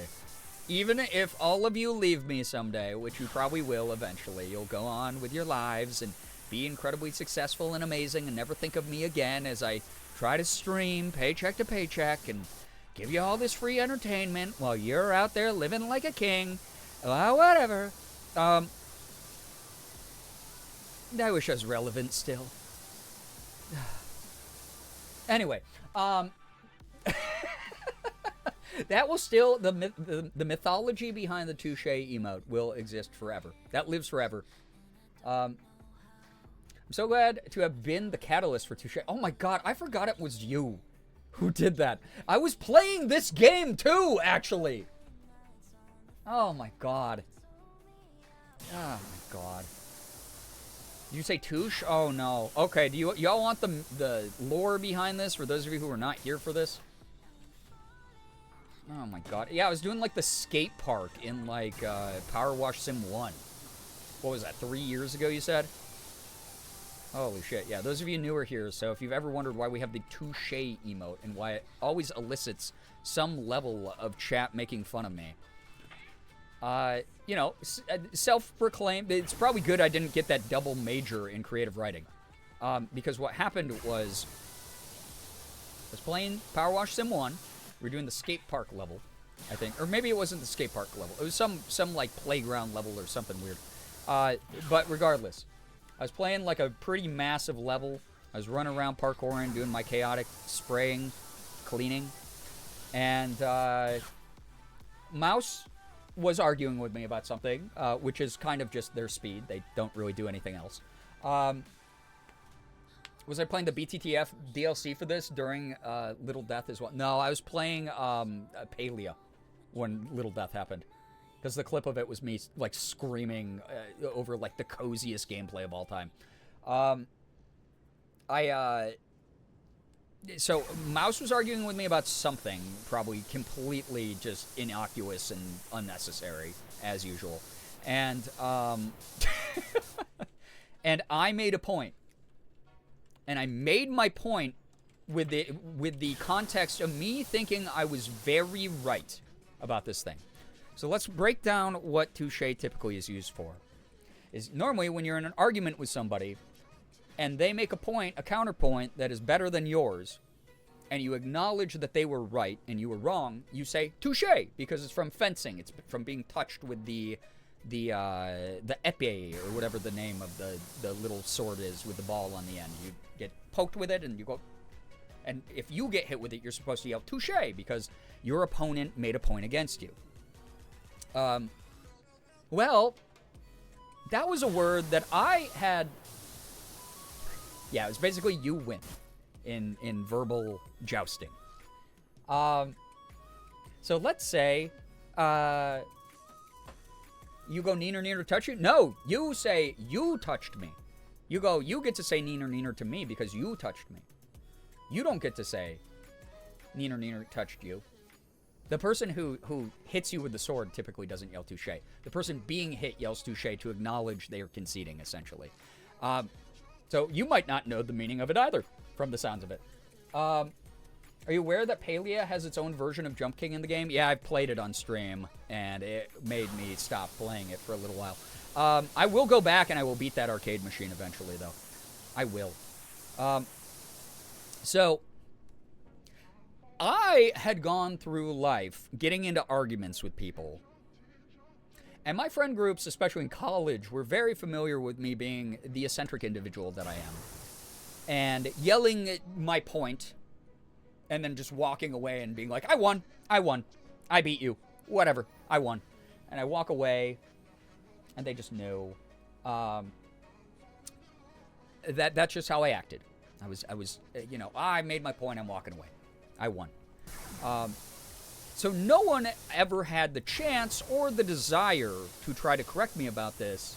And what I would regularly do,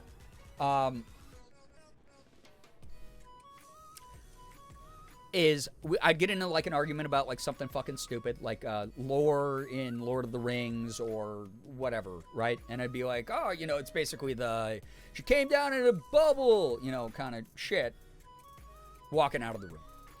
So I would make my point. I'd be like, well, no. Gimli was actually the son of, I would do that. And then I'd end my sentence a lot of the time in college. Just touche. And I would yell touche at them while I was making the point. Which again, as Mins has now demonstrated, some of you also did not know you aren't supposed to do that. Because you only yell touche when you have been usurped in the conversation. You have been bested. You have been beaten. So everyone probably just thought I was a fucking weirdo because I was basically being like, yeah, well, I have the information that shows that I'm right. It's son of glowing, by the way. Touche. So I was basically yelling, oh yeah, it's son of glowing, by the way. You win. Bye. And I would just walk away. So, Mouse and I were arguing while I was playing Power Wash Simulator 1, and I yelled my point back at Mouse, who was in the chat, and I just yelled touche. And then a little bit of time went by, and then, no, Mouse, not only was I in college so too damn old to not know what touche meant, but I was a creative writing major. I was someone who, I don't know every word in the world. I don't know the definition of everything, but I probably should have known a commonplace phrase like that. So not only was I in college, but I was in college in a specific field that should have acclimated me to a lexicon or vernacular that was a little bit more advanced than someone screaming, "You win!" in someone's face, thinking I was right. So I don't know if anybody... here's my guess about people who were around me, is they probably were like, okay, he's doing a bit again because he's a fucking lunatic, and he's just yelling, okay, I'm done with the conversation, you win, I don't fucking care, I'm walking away. So, yeah, basically the exact opposite, exactly, Matrix. So, the chat was, like, quiet for, like, probably 2 minutes, and then Mouse comes back into the chat and is like, did you just say touche at the end of what you thought was the winning argument? And I went, yeah, to punctuate the point that I was right. I yelled touche. I got the point on you. Like in fencing. And then I was educated, and it became an MS Paint emote that lives on forever and ever and ever.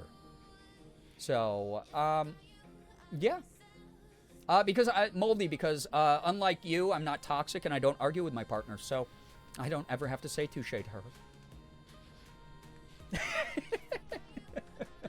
It's like sarcastically saying thank you when someone else doesn't say it to you. Yeah, thanks.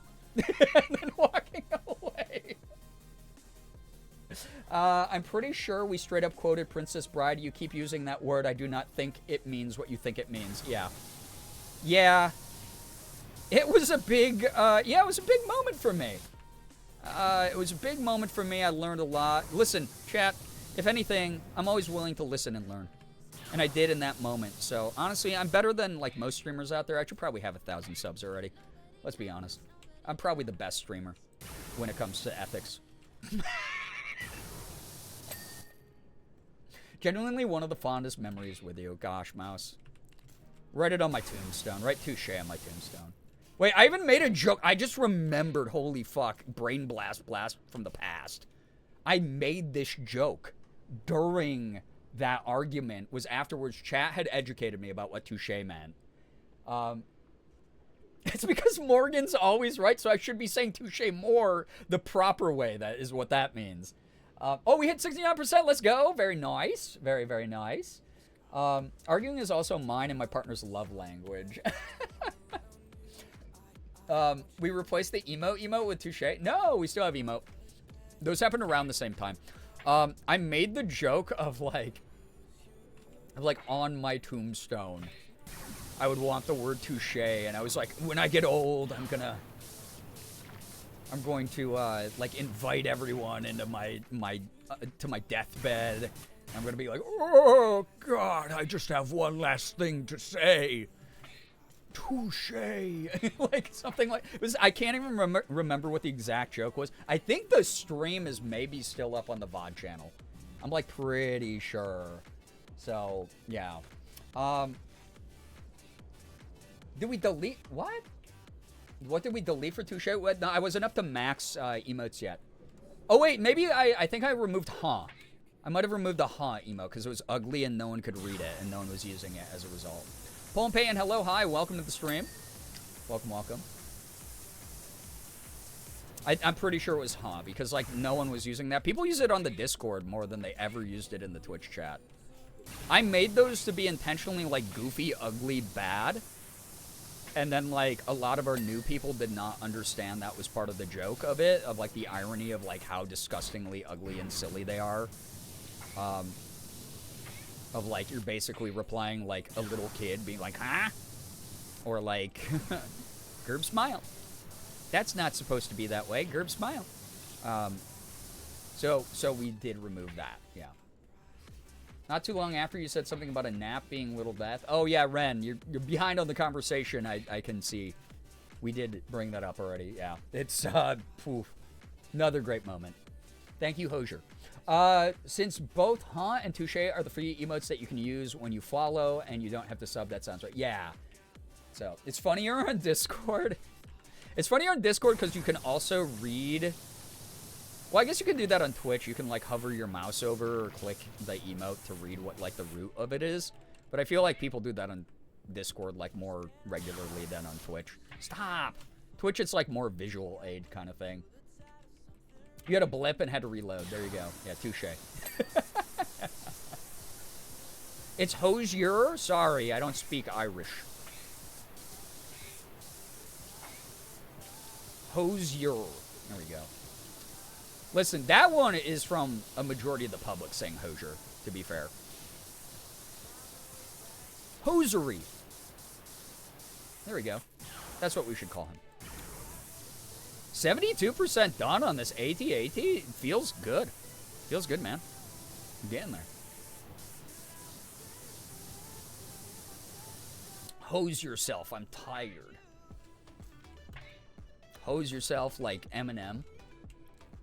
This is only tangentially related, but what was that strip club you thought was a Western steakhouse? Oh my god, it was a local Rochester strip club. Why is this like just bring up all my past mistakes to the stream now? Is it just a public humiliation ritual, the stream? What's happening? I offer you beautiful Star Wars content. I offer you beautiful Power Wash conversation. I get dogged on? It's called Tally-Ho, yeah. Morgan's here for the fucking assist. Ah. Thank you, baby. Thank you for that 83. Love you. Chat is filling in for Bree's brain demons right now. No, because these are things I don't shame myself over. I only shame myself over like things that I think are flaws in my character. Me being a fucking idiot publicly is kind of the nature of my job. If I had an ego of any sort, I would not do this anymore.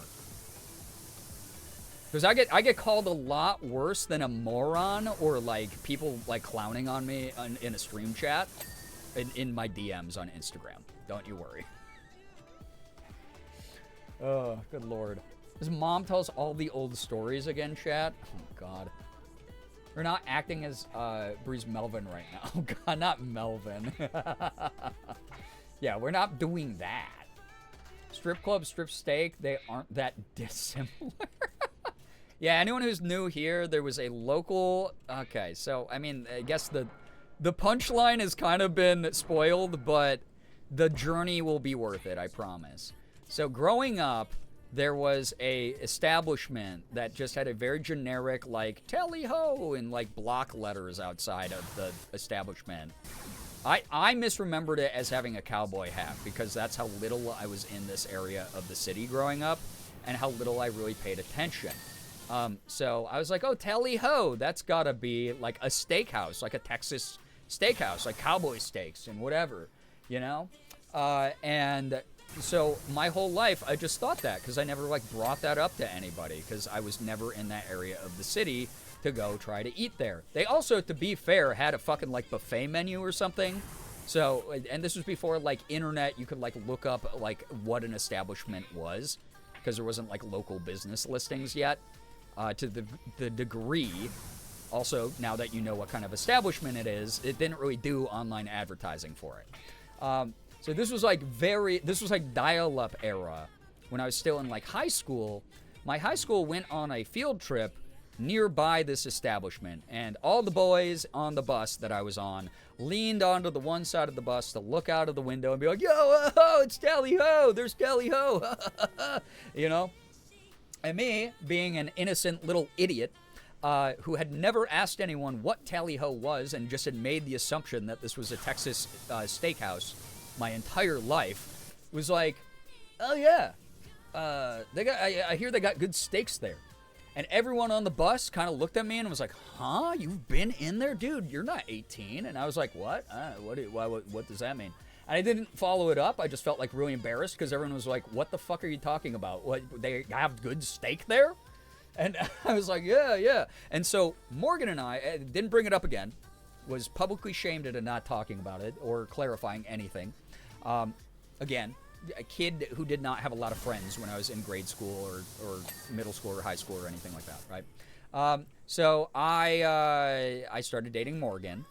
And we were in that part of Rochester. It's a suburb called Henrietta, where it's the shopping district. We have like a bunch of universities there. There's a bunch of like chain stores, restaurants, you know, like it's like basically a giant strip mall that goes on for miles and miles. And they just have all sorts of business, including some adult businesses, including weed dispensaries, including, you know, a 24-hour IHOP. Just like everything you could dream of. It's just a giant strip mall.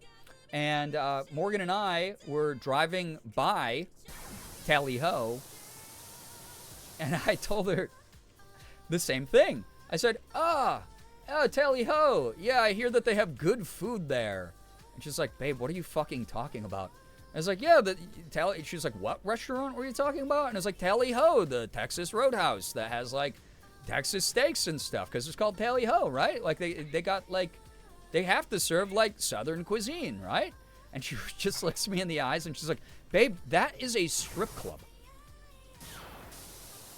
The nice thing was I guess the silver lining of that was she learned in that moment that I'd never been inside a local strip club before. So she was like, well, that's kind of a nice sort of side effect of this conversation. You've never been in that strip club. And that is how I found out that it's very good that I never was like, oh, our anniversary is coming up. I should get reservations at Tally-Ho. Hey, babe, get dressed up. We're going to go get good steaks. It's probably really good that I never did that. So that is, yeah, that's the Tally-Ho strip club strip steak story. Here you go. Mind you, Tally-Ho is also very much not a Southern phrase. It kind of is. It's like, tally-ho, ride 'em cowboy, right? Like, isn't that, like, what it is? I think we had this discussion before, chat. And I think I did convince you that that's, like, a whole thing, right? Or maybe it's not. I don't know. I don't know, cowboys? I live in a civilized state. That's very much a British fox hunting phrase. Oh, that's right, Liz. You were even there to tell me this. Tally ho! We find the hunt is on, the game is on, good chaps. Here we go. Sorry. Again, I live in a civilized state and country. We have dental care here in New York. It's more like tally ho, pip hip cheerio. There we go. They called it tally ho. Would it have clicked? What do you mean? Oh, like with an E at the end? Tally ho's in here, baby. And our buffet is actually pretty good.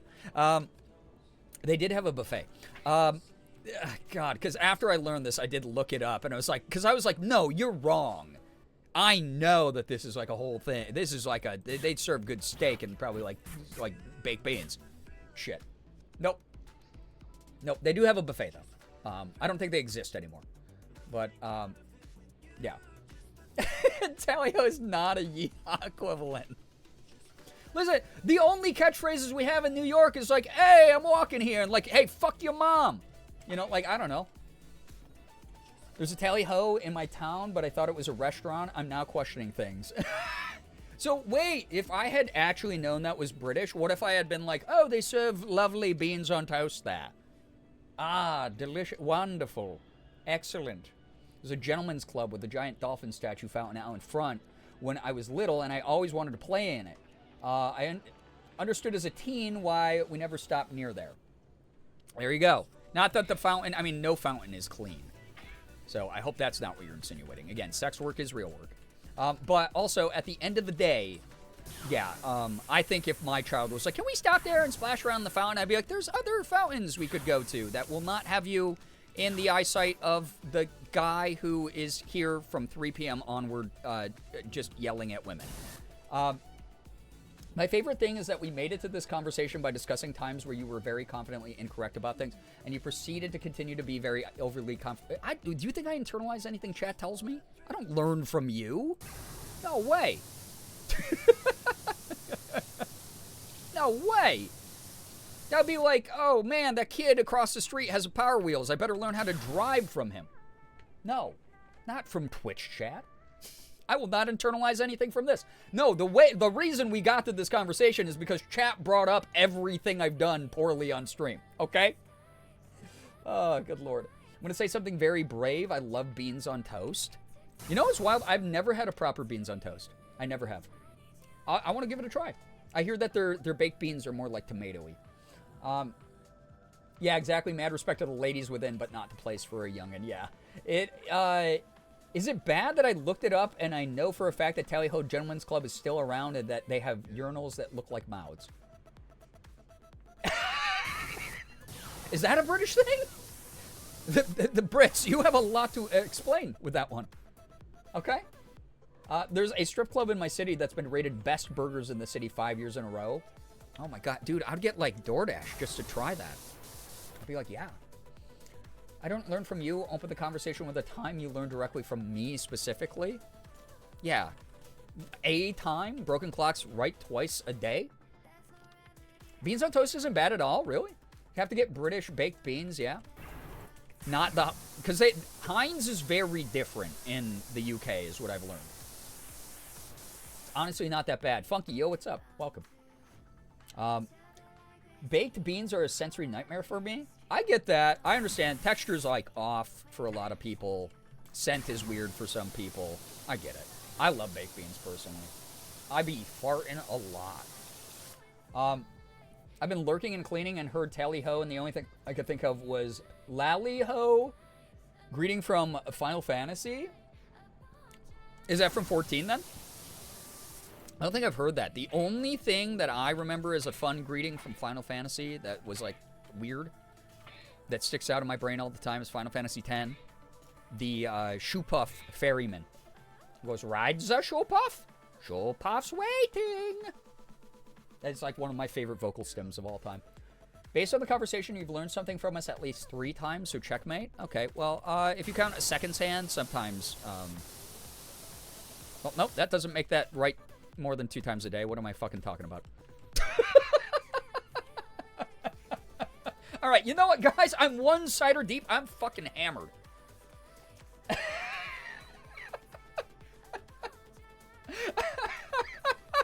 That's so fucking stupid.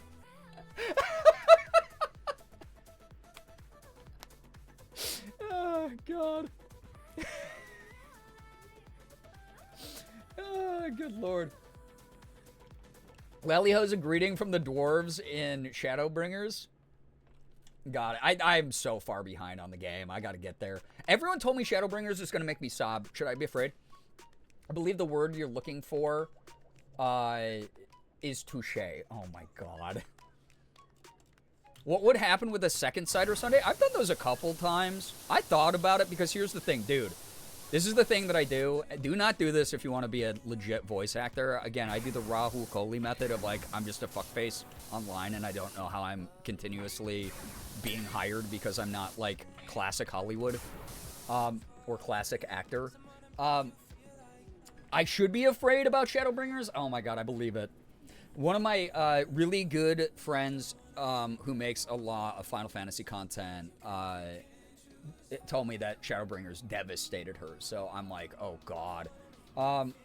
Yeah, Becca, congrats on getting all that done, by the way. But yeah, the cider is at fault. It is, okay? I got a pear secco. Okay? It's delish. The moment at 4 in the morning that I clocked out, I finished everything that I was working on. I'm probably like one of the only voice actors that talks about doing these bad habits and then actively is like, don't do this, please don't be like me. You'll probably get more work than me, actually, if you don't.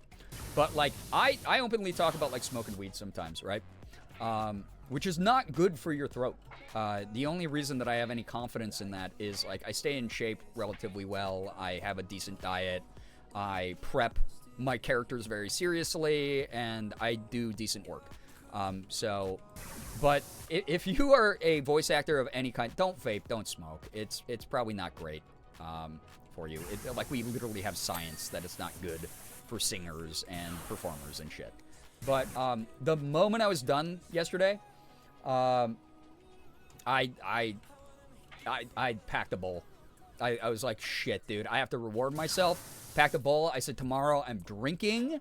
I'm having at least a cider on stream, because I have like a couple days break before I have to do any more voice acting. And I was like, I deserve a little bit of a treat after not doing those things for days and days and days, because I knew I had to prep for yesterday. Again, I didn't expect to do like 8 or 9 hours of voice acting, but I did take the prep time seriously by not doing those things leading up to it. That's why I'm an Eddie main. My lungs are too sensitive. That's what I really got to get better at, just like doing eddies. Not me reopening stream while actively hitting my vape to don't vape, don't smoke. If you want to be a voice actor, don't do it. Like, learn to take a break leading up, like, for a few days before you do anything serious. That is the one thing I will give you. But like, typically, especially when you're starting out, like, don't do any of that shit.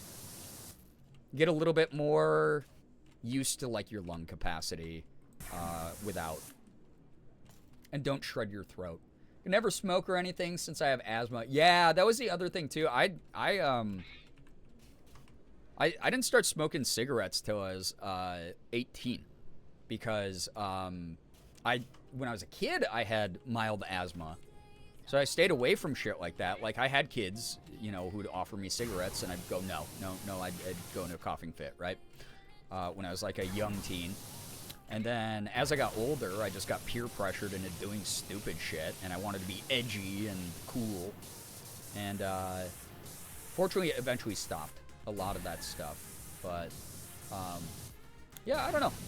It's one of those things where it is what it is. I'm never here to demonize people for their habits, but at the same time, it's like, if you really want to take voice acting seriously, don't. I'm the bad boy of voice acting. I don't know. I'm the bad boy of voice acting. Don't do that. Be smarter about it. Cut myself off from weed carts a year or so ago, and my lungs and throat felt so much better. it's really not good for you. And again, I'm not here to demonize it. It's more of like, if you are, because again, hopefully you're someone who's done your research. Hopefully you're like intelligent enough when you choose to engage in a hobby, right? Or a habit. I hope everyone's taking care of themselves and is aware of risks and is like, yeah, I don't know. Just, like the trade-offs kind of got to be worth it also, sort of thing. And I know that's not how addiction works, and I'm not talking about addiction. I'm more talking about like people who are like casual about it, if you're like casual about it. Like, just be aware.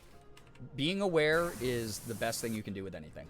I know people with chronic bronchitis, and that doesn't stop them from smoking. Addiction's a bitch. Yep. For real, I wish I never picked smoking back up after my surgery, but alas. I get it. As someone who, like, really struggled with nicotine and really had to have Morgan, like, help me, like, truly help me. Like, I had, like, an emergency pack in a drawer in our old apartment, and I'd get back home from work, and I'd go, babe, I need a cigarette so bad. And she'd go, was it really that hard of a day? She's like, can you take a moment, think about it? And, like, 9 times out of 10, I was like, no. It's just, like, habitual at this point. And it sucked.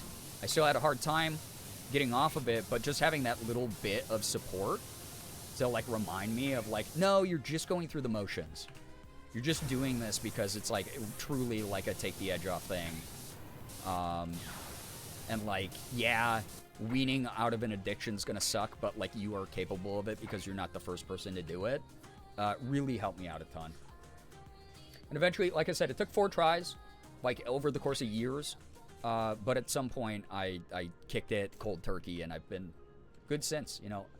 I've had maybe, like, 3 cigarettes over the past, like, 10 years, probably. Just as, like, social cigs, like, you know, a drunk cig with a friend kind of thing. Chat, I fear I might have tweaked my ankle heel a bit earlier, stepping wrong. No! I'm so sorry to hear that. I hope that it feels better soon, and I hope it's not as bad as you think it is. Morgan is an incredible support. Morgan has... I say this all the time. It's not to be like a fucking emo downer, but like I really would not be here, or at least not as intact as I am without Morgan. I wouldn't have gotten here.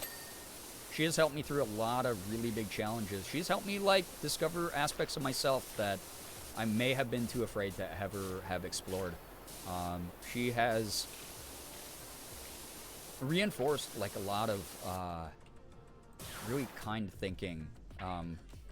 You know, my willingness to acknowledge moments where I do feel like I'm a person who deserves good things and is doing better than I think I am. Everything about it, I don't know, it's so important that I have her in my life. She's really helped me learn to stand on my own. I think I'm gonna go heat up the rest of my lasagna, grab more strawberry and mochi. Dude, you talking about lasagna makes me want, I'm gonna go, I don't even care. I'm gonna go buy one of those frozen lasagnas from like Aldi tomorrow. It's like, yeah, homemade's always better, but like I'm lazy. And it's like fucking $5 or whatever. I'm gonna go get one. That sounds so good now. Hope everyone finds someone like Morgan if they want it. I mean, obviously I'm biased, but, and not to sound like a fucking weirdo, but like, I dated a lot of people before I met Morgan. Like, a lot of people before I met Morgan. And I don't know how, because, again, I don't even know how to flirt. I am, like, brain dead on that front. But, like, Morgan is the most perfect match I've ever found in my life. Yours was from the Frozen? Yeah, let's go. They do hit. Dude, they're so good. The Encore ones are, like, fine. I don't care. I don't care if people are like, ew, frozen food. Like, no, the Encore ones are pretty good. The Aldi ones are pretty good. The, like, Bremer brand or whatever. It's super important to know what addictions you can go cold turkey on and which ones are dangerous to do so. Yeah, absolutely. Yeah, again, we weren't talking about people who are addicted to stuff, really. Not in that way, Rat. But yes, good reminder. A ride or die partner who truly cares about you and you could care in turn hits different. Absolutely. Morgan really just, like, taught me that trust is something that doesn't always look like perfection all the time. Trust is knowing when to have a serious conversation. Trust is when to call in. Trust is supporting someone unconditionally because you actually love and care about that person. Trust is finding ways to communicate when someone struggles with a certain method of communication. Trust and love, that just comes from a desire to have a future together, really. I don't know. So, Morgan's crying in the hallway right now. Chat, you did this. Come here. I love you. I hope I've done a fraction. I love you. Just chat when you see the baby. Oh, do y'all want a Elsa break? It is too damn hot to use an oven, yeah. It's actually cold out. I opened the windows. Oh, is it? Yeah, it's helping. My boyfriend and I met and stuck together ever since my first mutually going, you, weird like me. That was a big part, too. Morgan even gave anime a shot for me. It was wild. She did it for, like, years. You like some anime. Well, I mean, I liked it. But, like, you learn, like, it's like a medium that sometimes does tell, like, a great story. Oh, yeah, totally. Yeah, let me go And you like Hayao Miyazaki movies.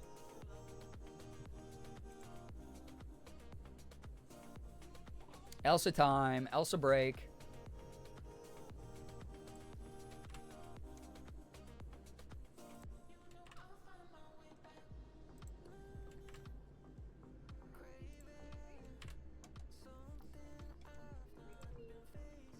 Oh, she's sleepy. She might not stick on camera for long, chat.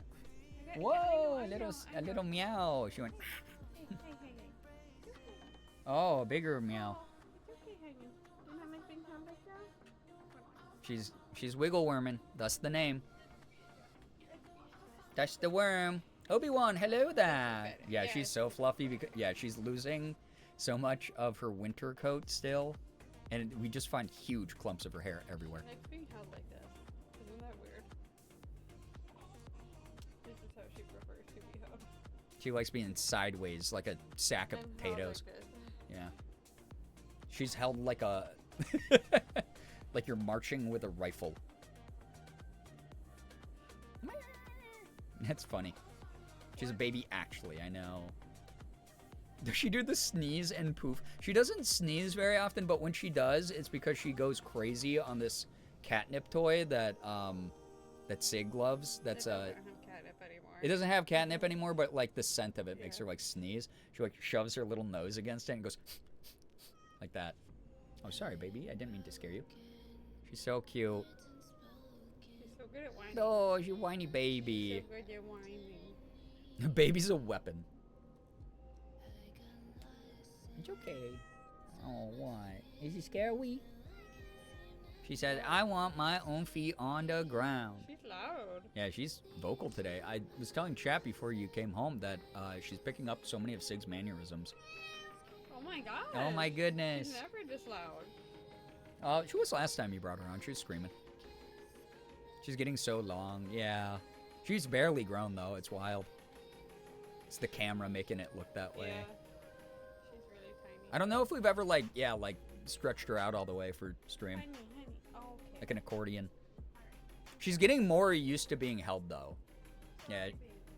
Thank you. Yeah. Have you. Have fun. Thank you. Make food. I'm having fun. Gray, yo, what's up? Hello, hi, welcome. A big meow. Yeah, I'm glad the mic picked that up. Little baby, little stretchy worm, little accordion baby. She's not like distressed because what she does is she'll whine like that. She just does not like being held specifically. But she's slowly getting more acclimated to it. Because what she'll do is she'll whine like that, and then she'll run right back over to us and like want to be petted and rub on us and purr and stuff. And so, yeah, Elsa the long way. Moms are so cute. Thank you. Thank you. I have to find a way to emotionally manipulate people into giving me money somehow. You know? Hey, a ding. Finally, it's been a bit. I want to go in the cockpit. I want to go in. I want to see. There was what was it? Shadow of the Empire, I think, was the Nintendo 64 game. Doesn't that, like... Was it that game that let you go into the cockpit of an AT-AT and, like, blow up rebel forces? With, like, the big main cannons and stuff? Or was that a different game? That might have been TIE Fighter or Dark Forces. I don't know. I played them all. when I was young. Mom live in 4K. I love it. Ah, ha, cockpit. Yeah, no, pit's a funny word. You're right, Hoodie. That's probably what you meant by that. I get it. It's fine. We have fun here. We goof around with silly words like that. You're right. It's a bit part in Fallen Order? Wait, which one's Fallen Order, Wraith? Is that the new ones that came out? Because I'm talking about the one, like the old... was Fallen Order one of the like first-person shooter ones? I can't remember. From like back in the day. Because this was like either a console or PC-only title back in the day. Newest ones, I've never played those. That's not what I'm talking about. But that's awesome to know because I want to play those on stream eventually. And I love, love, love being able to do those kinds of fun things. In this, I think I'm pretty sure it was the N64 Shadow of the Empire when you, because you as the Imperials, you have to blow up the shield generators on Hoth. I'm like 99% sure. So, I'm going to go take a shower before I get ready for bed, I think, since I feel all sweaty and gross. Becca, go take care of you. Again, proud of what you're doing. Don't be funny while I'm out. Okay. Chat, stop being funny for a moment. Shouldn't be hard for some of you. No. Seymour, hello, hi, welcome to the stream. They're phenomenal. Top 3 Star Wars since Disney. Cool. I've heard really good things about both games. Survivor and Fallen Order, whatever the other one is. I have them both. I just have not played them yet. Which is funny, because again, I'm like a Star Wars, like, fan. Like, super fan. No, this is like way... sounds like this is way before your time. This was, like I said, like Shadow of the Empire or Dark Forces or Dark Forces 2. I'm like 99% sure. Dark Forces 2 was like the 90s games. There's X-Wing versus TIE Fighter. That wasn't it either. I love that game. I probably put like 100 hours into that game. Love that one. Just finished the Thrawn books. Cool. Very good. I love all these... the expanded lore stuff rocks. The clown shoes stay on? Wow, about my comment? Okay. As if chat just didn't spend a fucking hour going through all of my public mistakes online. Unbelievable. Already have my single water for the stream. Are you able to drink regular water? That might be the solution. Sometimes carbonation will not help you hydrate as much. As in, like, I don't know why. I'm not even going to pretend I know why. I used to know why. It's like the breakdown of the water molecules in your system. Blah, blah, blah. I don't fucking know. If you can drink some regular water, that might be good. We have to keep the newer viewers informed. Yeah, now that everyone's caught up on lore, do you have less respect for me, or am I still goated? Am I still the most base streamer on the internet? It is a little bit, I'll say, it's a little bit of a curse to be the most educated streamer on the internet. Being someone who's actually an intellectual when some of these people just lucked into this job and don't have the life experience or the work experience I do, or the education or the social know-how, the political knowledge. Yeah, it's hard being the best and not getting the acknowledgement for it. Is that what you guys want, by the way? You're always like, you gotta speak better about yourself. When have I ever respected you? That's true. Now, yeah, the new viewers now have a reason to bully me. Yeah, that's true. You gotta get everyone up on speed for the band.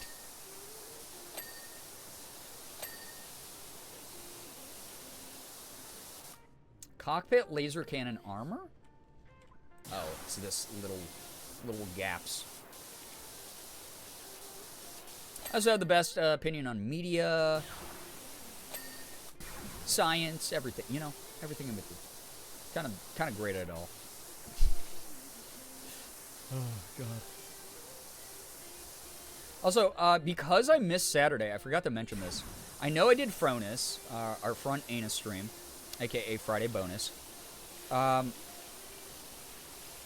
But I really, because I have a few days between my next voice acting obligation, and I missed out on Saturday, and I really love Saturday vibes. Like, I'm sad I missed out on Saturday. I'm going to try to do a Mona stream. Trying to do a Monday stream if people are down. Yeah. Cockpit laser armor is also known as the the condom. I hate y'all.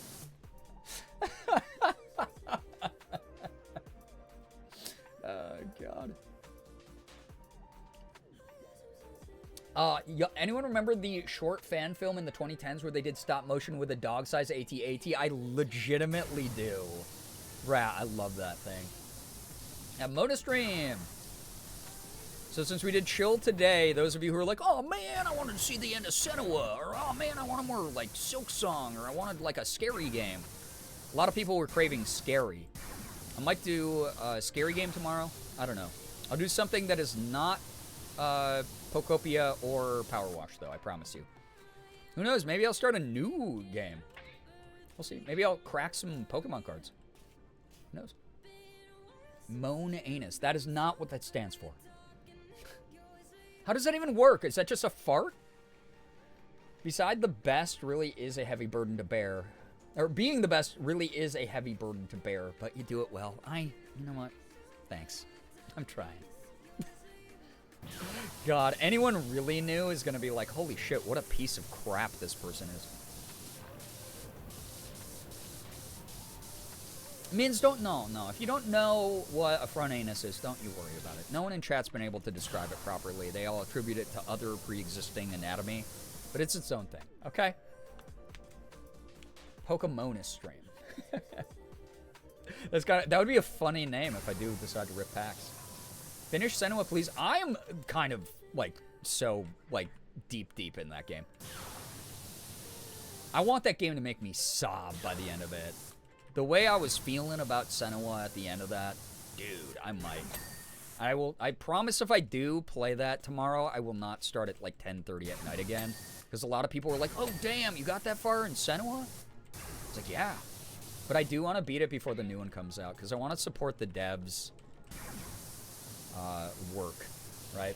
Especially with the sad, like, studios being splintered off and crap that Xbox did.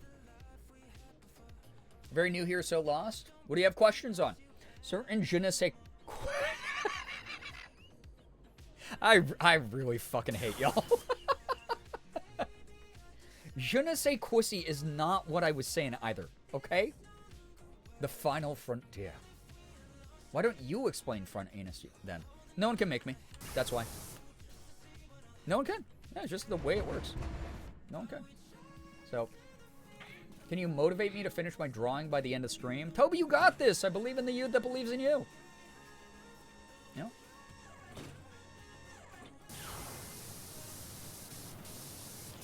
I'm so hyped for the hot tea I'm making, my throat wants to give up on me. We had a whole conversation about how good tea is for the vocal folds, chat. The vocal folds, specifically. Nope, no, Merm, you're wrong. You're wrong. I just don't even have to... I'm gatekeeping knowledge. I don't care. The Gerb book ban.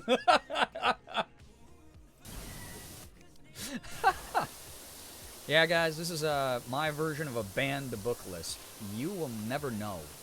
You'll never, ever know. Dude, this is called The Hip. That means that this is, yeah. These are the hips right now? Damn, girl's kind of stacked, I gotta say. Holy shit. Locking in right now? Toby, you got this. But you're the #1 edutainment streamer. Yeah, and you know how much knowledge and edutainment I haven't shared with this community over the years? Yeah. Magnetized. Let me read the book about the front anus. Hasn't been written yet. You gotta. That's one of my secret novels I'm working on. What if I said that? This conversation is fun to lurk to. Welcome, Jack. Enjoy your lurk. I gotta lock the fucking 2 and paint with the next showcase deadline approaching. Good luck, Mins. You got this. And by you got this, I mean I'm sure I'll see you 25 more times this stream because you won't be able to help yourself. But, you know, the thought is the first step in any journey. So good luck. The ancient texts of the front anus. Yeah, guys, sorry. All that information was lost when the Library of Alexandria was raised. front anus lore drop when? I mean, you guys think that the 1,000 sub goal is just for a staycation? No, it's to get this book published with your money, suckers. Lost civilization of front anus is crazy. What would the people be called? The front ani? Those are the front ani. It's like North and South Korea, but it's the front and back ani. Nope, you don't get to rename it as Franus. That doesn't, nope. That doesn't make any sense, Halloween. I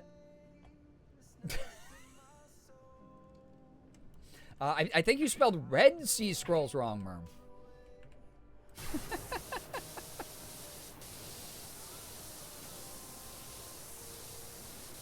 I've heard the people who live in back anus are assholes. Oh, we gotta break these stereotypes.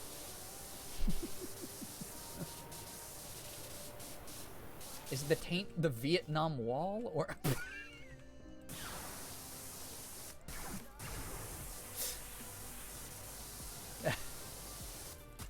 I mean, purely symbolic and ineffective. Joke would be on us. The whole explanation would probably just be it's simply having your anus relocated to the front. I never said that. I never said that. Listen, all knowledge has value. That's all I'll say.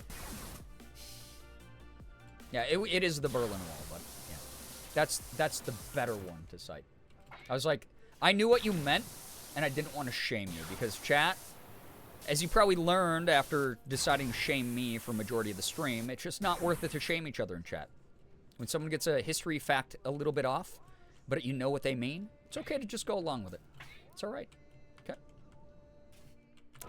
As someone who is recently the victim of online bullying in my own community even, I'm here to break the mold.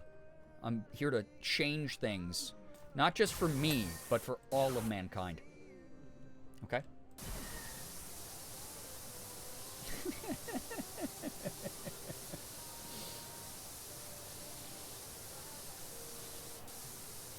Sensitivity Rat suggests against using real place names in our Fronish jokes. Well, Sensitivity Rat can take it up with Korean Brian talking about Korean references.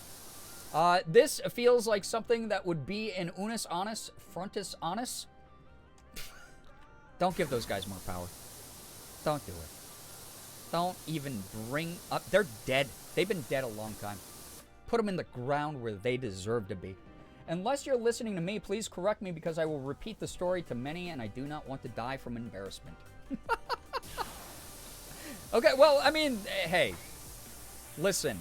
This is a place of learning, of knowledge, of togetherness. If you have a moment where you are... having an issue connecting the dots, because I get it. A lot of us have not been in school for a while. It's easy to get your tales of history mixed up or just facts in general mixed up. If you're someone who struggles with that and you would like people to correct you, just let us know. Be like, hey, I'm not like super duper versed in this. And that's fine. We got people who are knowers here. We also have Google. You're just protecting us because knowing of the front anus is like knowing the ineffable name of God. You would just instantly ascend to the great sphincter. I fucking hate that I read as much of that as I did, Merm. Oh my god. Good lord. Sensitivity Rat requests a meeting with Girbeagly LLC HR. Bring your lawyer. Mine is again on speed dial. He's pretty good. He'd be like, you know what? You as a Korean content creator do represent all Koreans. Say whatever you want. You know what? Actually, if I called my lawyer right now and I was like, hey, hypothetical scenario, this is what's happening. I have a chatter who wants to meet with you, with their lawyer as well, because I said I represented all Koreans as a streamer who's Korean and knows a lot about Korean history. And I made a Korean reference. He'd probably go, I'm not Korean. So, do whatever the fuck you want, man. I'm going to have to talk to one of my Korean coworkers at the office and figure this shit out. He's like, did you make a joke about Kim Jong-un? He's like, okay. Front anus is like the city of Atlantis. We will never find her. Also, yeah. True, real thing, yeah. Drawing, I brought up the Korean parallel, but I feel justified doing that just because I know so much about that conflict. But yeah. Try to be careful with the conversations we have here sometimes, but also hashtag not that deep. Simultaneously. There. Now everyone's unhappy. Lawyer would not say that. You don't know my lawyer. He's a gamer too. You don't know the number of emails or texts I've sent him where it's like, hey, I don't know what to do about this, and he's like, you just fucking ignore it, bro. Like, what are you talking about? There's not even a lawsuit here. It's like this gets thrown out immediately. Not that I've had to do that often with him, but every now and then I'll ask him something where I'm like, hey, if I said this on a public forum, would I be like fucked for doing that? And he's like pretty chill about being like, no, I don't think so. He's like, if it really came to that, I would be willing to defend you about that. But typically it's like, I am endorsing this thing. I hope that this doesn't end up being like a rug pull or something weird. Lawyers are famous for saying, do whatever you want. Great legal advice for it. To be fair, he was my friend before he became my lawyer, so there is that. may or may not be a level 100 Mercy in Overwatch. Honestly, I don't know if he plays Overwatch. He might. He might be an Overwatcher. I've never asked him because, to me, talking about Overwatch with any friend, goes two ways. Either someone who is my friend goes, oh, yo, you play Overwatch? That rocks. And then turns out to be as brainwormed as I am, and it's awful. And then we just get miserable because Overwatch is Overwatch. Or they are a very casual player, and they will go, hey, do you want to play? I'm a silver 2 support, and I'll heal you. I'll pocket heal you the whole time. And I'll go, I don't know if I don't even know if we can queue together, man. And then they find out what a sweaty, smelly tryhard I am, and then it throws like a wrench in the relationship. It's like Overwatch ruined my relationship. Hashtag true story. You know. Merm, what are we? You are having like a separate conversation. What are we talking about here? Lawyer friends are a great asset. I love it because, I mean, this is kind of, like, selfish, but, like, there have been times I'm like, dude, I have this thing that I, like, want to get done that does require, like, a little bit of legal oversight, but I need to, like, save up a little bit of money, but I just wanted to give you, like, the heads up that this is about to happen. But I want to, like, pay you your fees, like, that you are worth, because he does great work. And he'll just be like, dude, how many years have we known each other? I'm just doing it pro bono. I don't give a shit. But yeah. Oh, my God. It was a blessing to send off my divorce agreement to my homie and be like, chat, am I fucked? Is he trying to ruin my life for more? Yeah, you get a little bit of, like, personal insight alongside, like, but this is where the law starts kind of thing. Front anus captivated me. You were distracted from making dinner because we had a conversation about the front anus? Please get food. Please get food now. What is wrong? Go get food. Oh, God. Yeah. I have ADHD. Yeah, you... Oh, my God. Jesus Christ. Anyway.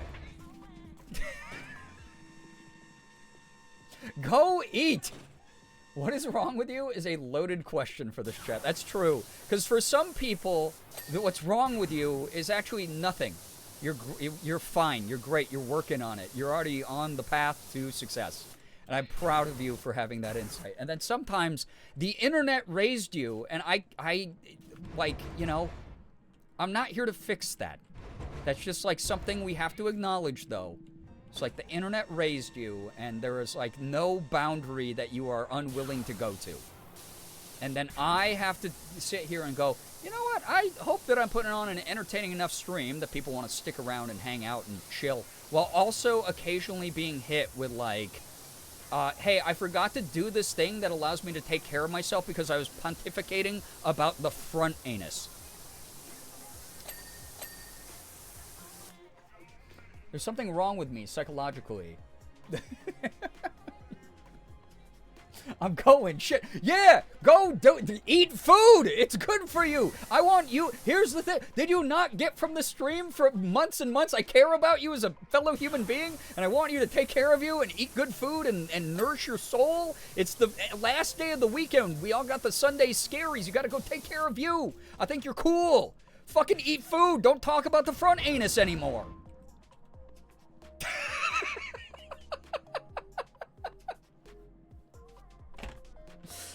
Oh, God.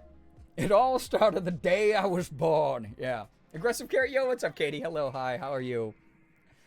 Oh, God.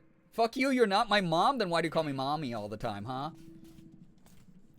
Why are they making us clean the pelvic floor so intensely? I think it's often forgotten about during cleanings, and people need to really, like, start focusing up on that area. I'm going to be so honest. And this AT is a great start for setting an example. Rat Mom's cackling at this conversation from the hallway. Rat Mom who's sitting there going, yeah, you know what? I may be in my 70s, but I'm constantly learning. I've never, no one look at my chat logs. Hoodie, you know the funniest part about that is I probably could bring up your chat logs right now publicly for everybody in the chat. And if I, like, searched the term mom or mommy directed at me, you would probably be in the top 5 people who have done that. I probably could, like, get, like, the GitHub chat log. Free undercarriage cleaning next Anime Expo? God, people need it there. Holy shit. Not even a, like, hygiene shame. It's more of, like, a, please remember you're in a shared space and everyone wants to have a good time with you, but you're making it hard to. Did the AT just fart on my head? Rude. Also, Katie, I hope you've been doing well. Good to see you. All right, we're heading on up. We're getting on up here. Katie, also, as someone of Korean diaspora like me, I made a North and South Korean joke earlier. I'm allowed to do that, right? As, like, a Korean streamer, I'm basically the Korean... No, I don't. I'm the Korean Lorax, and therefore I get to speak for all of Korea, yes? BTS in the World Cup. Dude, I saw that shit. I was like, oh my god, man. We have got to start promoting other groups to represent. Dude, where's the fucking... Here's the thing. Here's what I want at the next, like, major sports event that has, like, a Korean, Oh, I haven't gotten FOMO from Open Sauce, but I have a ton of friends there. It looks cool as shit. I love the robot boxing match, too. Dude, here's the thing. Dude, for our next big sporting event where Korea gets to sing songs into a microphone, why don't we have Korean trot music? I speak for the Korean hive mind. Thank you. I appreciate that. Thank you for the endorsement. Where's the Korean trot music? Let's get the, like, fucking 45-year-old Korean, like, ajumas, like, dancing up in their seats and shit, man. That is way more nationalistic pride to me than K-pop. You know? Let's get, if we're gonna have to include K-pop, can we get, like, Daesung from, like, Big Bang to do his weird trot performance shit that he does? Can we do that? You know? Sending you my trot playlist? Please, actually. Like, genuinely. I fucking, hey, dude, that's culture. I'm back from my shower and I feel so much better, and then came back to hear you calling yourself the Korean Lorax. I speak for the Koreans, yeah. Okay? It doesn't matter that I have a tattoo on my arm that literally means that I don't live there. I've read history books, and therefore I'm just as Korean as them. Oh, God. Oh my god, Chad, I think I might have gotten my neck to crack in a way that's been pinching something in my shoulder. That's gotta feel good. I cracked my back last night. It felt so awesome. I was waiting months for it to happen. So good. Bad choreo to trot? Wait, is there such thing? No offense, is there such thing as good choreo to trot? Like, I love the music, I love the history behind it, but it is corny as shit. Like dancing, I love it. I fucking love it. It's good. When my soul ascends from my body with my first sip of tea, delish, enjoy. Speaking of which, my lasagna exploded in the microwave. Is this what you wanted, Brian, huh? You're the one who got distracted because I said the word front anus. Imagine being like, oh my god, there's a meme about poop on my Instagram feed. Oh my god, my house is burning down now because I forgot there's a fucking pizza in the oven. That's what you just did.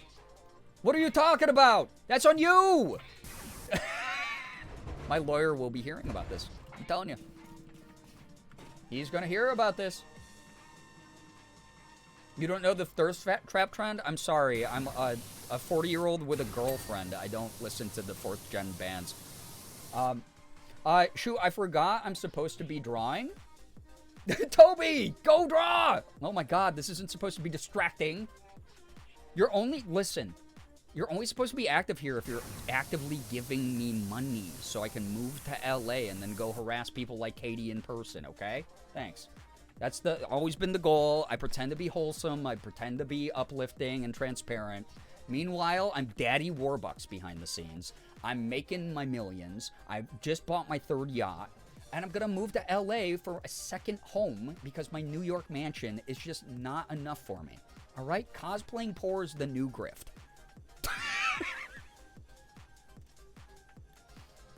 I had 1 bowl of instant ramyun, and it probably shows. And I'm a little bit sleep deprived because I stopped doing voice acting at 4:30 in the morning. Can you tell? It's all about that hustle, yeah. Sorry I get laid, loser. That's not what I said. I just said that, listen. If the K-pop star is under the age of like 25, I probably don't know who they are. All right? I'm unk as shit these days. It's like I'll have heard of the group. I have no interest. Dude, like Twice is as like new as I go. Actually, that's a lie. I love X-Love. They're really cool. But yeah. If you have millions, why do you need our money to move to LA? That's the grift. That's why it's a grift. Okay? You have to set up like a fake thing and like have like people feed into it. So I'm sending Brian Sans. Sans Undertale has tits? Hell yeah, good for her. That's great. As fellow unk, I appreciate. The whole K-pop combo's lost to me. Well, I know K-pop. It's just like, I don't know. I just don't have time to get into like a 19-year-old boy group. You know? Sans is a he? No, not Sans is not. If they have tits, no. Megalovania, but femme version. Make the hyperpop. Oh my god, transfemme, $1 million idea. Transfemme hyperpop remix of Megalovania to Sans Undertale with just a bow in her hair, on her skull. There we go. Let me introduce you to my attorney's money and launder. Exactly. This has all been a grift. Magnificent titties. He's a 27-year-old man. Again, I know this is crazy to say out loud, but I got some of those at home that I could look at. You know? I'm so lost in chat. What's happening? Debauchery of the highest order, apparently. It's really funny because every like 2 to 3 months, would you say, Mouse, you try to get me into some like fucking 4th wave K-pop group, and I'm like, I'm sorry, I grew up listening to Drunken Tiger as the only person in my school who even knew that Korea made music.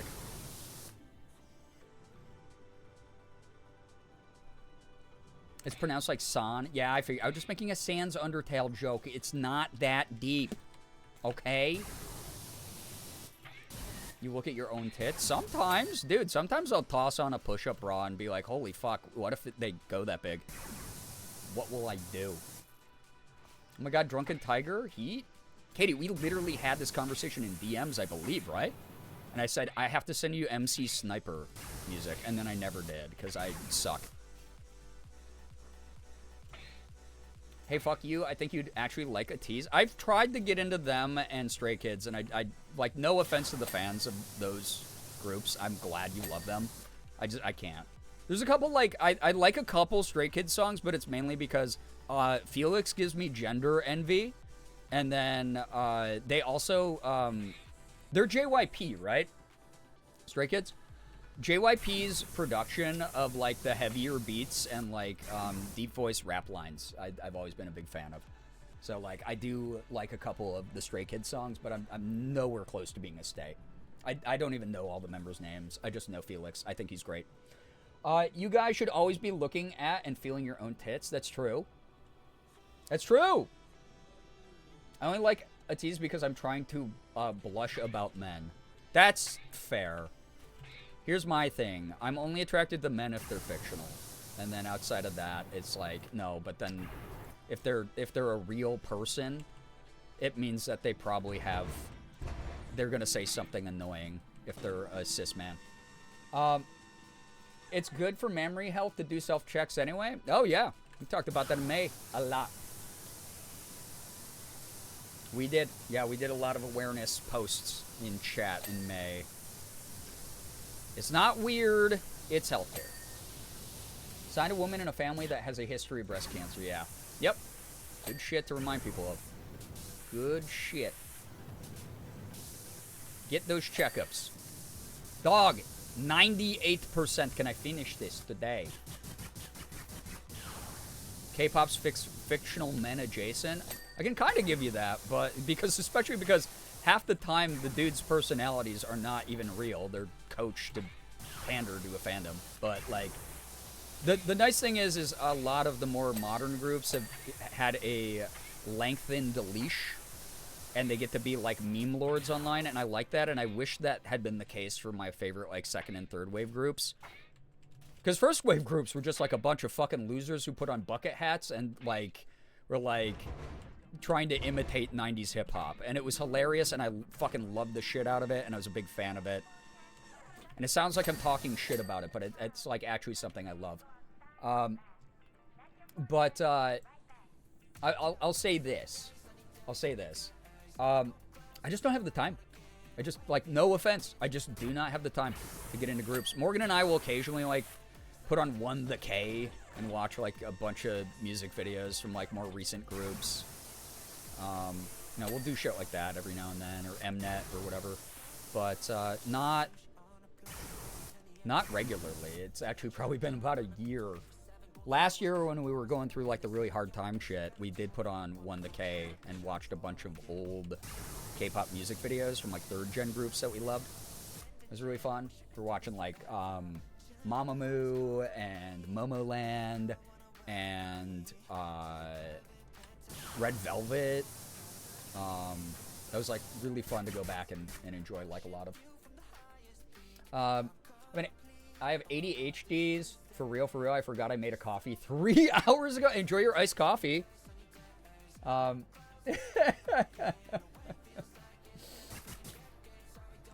Coffee fully dead, yeah. Mnet, my beloved. I know, but they unfortunately have an exclusivity distribution contract for so many of those old music videos. Fucking sucks. Getting into groups is a lot. Literally limit myself to actively standing a number because there's just so much all the time. That, and I've talked about this before. Maybe this is like so fucking 40 years old of me, but I just don't stand shit. I get like really hyper interested. Like things do become like my special interest. But like I don't stand human beings because as someone who's been a public figure for over a third of my life now, doing content and doing like music and like just constantly having people make assumptions about me and make commentary and tell me how to run my stream and tell me like who to be and what things made them hyper individualistically uncomfortable and like I'm gonna cater to them specifically and all this like shit. Like I just don't like putting other human beings under a magnifying glass like that. I think it's like fucking weird to do. So it's like something I've tried to and actively am able to do when it comes to like enjoying something is just looking at everyone involved like a human. And sometimes I go, oh God, a human being, that's probably in their contract that they had to do that. But like, it is kind of cringe that they did that. So I typically don't, I don't like to hyper analyze like singular people like by standing them. Supporting them, sure. I support the shit out of a lot of creatives out there. But like, I don't know. I just don't like, I mean, that's nothing to applaud. That's just like, that should be baseline, I think. Of like reminding each other that we're all human beings. Everyone is like one misstep away from fucking up big. Everyone is one misstep away from, who's like a fan, is one misstep away from like dehumanizing someone else. Everyone is constant, like, I don't know. It's just like, it's weird where stan culture's gone, especially with K-pop, because it has become a hyper commercialized product. And I love K-pop. Don't get me wrong. I fucking love K-pop. I have a deep, deep love for it. But that's also why I have these types of talks about it, where I'm like, make sure that you like check in with yourself sometimes.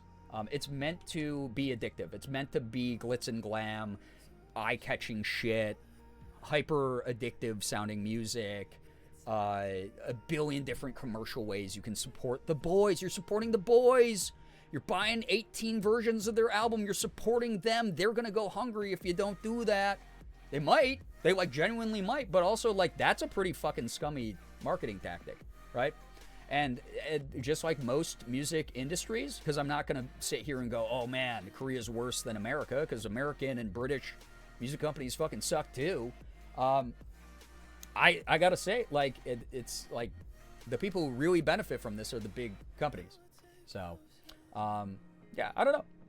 Yeah, Jack, that's good. That's good that you like sort of differentiate between like standing via what the internet means of it and standing from your own personal definition, for sure. I'm not here to tell you how to act either. I can't even shake people out of this shit if you are trapped in it.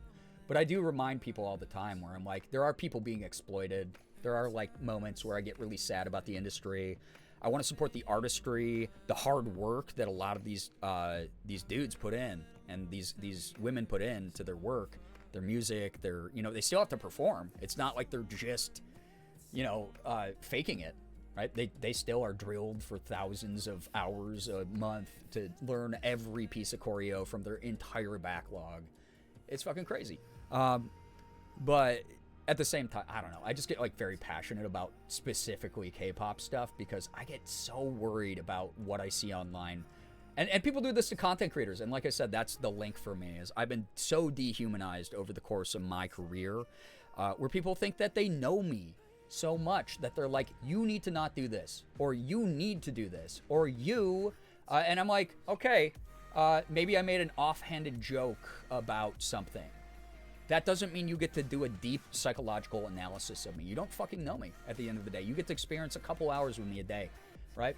Also, CJ, thank you for the 10 stream streak. Appreciate that. People feel really entitled to public figures' lives. Yeah, it gets weird because, like, at the end of the day, I'm not that famous. Even at the height of my fame online, which I'm not even anywhere close to anymore. Like, I don't know. It was just I felt, like, constantly dehumanized by people's scrutiny of things. Because I get, like, people who'd be like, hey, I know you're this way, so you probably didn't mean this when you said it on your YouTube video. And I'll be like, no, I did mean to fucking say it. Like, or, like, yeah, sometimes I slip up, but that's odd that you would, like, equate that to a permanent aspect of my personality because of this offhanded thing that I said. That you're like, oh, you're consistently not this way. And it will be like, yeah, okay, so, like, give me the benefit of the doubt of, like, I'll do better, I guess. I don't know. And people just get like very strange about that shit. They get like hyper into another person's life. And it makes me sad because I'm like, it means that you probably don't have like the drive to do something for yourself that allows you to stay in your lane and focus on your dreams and accomplishing something that's like really cool. And your support now has actually become like this bizarre, like, projected scrutiny of another person because you're like, well, I can't do what they're doing, so I need to tell them how to do it, though, because I would, if I could do what they're doing, do it better. Okay, then fucking do it better. If you don't like how I do commentary on something, or if you don't like how I post on socials, fucking unfollow, brother. Telling me I did it wrong half the time is a subjective opinion that doesn't actually matter to me. right? If I do something truly problematic, of course I'm going to respond to feedback on that, or I'm going to internalize what's said to me. But a lot of the times, things get overblown because someone cannot log off, cannot stop hyper criticizing someone else, cannot live their own life, cannot figure out, they're so deep and lost in the sauce that they've stopped seeing this person as a human being, positively or negatively, and have become really fucking weird about it. So I don't know. I have like a lot of opinions about just public appearance in general, I guess, public scrutiny in general. That said, yeah, Mouse, I don't think I can stop you from sending me K-pop tits. That's fine. Please feel free to send that. And like I said, also, yeah, I probably won't stan a group ever again. I think SHINee was the closest I got to that, where I was like deeply hoping that these dudes' lives would get better, and things like that. I was really rooting for them and everything. But like, yeah, like I don't even know the names of the Stray Kids songs I like. I've just heard them and gone, holy shit, those are catchy. Oh my God, Felix's voice is like, whew, wow. Oh my God, Felix, it's so awesome when he messes around with gender shit. That's about it, but yeah. Technically more K-pop adjacent, but I've been loving seeing Maki from Team shutting down parasocial boundary pushing shit from fans. I like it when the idols are allowed to do that. That is the one hope I have for the industry, is that is starting to change little by little for sure, Mouse. Hey girl, hey chat friends, just stopping by, getting ready for bed. V, hello again. Got back from the ER and I'm on antibiotics now. Oh no, but nothing too bad. Finally just sitting down after doing stuff all day. Glad that you got that taken care of. Oh my gosh. I saw that Joe put up a post on Blue Sky about dealing with a health crisis while moving was a pain in the ass. So I hope the two of you are doing okay. Yeah, exactly, Mouse. Yeah, and Mouse, you and I have had like 1,000 conversations about this, so I don't have to go like too deep with it with you. But yeah, I know that you're on the same page with it. Same as a K-pop fan for 10 plus years, like I could never engage with K-pop fans and still can't be the way so many are so comfortable blurring the lines of fan and toxic obsession and parasocialism, like the real people outside of the music and deserve. Yeah, it's like these dudes aren't constantly like doing their choreography while they're walking down the street or getting groceries, right? They're not like constantly even in the mood to meme. I think like the big thing for me is like people forget that. They think you're that entertainer version of yourself all the time. Like that's still an extension of who you are, but it's like these are, yeah, like human beings with lives and complexities and nuance and flaws and I don't know, it just, the internet's gotten very weird. People are so comfortable in hurling criticisms. Just very odd. But yeah, I mean, I've been a K-pop fan for fucking 26 years now, which is insane. I didn't say anything? Wait. Oh, it was Violet. I'm sorry. I read the name wrong. That's on me. Sorry, I got dyslexic there for a moment. I thought that was your username, V. You're good. I did see that post from Joe, though. I hope you're doing well. Also, Violet, I hope that you're doing okay as well. I hope that things clear up soon for you with the meds. I got distracted by the conversation at hand. Probably more parasocial fan behavior to streamers and other online creators, but still know that I don't really know you or them. Even when people are authentic online, they're still only showing some of themselves to the camera, which makes so much sense. Yeah, and I think it's like, that leaves like the wrong impression for a lot of people. I think when you say like, oh, you're only seeing like the tip of the iceberg. I see a lot of creators who like don't really think about this stuff as deeply as what I'm doing at the moment, which is probably honestly fucking obnoxious to even talk about. I'm sorry, but it's where my brain's at the moment.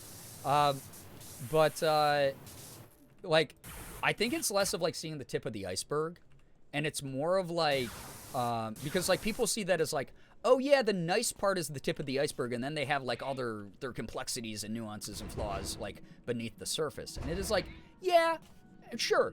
But also I think what people don't realize is like that tip of the iceberg is still a true part of the iceberg. It's like I am typically the way I am on stream in my real life to some degree all the time. But this level of like, I'm engaging with a lot of people and I'm trying to be like engaging and I'm trying to be funny. I don't always do that around like Morgan or my friend groups. Sometimes I go completely non-verbal and sit on my phone. But then sometimes I'm in a silly, goofy mood and I got the zoomies and I want to like make 1,000 poop jokes to Morgan while she's sitting there and rolling her eyes. So yeah, it's like one of those things where, I don't know. Yeah, it's just like, try to humanize the people you watch for sure. But I think, here's the thing. If you worry about this shit, Matrix, I don't think that you're nearly as egregious as you think you are. The people I'm talking about is like, I don't know, you see people who make entire snark accounts on Tumblr. And they're like, I just can't stop psychologically, like armchair psychologist picking apart this public figure. I can't ever imagine a world where I don't have this person as part of my life because they are important to me and they should know that. So they need to keep making stuff for me. I don't see people in the chat doing that, and I like that. People are like self-aware enough, you know? Like, we're all adults at the end of the day. We want to be treated with some level of respect, some level of mutual understanding. And that doesn't happen without conversations like this. But at the same time, it's like, I don't know. I'm a lot more complex than who I am on stream in my reality. But also, I don't think that people, like, want me to yap about Gundam Wing for fucking 2 hours. Like, I mean, maybe if I make YouTube videos about it, but it's like, if I suddenly pivoted and I was like, guys, I'm only gonna play the PlayStation 3 Gundam Dynasty Warriors game from like 2015, and I'm only gonna play that and talk about like my favorite niche Gundam Wing animation trivia, I think I'd probably lose a lot of viewers, right? But that is like a part of who I am, right? So yeah, people are multifaceted and we only ever share certain facets with certain people. Yeah, and it's like, it's really weird. I think the thing that hurts the most as a public figure is you have been told that the shit that you're doing is enjoyed by people. And it often is. And I'm not asking for people to be like, oh yeah, you gotta praise people nonstop. That's also toxic and horrible, right? I'm just as open to criticism and scrutiny as other people. You know, I should be. Everyone really needs to check in on themselves, check in on who they are in the present moment, how they talk to others, how they, you know, do X, Y, and Z, right? But I think the thing that's like the weirdest is how often when you're a public figure, it comes from a bad faith place. It's not someone who's trying to actually start a conversation with you. It's not actually someone trying to call in. It's not actually somebody who's trying to be some level of, you know, like, hey, this is a conversation. This is me with like a history of like enjoying what you have done. I am going to assume I know you better than you know yourself. And that's like a weird thing. It's like a very odd thing to do. I don't know, girl, I pay attention to half of what you say so you could, and I wouldn't even realize. Need to go to bed. Halloween. Take care. Get some good sleep. Get some wonderful sleep. It's like, I don't know when the internet, like people have always been this way to a degree, but I don't know when the internet became this place where people are like, you posted something online on your feed. Your public, sure, it's a public journal, essentially, like your social media feed. That opens it up to me debating your opinion of like yourself or something. Like it's like something that's like so deeply, when it's like so deeply personal. It's like, oh, that was an invitation to like convince you to think a different way. And I'm not talking about people who like write problematic shit. Like we should always do our best to like educate people, or at the very least educate them through our actions by being like, hey, you have been consistently a dickhead over and over again. You are now blocked, right? But like there are a lot of people out there who like just use the internet only as a way to socialize in a negative way, and I find them very odd. I find it really weird. And this is a little bit different than what we were just talking about, but like, yeah. It actually is a lot different than what we were talking about, because the original conversation was like, yeah, chat, I'm so sorry, I'm never going to know all the Skiz kids' names.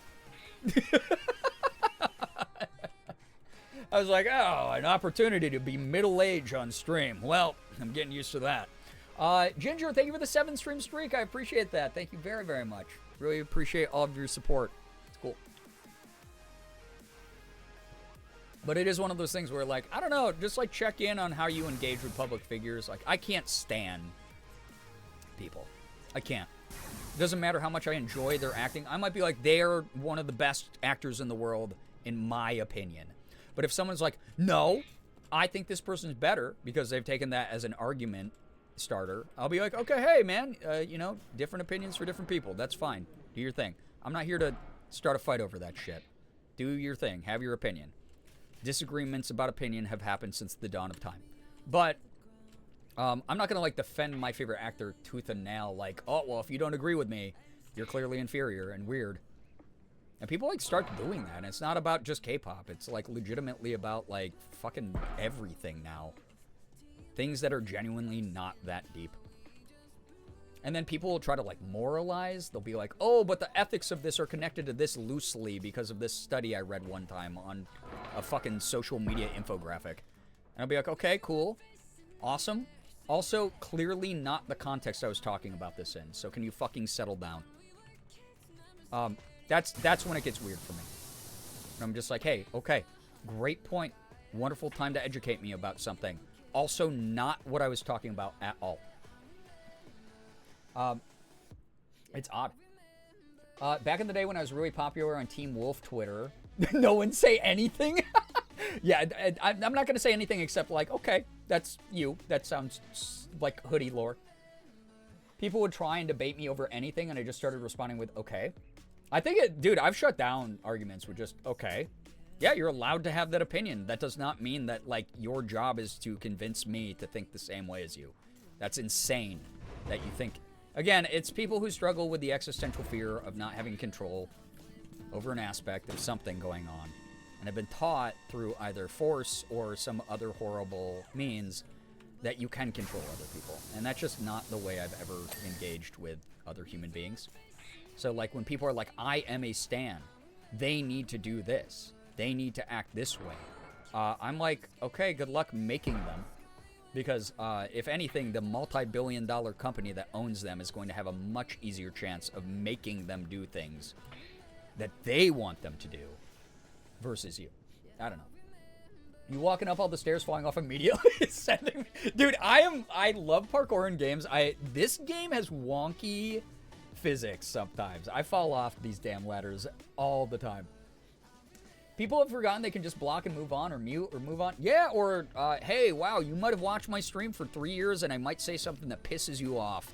And you might be like, well, what the hell? Instead of trying to change my mind if it's, like, truly just a difference of opinion, you are allowed to unfollow or take a break from my content and disengage for a little while. It gets really fucking weird when someone's like, oh, you've been playing a lot of types of games I don't like, so I'm not going to watch your streams. Oh, okay, great. That's kind of how taste works. You're allowed to not like the games I play and not tune in for those games. That's allowed. No one is giving you a report card on some imaginary rubric about if you showed up and were really enthusiastic and loved the fucking game. That is not a real thing that I keep track of. I just keep track of, like, you know, what people are enjoying and who shows up consistently to what sometimes. I'm like, cool, it's neat to see the same people, and it's cool to see people want to give certain things a shot just because I'm doing it.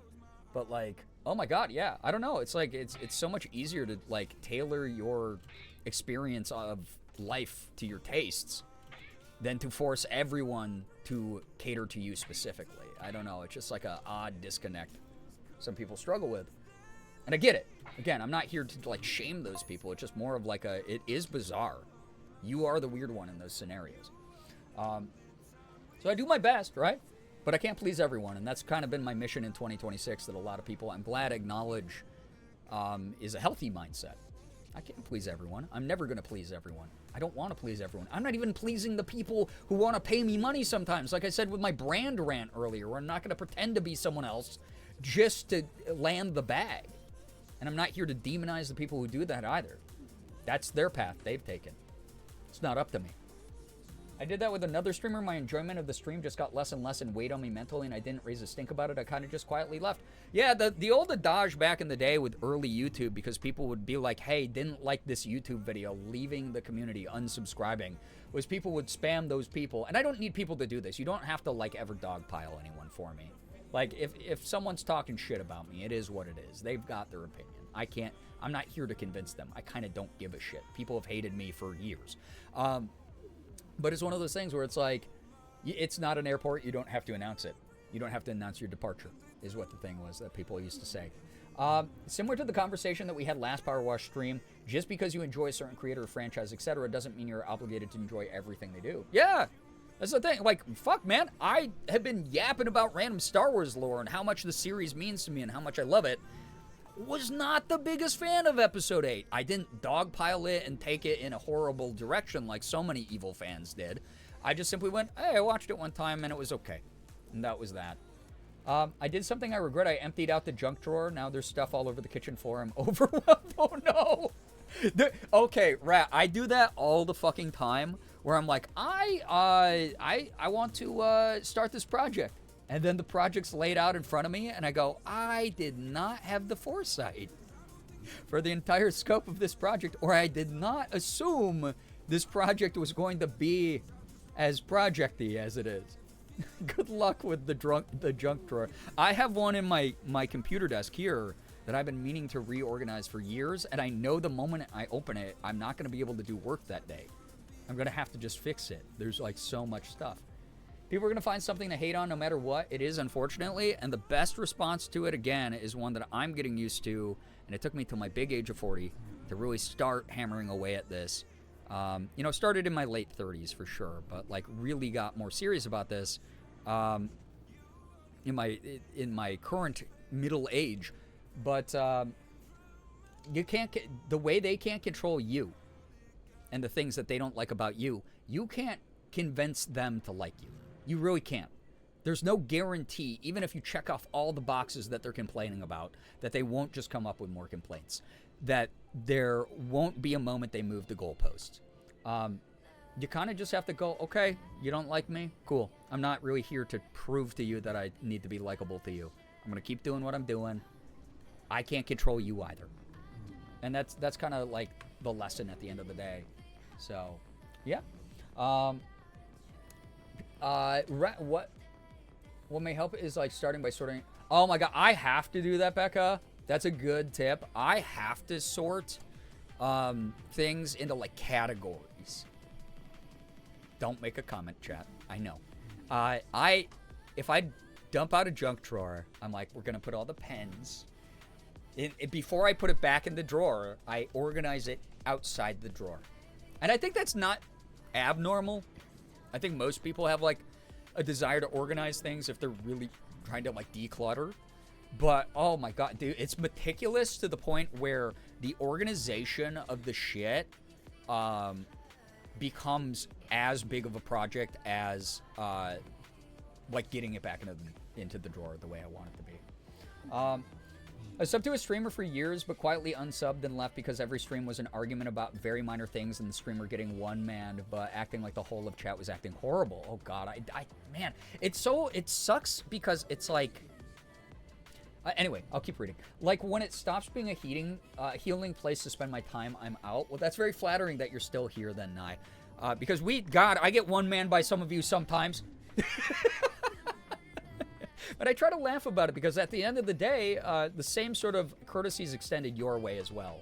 My regulars here especially, y'all, it's not that I know you on a personal level, but I get used to certain behaviors, reactions, jokes you make. A lot of the times when people tell me stuff in the chat, I know it's not from a bad faith place. It's either out of a place of concern or we're neurodivergent and we cling on to a certain phrase or a certain fact or a certain thing. Correction that needs to be made, whatever. Like, I give the benefit of the doubt here. I don't view any of you in bad faith. It's always a bummer when I see a streamer who has a loving and supportive community around them start complaining about how bad the community is. People wouldn't be showing up if they didn't enjoy your shit. Even if they're bantering, even if they're trolling, even if they're being like a little bit fucking goofy, right? people aren't going to waste their time to do that. The number of times I load up a random stream on Twitch to try to check out someone new and I go, yep, I'm out. I just swipe away. It happens a lot. Try that with like new YouTubers, whatever, right? You being here right now is a testament to the fact that we have a mutual good faith scenario going on, I hope. And I don't know, I just like, I get so sad when a streamer starts putting themselves in this like very negative box where they can't see what they already have. And this is the thing that I always like try to point out to newer streamers and content creators and things. You know, I used to get this on YouTube a lot where I'd get someone who would meet me at a convention and go, hey, I'm a small YouTuber. My videos only get 18 views, though. How do I get to become a YouTuber like you where you're getting hundreds, thousands of views, whatever, on your videos? And I go, yo, you got to stay grounded in the now. You got 8 people out there who had no obligation to watch your shit watching your video. That's 8 more people than 0. That's enough to like fill up a small room. You are being noticed, maybe not at the speed or the severity, not severity, but the intensity that you want to be. But like, there are people noticing you. That's more than 0. You could be putting up YouTube videos with 0 views on them, you know? But yeah, it is one of those things where like, I don't know, I hate seeing content creators hamstring themselves and put themselves in this like mental prison where everything's bad. You have a privilege of being able to be watched by people. Yeah, and like, sure, some people face harassment and stuff. I'm not talking about those people. But like, when you've built a community that you actually consider a community, it's a really fucking special thing, dude. It's a cool thing. I have no idea how I lucked into this shit.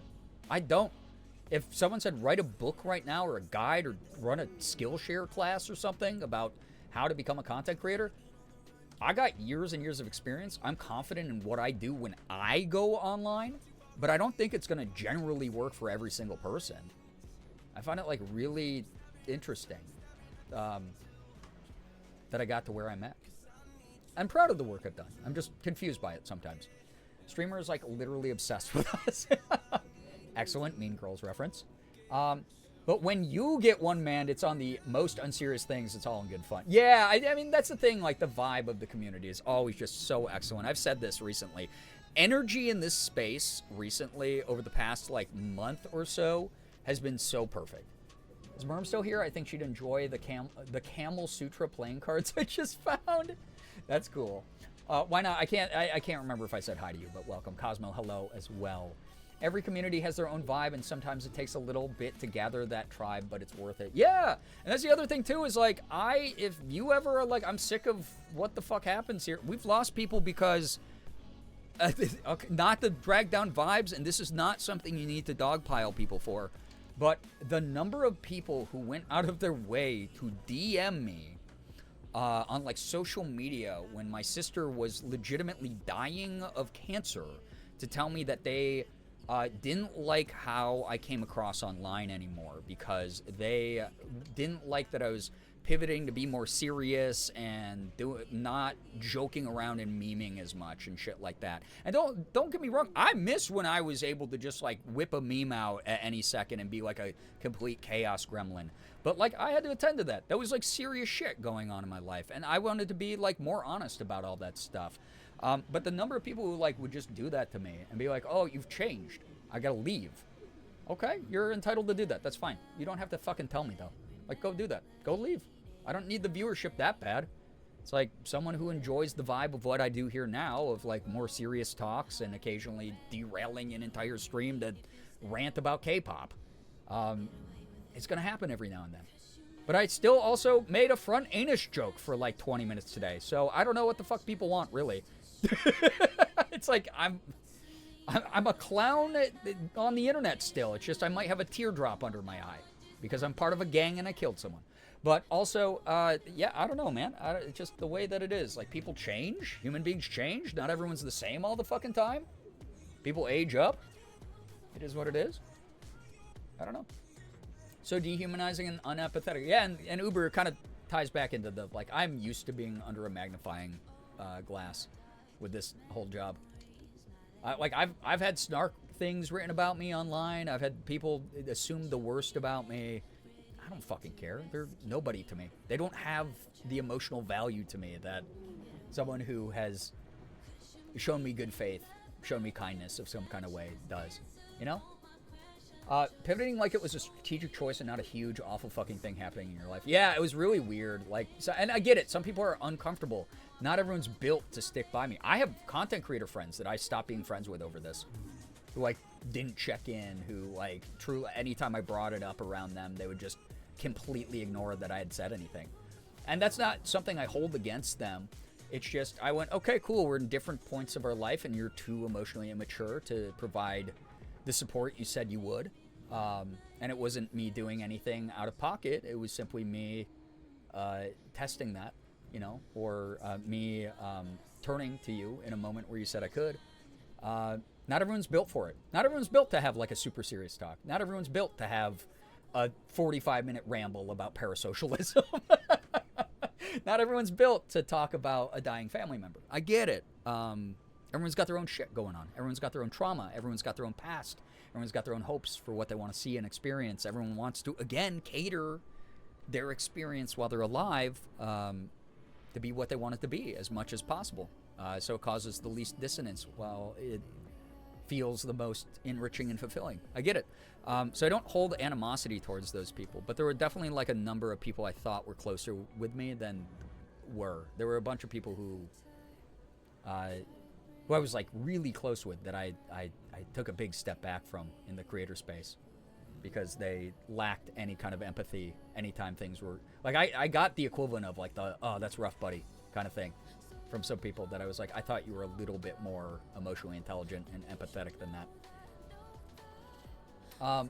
Liz, oh my gosh, take care of yourself, get some good rest, thanks for dropping by, appreciate you. But I don't have to go on a witch hunt. I don't have to like expose those people, cause drama, tell people, oh, they're bad people. I don't think they're bad people. I just think that they don't have that level of emotional development going on their side of the screen as much, or their side of the phone, or their side of the in-person conversation.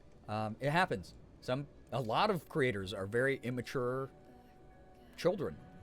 Just literally like arrested development level children. And it happens. And again, it's not an insult.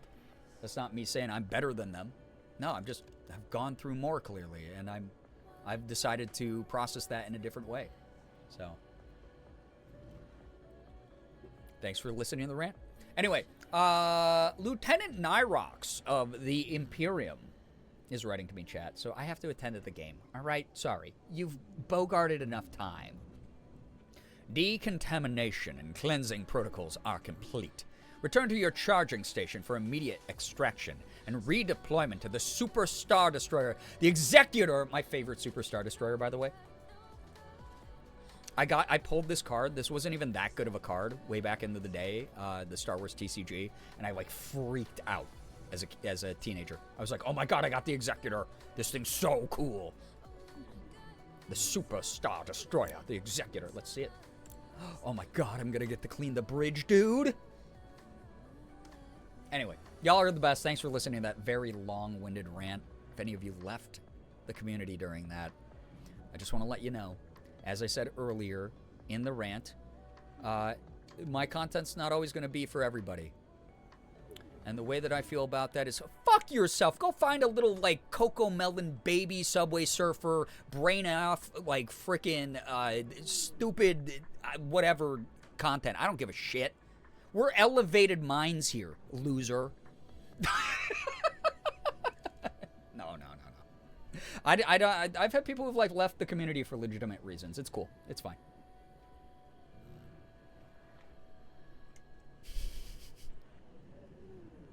Don't threaten us with a good time. I'm here for the rants, better than you yelling at me for being neurodivergent. Hoodie, did you even eat the lasagna yet? Lieutenant Suba! Okay, Lieutenant Suba said, head to the bridge, P0W2. On Lord Vader's orders, we have withdrawn from the asteroid field, but suffered a heavy collision. Highly toxic and corrosive materials from the auxiliary atmospheric control systems have breached the area. A maintenance crew has completed the necessary repairs. However, it must be thoroughly sanitized before Lord Vader returns from communications with the Emperor. Alright, shut up, space fascist. Fine, I'll go watch some more sophisticated content. Fetch my baby's sensory videos. You did eat your... Okay, you ate your lasagna. That's all that matters. I was waiting for it to swap and you did not disappoint. Go fuck yourself. Imagine Hoodie completely forgot about... That's what I thought was going to happen. I thought that... Hoodie left... You left coffee out for 3 hours, you said? So you basically have iced coffee. And if you left lasagna out for like an hour, since it's been like that long now, you would have had like an ice cube, lasagna flavored ice cube. Exploded lasagna in the microwave. That would have been even funnier if you were like, oh my god, so the lasagna exploded. And you just left it there. It was just this evil pile of fucking, like, exploded food all over the inside of your microwave. Sorry, I was getting ready for work, but thanks for the well wishes to Joe and me. Shit's definitely been hectic. Oh, you're good. Why are you apologizing to me? You ever apologize to me? We're gonna have, like, a cat fight. Hectic recently with moving and our respective health issues, but we're hoping things calm down within the next few weeks. I'm also still editing in shame after having missed myself. No, it was a self-set deadline. I saw you. I almost sent you a DM being angry at you, V. I won't even lie. I almost was like ready to go mom mode on you. Where I was going to be like, girl, shut the fuck up. That's a self-set deadline. And yeah, I understand you have like fans that are like patiently waiting, but there's still fans this late into your career because they like fucking love what you do. And any amount of time that makes that thing better, as we saw when things like Silk Song cooked, like with the Amazing Digital Circus, with a lot of cool stuff that came out recently, I'm sure they expect it to cook. That is going to be great. Just because you missed a self-imposed deadline? Okay, whose paycheck are you on? Yours? Yeah, that's what I thought. It's going to be so badass whenever you release that. Everyone's going to be so excited. It's going to go like Super Saiyan 8 million, whatever they're up to. You know? But yeah. I'll just say some shit happened in the last few months that kind of rewired my brain in a way that was super not good for me since I found you again. I get like such a warm feeling when your stream notifications come up, and I'm just like, yippee, holy shit. Clappies! You're like a very warm beacon in my life right now that's very comforting, so thank you for the rambles and the talks and literally everything else. Even me with my angry Rochester accent, if that is, I'm glad it's feeling like a space you can fit in and vibe, Morningstar. Yo, what's up, Rot? Welcome. Welcome. Someone put a coin in the unnecessary apology jar. Yeah, V, maybe we should make you follow what Leggies does with the fucking apology jar. Yeah. No, actually, I was actively eating when I said, fuck you, you're not my mom. That's so good. We're gonna get you? Oh, I hope so. I've been waiting to be got. Here's the thing. Shira has actually had the chance to get me. Shira's been within striking distance in person and then chickened out, apparently. Hope the three of you are having fun, by the way. Fine. Yeah, that's right, V. That's right. All right, guys, I have to clean this big-ass Super Star Destroyer, which I'm so... Look at it. It's one of the mouse droids. Oh! Okay. Racing around at the speed of sound. Wait, this is a Super Star Destroyer. These doors better open. This is like barely the bridge. Dude. Like, it's cool. We can see out the windows into space, but like, are you kidding me? This is like the biggest star. This is the capital flagship Star Destroyer Darth Vader rides around on. It's supposed to be huge. Come on. Sorry for being sorry, I guess. Yeah, okay. That's 2 coins in the jar for you, V. Not true, I just gave you an extended release poison. It'll kick in eventually. When will you free me from my mind prison? When will you free me? I need that. Is there something that's going to be a catalyst that makes it kick in faster, please? Missed opportunity to overthrow the Girbeagly. I don't think that very much would need to be done to overthrow me. Seeing as how chat and I just relived my 3 most embarrassing moments on stream. Well, 3 most embarrassing moments were like I thought I was so self-assured, and I was completely wrong. Not 3 most embarrassing moments. I'd probably put the upskirt flip in the top 3. Hi, I'm drunk. Hey, happy single cider day, cider Sunday. I love English. I just learned it yesterday. Shira's sitting next to me right now. If I cross a line, they'll kill me in real life. It's something good to know about Shira. You said there's the thing, and my brain immediately went to, here's the thing, we started out friends. It was cool, but it was all pretend. Yeah, yeah. Since you've been gone. Since you've been John.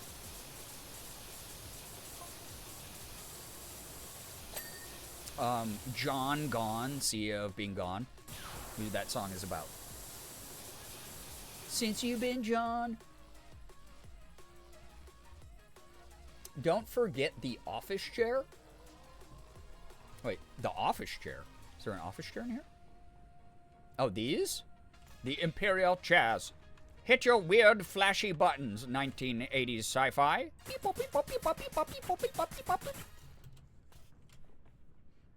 I've had a single cider and a beer Mika likes, and 10 months of Spiro. Fucking me. Well, that last one. Single cider day Saturday, cider Sunday. Is that what I said? Okay, something in my office randomly fell. That was cool. Cider what Shira's doing. Great taste. My spawn. Yeah, get slimed by some freaking cider. Great choice, my slimes. Great choice, twin. Gonna make it one more hour then pass out. Good luck. Shira, Clark, and Goose are right in front of me. I'm shaking and crying right now. Resist the urge to strike. Wait until they're asleep. John Bon Jovi. It's my life. And it's John or never. I'm gonna John forever. Clark, thanks for the 7 stream streak. After years of being gone from the community, you're finally my fan again. Thank you.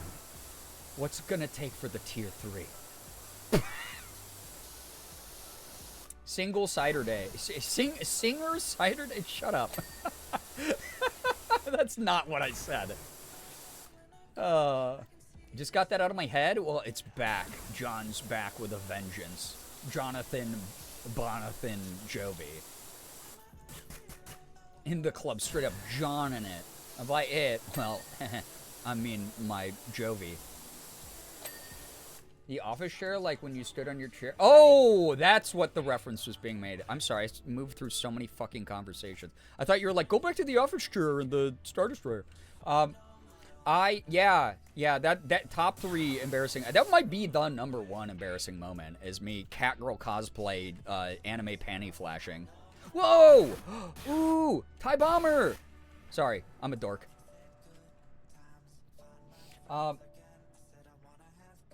We've all collectively lost it. When haven't we? When haven't we? Bread clip count 126. The office chair, like when you... Oh, I just read that. I just finished row 100 of the blanket I'm making. It's definitely better for... Or definitely time for a cider. Guys, I'm trying to catch up on chat, and I'm, like, losing it. That's an awesome accomplishment, by the way, Peachy. Somebody clip it? Clip which part? Oh, God. Parmesan. Isn't that a drag queen's name? Parmesan? My English might get worse than usual.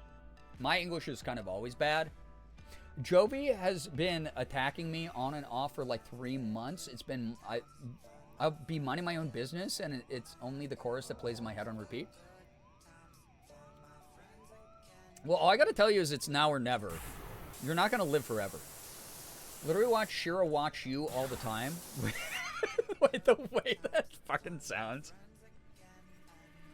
Wait, Shira will be watching me, and you'll, like, what, be watching the stream over the shoulder? You'll just be staring at Shira staring at me on the screen. Disappearing on the community 3-year sub. Yeah, and you see the, like, 7-year subs here? That's what I thought. POV streamer has dyslexia and had a single cider. Shut up, okay? Some of us are trying to be responsible with our incredibly powerful internet fame. All right? My huge platform of thousands of people who tune in every second of every moment of my life. Yo, what's up, J-Fitz? Hello. Hope you're having the most spectacular week. You as well. We got the Sunday scaries going, so I'm power washing them away. If you are somebody who has the Sunday scaries, I hope that they were power washed away. Enjoy the end of your weekend, start of your week, regardless of what it may be and what it may include. I hope it's the best for you. The best around. Also, for those of you new here, if you have any leftover estrogen tablets, the P.O. box is open, since no one can seem to decide what to send me on Throne. Shira's not even subbed right He now. only likes her because she's Yeah, but old. Shira She's so is. like As that came through. Hey, Shira, thank you so much for the consistent subs for 99 months using Prime here. Some people who haven't been around a while might consider what you just did to be an act of defiance as they tried to call you out, but as someone who's watched you show up time and time again for 99 months, I know your loyalties are quite solidified here, and I appreciate that about you. Thank you for the senseless amount of money you have spent on this type of content. My scaries are so Sunday and it's 7 a.m. on a Monday. Oh my god, the future. What's the future like? Just had so much fanfare about Shira's 100th month, and then it was 99. I love counting as well.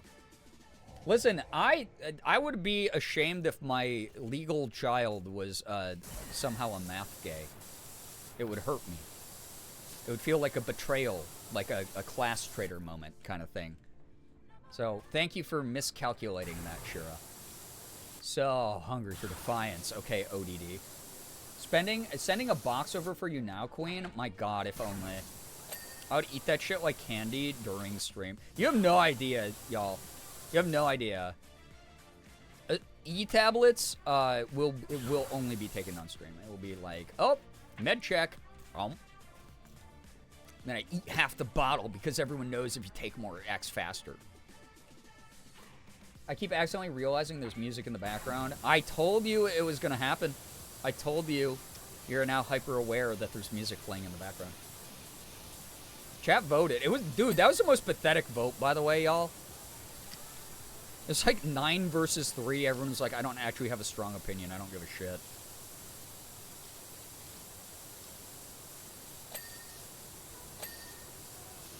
Dude, this little mouse guy is going to actually scare me every time. I'm going to be like, what are you doing? What are you doing, buddy? You don't want the giant E that fell off my bakery wall? No, I'd eat that too. I think I need more heavy metals in my diet. So that someday I can become an Autobot. Get it? They're Transformers. Hey everybody, if you like that joke, feel free to like, comment, subscribe for more. If y'all are gonna send Brie, y'all should send me a magical pill that helps with PCOS. Oh wait. Oof. Joke's on you, it's wood? I'm not even touching that one. Well, sorry for just wanting to enjoy y'all's company, and that's where you got it wrong. I stood with my no vote. I can't hear the music at all, if that helps. I mean, either way, it's chill. Like, it's gonna be on in the background, and people who can hear it, great. And people who can't, great. And people who are like, I'm not even watching your stream, what are you talking about? I hope they're having a great time too. Transfemmers, hell yeah. One of my friends was saying that since she transitioned, she's realized how much, like, you know, she was doing the performative high fem stuff. She's like, it's not really me. So she's also, like, not doing voice training at the moment. And she's like, I kind of like my natural voice coming out of, like, a cute girl.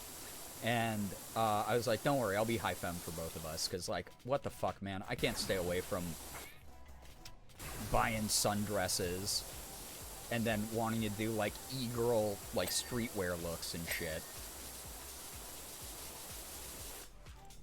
I'm not even here at all. There's no proof. That's true. I love talking to my prisoners in my mind palace. Whatever version of you I've assumed from chat interactions is up here. And then Morgan and I go, yeah, that person is always like this. Oh, man. And then we throw you into the Mind Palace dungeon, where your Mind Palace version starves to death. And that's just what happens, you know? It's just like a typical, like, thing that we do. Morgan and I just, you know, we just do that for fun. It's like a silly haha thing, you know? It's fine. Chat, I'm a little bit nervous. I said I hope that some of these doors open. And we're already at 14%, only, like, doing this much. I think mathematically, and again, I do not have a lineage of math gay in me, but I don't think that we're going to get, like, any sort of, like, doors opening and leading to other parts of the ship, and that makes me sad. I want to see, like, where Vader stores his helmet, man. I'm dying. Don't die. Hold on to hope. The Mind Palace guards will be distracted at 8 p.m. tonight. Don't tell them where you got this information. Call back. We are all a figment of your imagination, but also all hoodie. Well, you got to get in line because everyone was Shira first. To be fair, I've thrown the stream on in the background and forgotten that it's on entirely and remember when it's ending. I mean, that's a good lurk, though. I hope it's good background noise. It's like a podcast, you know? Not actually here. Bree's just currently imagining what I'd say. Listen, I do feel like sometimes spending a third of my life as a public figure on the internet, there are moments where I'm like, what if all of this is like because I snapped and everything I do every day is just an insane hallucination? Do I get disowned if I'm an arithmetic gay? No. No, it's the people who are, like, descended directly from me, though. It's like, so that's pretty much Shira and a number of the, like, really old mod team are my children. But those of you who are here, we need your math gay expertise to help balance out the weak parts of our community. Because it is a weakness here. We really are not math inclined. So, who's Hope? One of the protagonists from Final Fantasy 13. What was I talking about? What makes you think I'm not secretly Shira? You're just way, way too much of a gay he-him. And Shira is more of like a eldritch horror that has taken human shape and is unknowable, which is fascinating and incredible. That accident wasn't your fault. It's time to move on. We're all in Silent Hill F. I invented the game because it's a biopic. Wake up, Bree. You need to wake up. It's wake up. You're in a coma. We're all just your brain making you think about front anuses and parasocialism. Can you imagine if I had the type level of, like, mental damage from being a public figure that it caused my mind to snap, and the thing my mind is reaching into the recesses of is making a front anus joke? God. A math dyslexia. I know. It's not up to everybody. It's a group project, and some of you are doing a lot of good heavy lifting. I gotta say that, okay? So, actually true, I wouldn't put being a gay he-him on Shira. Scotcheroos, oh my god. Listen, actually keep hitting me with the copy pasta every stream until I actually try them. Because I want them so bad now. Pronunciation note. Eldritch rhymes with eat the rich. Eldritch? Does it? I've always been told, see, I used to say it Eldritch, and then someone corrected me very upfront that it was Eldrick. So who's right? And I try to use that because as much as I like a lot of H.P. Lovecraft's writing, I know that Lovecraft has a very, very problematic past. And even though life did the ultimate cancellation of him, which was killing him, it's still like I try not to refer to everything as Lovecraftian. Oh my god, the Squancheroos. The Squanchos, yeah. Only reason for anyone to visit where I live in the Midwest, to be honest. There's gotta be a bakery that, like, serves them around here. But there was an old game that was literally that word that, it was just called Eldritch or Eldrick. And I used to call it Eldritch, and I would do, like, runs of it on, stream, and, I think I might have done a YouTube video of it, even. But I was, like, bringing it up, and I was, like, talking about, like, how much I enjoy the game. And then, it's weird. That was, like, a very early, very popular, like, roguelike style game, that took off in the content space back in the day. And they, like, very bluntly corrected me, and they were like, it's actually Eldrick. And they were like, it's Eldrickian horror, not Eldritchian horror. And I was like, oh, cool. That's neat to know, I guess. But, yeah, I don't know. I'm not here to fight it. I'm cool with saying it either way. I like the concepts of that kind of horror. Add the word Eldrick. Alphonse. If the bakery is serving squanchos, maybe don't go there. Or, if that's really what you're in the market for, then go there. Onyx the cat's here. Hi, Onyx.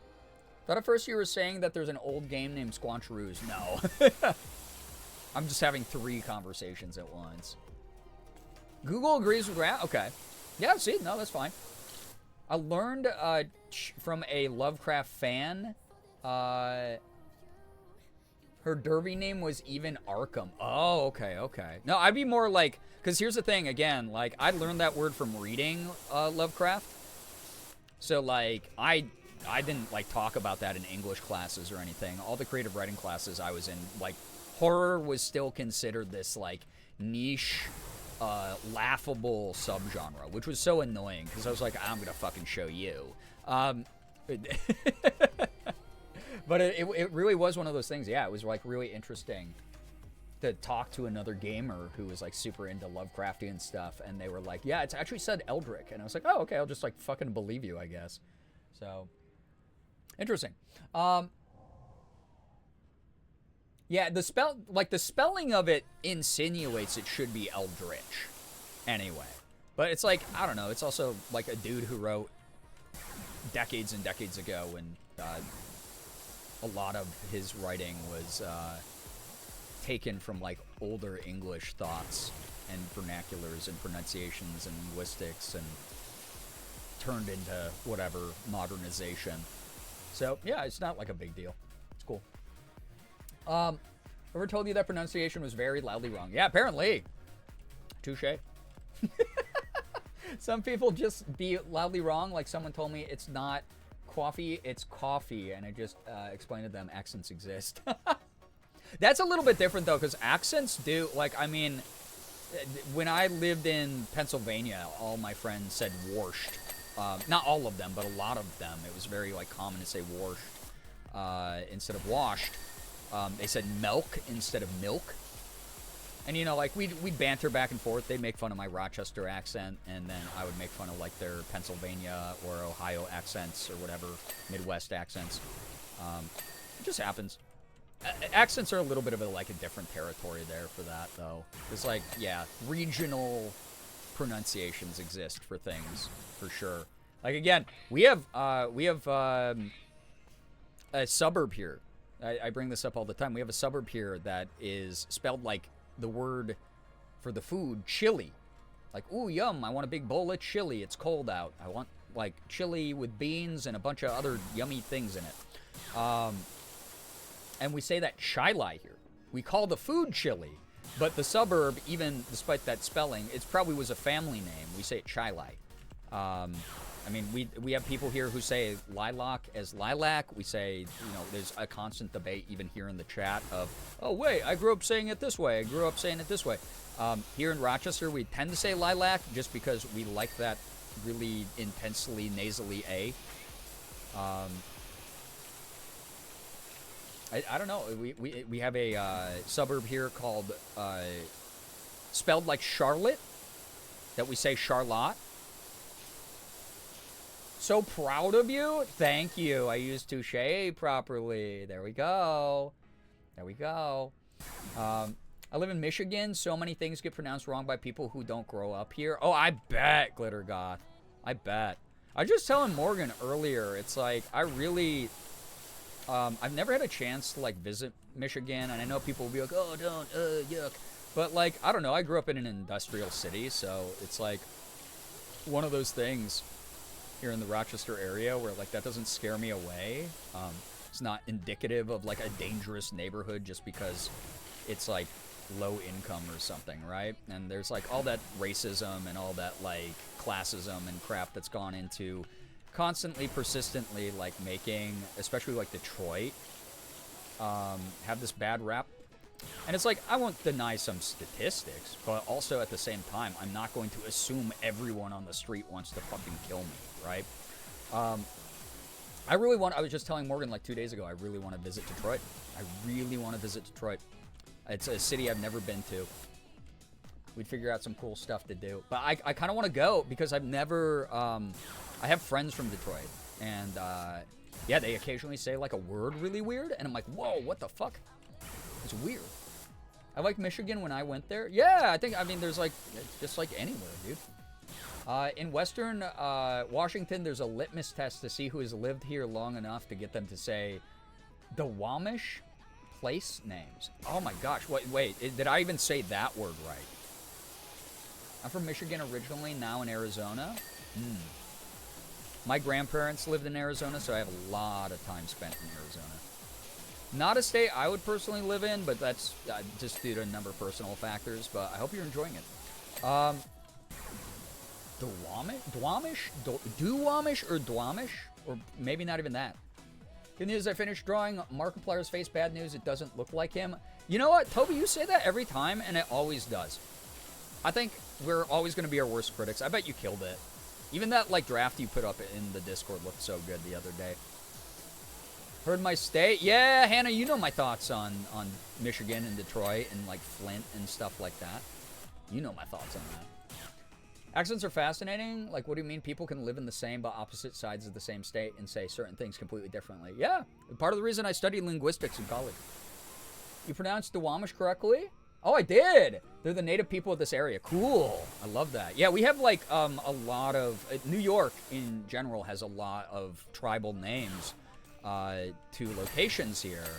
And it's always funny to see people from outside of New York come here and try to, like, be like, you know, say, like, Saskatchewan or something.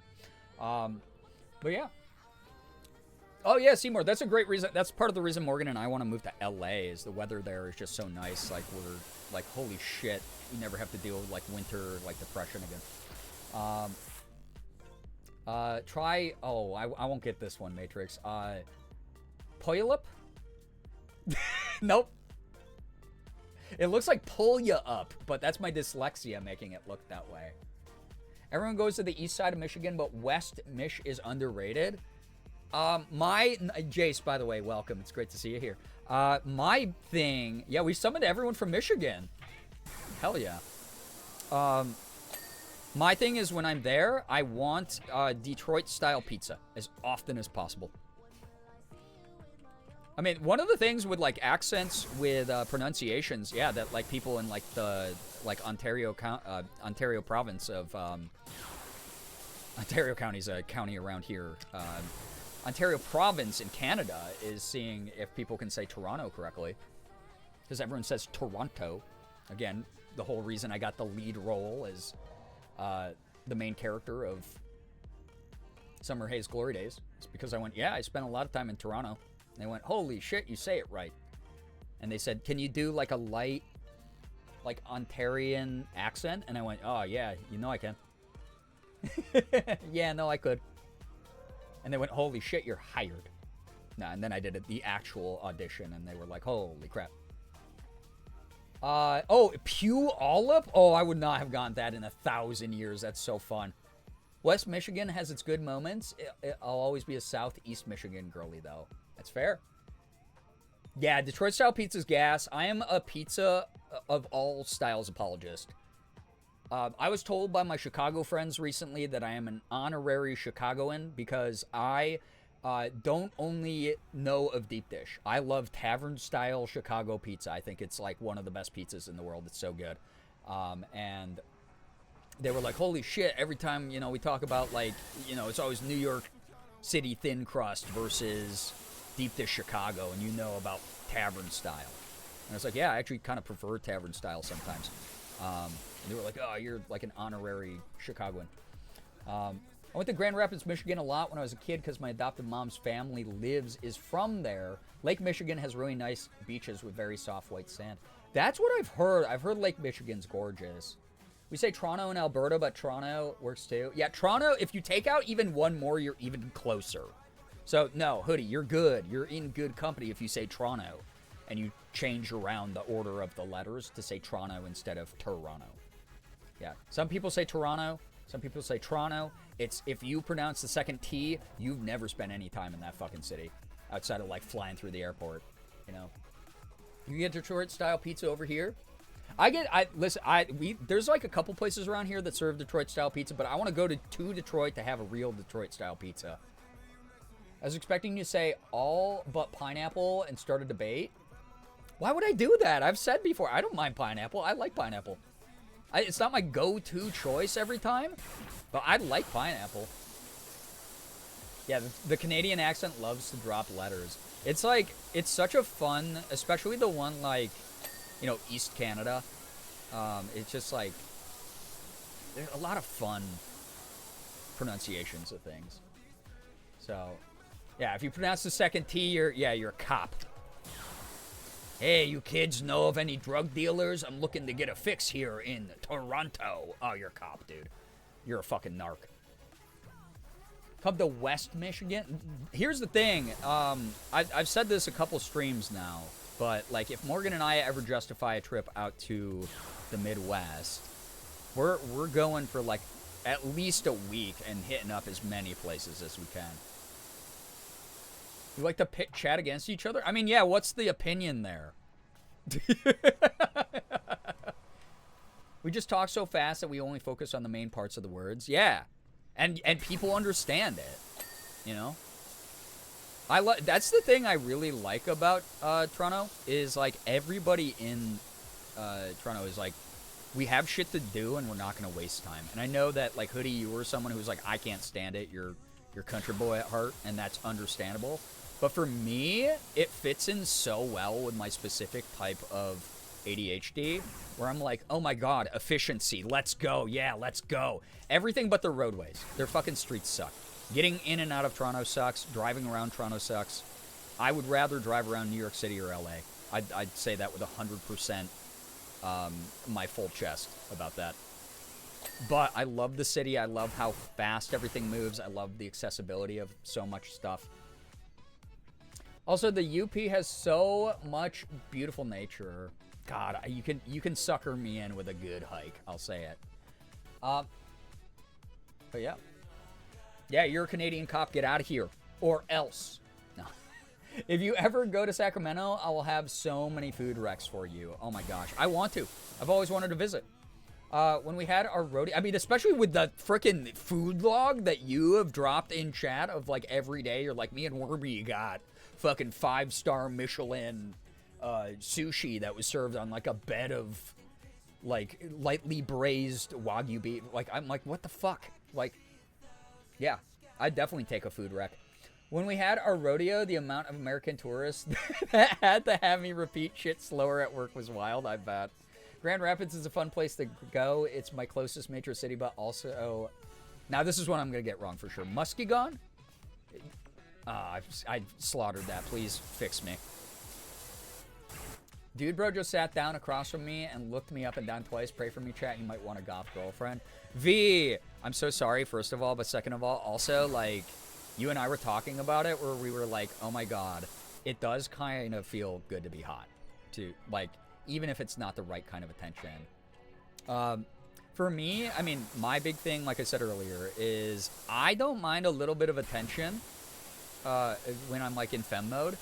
But also, at the end of the day, the only men I'm attracted to are fictional.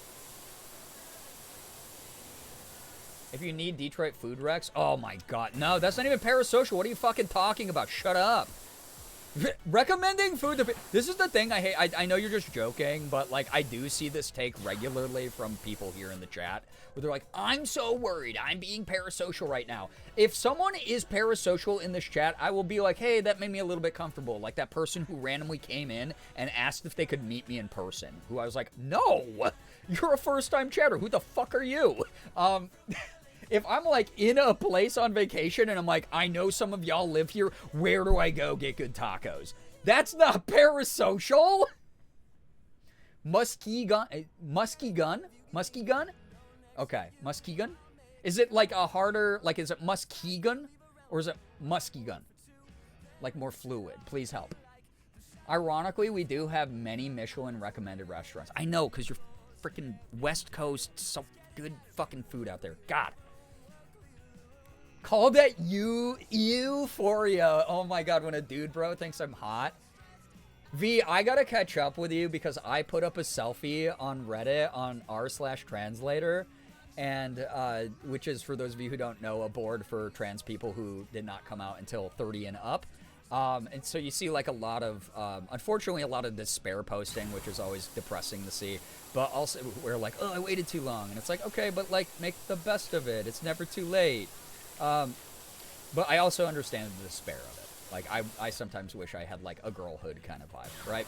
But I put up a post there, and the only 2 DMs that I got on Reddit, DM requests, were I had like the public comments, amazing, super supportive, people being like, oh my god, you look so cute, wow, the clip-in bangs look like adorable, like, oh my god, girly, you're gonna do great if you ever, you know, pull the trigger, grab some E. And I was like, wow, that's really nice. And then I checked my DM requests, and I had like 11 DM requests, and 10 of them were from chasers. So there was that first moment of like, okay, so dudes think I'm hot, but also, ugh, chasers. You know, so the euphoria. And then the other one was a fucking trans girl who said I was a passoid, which it's like, okay, you learned that phrase from like 4chan. Please log off and go talk to a real human being. Please, the internet is fucking hurting you. Oh my god. Please be a girl's girl. Stop like tearing someone else down. Also, I don't think that's true. That's an LOL. But if you feel like you need to compare yourself to me, we're not gonna have the same journey, dog. We're different human beings. Even if we had both stayed cis, that wasn't gonna happen for us. Settle fucking down. Go do something else. Get a hobby. Also got a damn from across the street earlier. My god. Yeah, take a cold shower, dude. The little cat call, huh? Wild. Chat, I got so many compliments on my boobs last night from my friends, and I wanted to kiss them all. See, that's the shit. That's the shit. I love when people are like, damn, you look hot in that. Like, because it's like a truly uplifting, empowering, like, yo, we're having a fun night. We're big chillin'. Passoid, I'm so glad that most of you are not fucking terminally online enough to know this phrase. It means someone that with a little bit of makeup, well, it's not always. So originally it originated as someone who had like a good trans base, where it's like a little bit of makeup, a little bit of clothing, and the right camera angle, you would be passing. Or like you could pass in public. And it's extended to like people who are even on HRT, of like, oh, you have the passoid bone structure, so when you went on HRT, of course you pass. And it became this like catty, weird thing of like people tearing each other down. And unfortunately for me, I think it always still comes from misogynistic beauty standards that need to be deconstructed within people. But it's such an annoying phrase. I meme with the phrase sometimes. I'll make a joke with it. But there are people who truly fall into the toxic rhetoric of it. And it's really dangerous and weird. Because if you are so hyper-fixated on someone else's transitional journey, you're never going to be focused enough on your own to be happy. And that's just the way that this whole thing is. That's just life. About any aspect of life. It's like, if you can't find happiness for other people, ignore them. If you can't ignore them, you will be miserable, regardless of what you're doing. That's not great. I hope they gain some more self-assurance. Yeah, and that's my other thing, too. It's like, you're already taking this big step of identifying yourself as trans, so have some fucking faith that took a lot of courage and a lot of, like, self-love, because you picked you over what society and the people around you expected from you. You picked you, and that's really cool. Been jokingly called a chaser by my girlfriend, who is trans, and our polycool, who is mostly trans, chronically online, but not do not know password. Well, good. You're not that deep on it. Again, it originated in like 4chan and like other deeply damaged places. So you're good. Chaser jokes, yeah, I'll make those sometimes, you know, femboy jokes, whatever. But like ultimately, it's just like it's a bad place to be when you fall into a pipeline that pits you against other people who are strangers to you, who will never know you really exist outside of the mean comments you make online, who will never ever actually meet up with you in any kind of way, will not affect how you live your life day to day, but they're somehow living in your brain rent free. That's a dangerous rhetoric to fall into. That is a dangerous place for your mind to be when you're already dealing with this really scary, really just, I don't know, important chapter of your life. So whenever I see another woman with a cute outfit or make up her hair, I'll always compliment them. I love complimenting people. I told y'all there is a trans girl that works nearby Morgan and I at a store, and every time I go in there, I'm like, oh my god, girl, your hair looks so good, or like, I love your fit today. Just a little thing, because I know how far a compliment can go. And a lot of people who I have in my personal life, you know, we never felt right looking like guys to begin with. So like male beauty standards, like I was growing up, I've told my stories. I was called ugly all the time. I was told by people that I would be considered cute for an Asian person, like the double whammy of racism and weird patriarchal beauty standards. But yeah, exactly, V. The oid of it is dehumanizing. But like, so I never had any confidence in my looks. But like, there are times like where I get, you know, dressed up and get all femmed up and feel cute, and am like a little bit more self-assured and feel good about myself doing that. And I kind of like that vibe. So it's like when people compliment me when I'm feeling myself like that, I'm like, damn, that felt really good. That was really nice that they like noticed like the effort I put into like styling my hair, or my, you know, the makeup Morgan put on me, or the outfit I picked out. But yeah, I don't know, it's like one of those things where it's just like you gotta focus on you, otherwise you're never gonna make forward progress, because you will be stuck in someone else's past. You're not even gonna be stuck in your own past. You're gonna be so busy comparing yourself, you're gonna be stuck in somebody else's past. So how the hell would you make progress in your own future? I need to sleep, but I can't. I'm going to have such a hard time at work. Little Chaos, I'm sorry. I wish the power wash sim was helping you wind down more. Hope it goes better tomorrow than you think it will. Glad I never heard a password until now, but I'm glad I know it now so I can punch anybody calling my trans friends that. Yeah, because it's just like weird. It's weird. It's like this weird like pissing contest for no reason. It's like, yeah, oh, you're pointing out that someone else looks different than you? And also the added edge of your jealousy? That's odd. Don't do that. That's not that person's fault that they look the way they do, the same way that it's not your fault the way you look the way you do. Like, I don't know, just fucking find the things that work for you on this wacky journey of life. And it goes for all behaviors, you know? You're gender fluid? Yes, I am. I am openly gender fluid. And I lean into the trans femme stuff a lot. Like that is where I sit very comfortably, is like, if gender fluidity is something that's constantly in shift, I think that currently right now where I sit is, yeah, I don't know, I'm a little bit of everything, but I really resonate with like a lot of the feminine energies in my life. And I love getting dressed up and stuff. It's like how everything is a theory now and everything is ified. Yeah, it's weird. I was rambling about that, Hannah. I don't know if you were listening in earlier, but it's just like everyone thinks that they need to make a think piece about every small thing. And it's like sometimes it's not that deep. Sometimes we don't need a think piece from guy who has 11 fucking followers because he wants to get involved in discourse.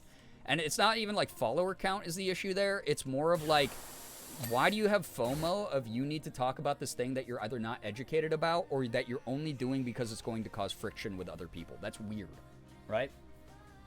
I don't know. We don't need like a theory for everything. We don't need to moralize every decision. It's like, oh, hey, oh, you like Grey's Anatomy? Oh, well, did you know that they did this in one episode, so therefore you're a bad person? That's why I don't watch Grey's Anatomy. Okay, bro, like, who the fuck? You're typing this from an iPhone. You know how many kids die in the the mines of the materials that they make the iPhone. Like, we can do that if you want. It's stupid and useless, and I hate that when it goes down that rabbit hole. I hate it because it's just a reminder everything is bad. It is a reminder that everything sucks and that no one's, quote, doing as well as we could be. But at the end of the day, it's like if we're holding each other to truly impossible standards, people can take you there also. So don't do that to people. It's like fucking weird. You don't have to moralize every decision. Yeah, it's bizarre. And that's kind of like the thing with like the password conversation where it's just like, okay? And like, babe, what if you go on HRT and all of a sudden like you're a drop-dead gorgeous model the way that you clearly want to fucking be or something? I don't know, like, and you mog the shit out of me. I don't care. I'm happy for you. My joy is seeing other people find their joy and finding joy for myself. It has nothing to do with what someone else is doing, how far along someone else is on their journey. And I get that projection. I get that insecurity. I get it. I'm not here to, again, demonize these people.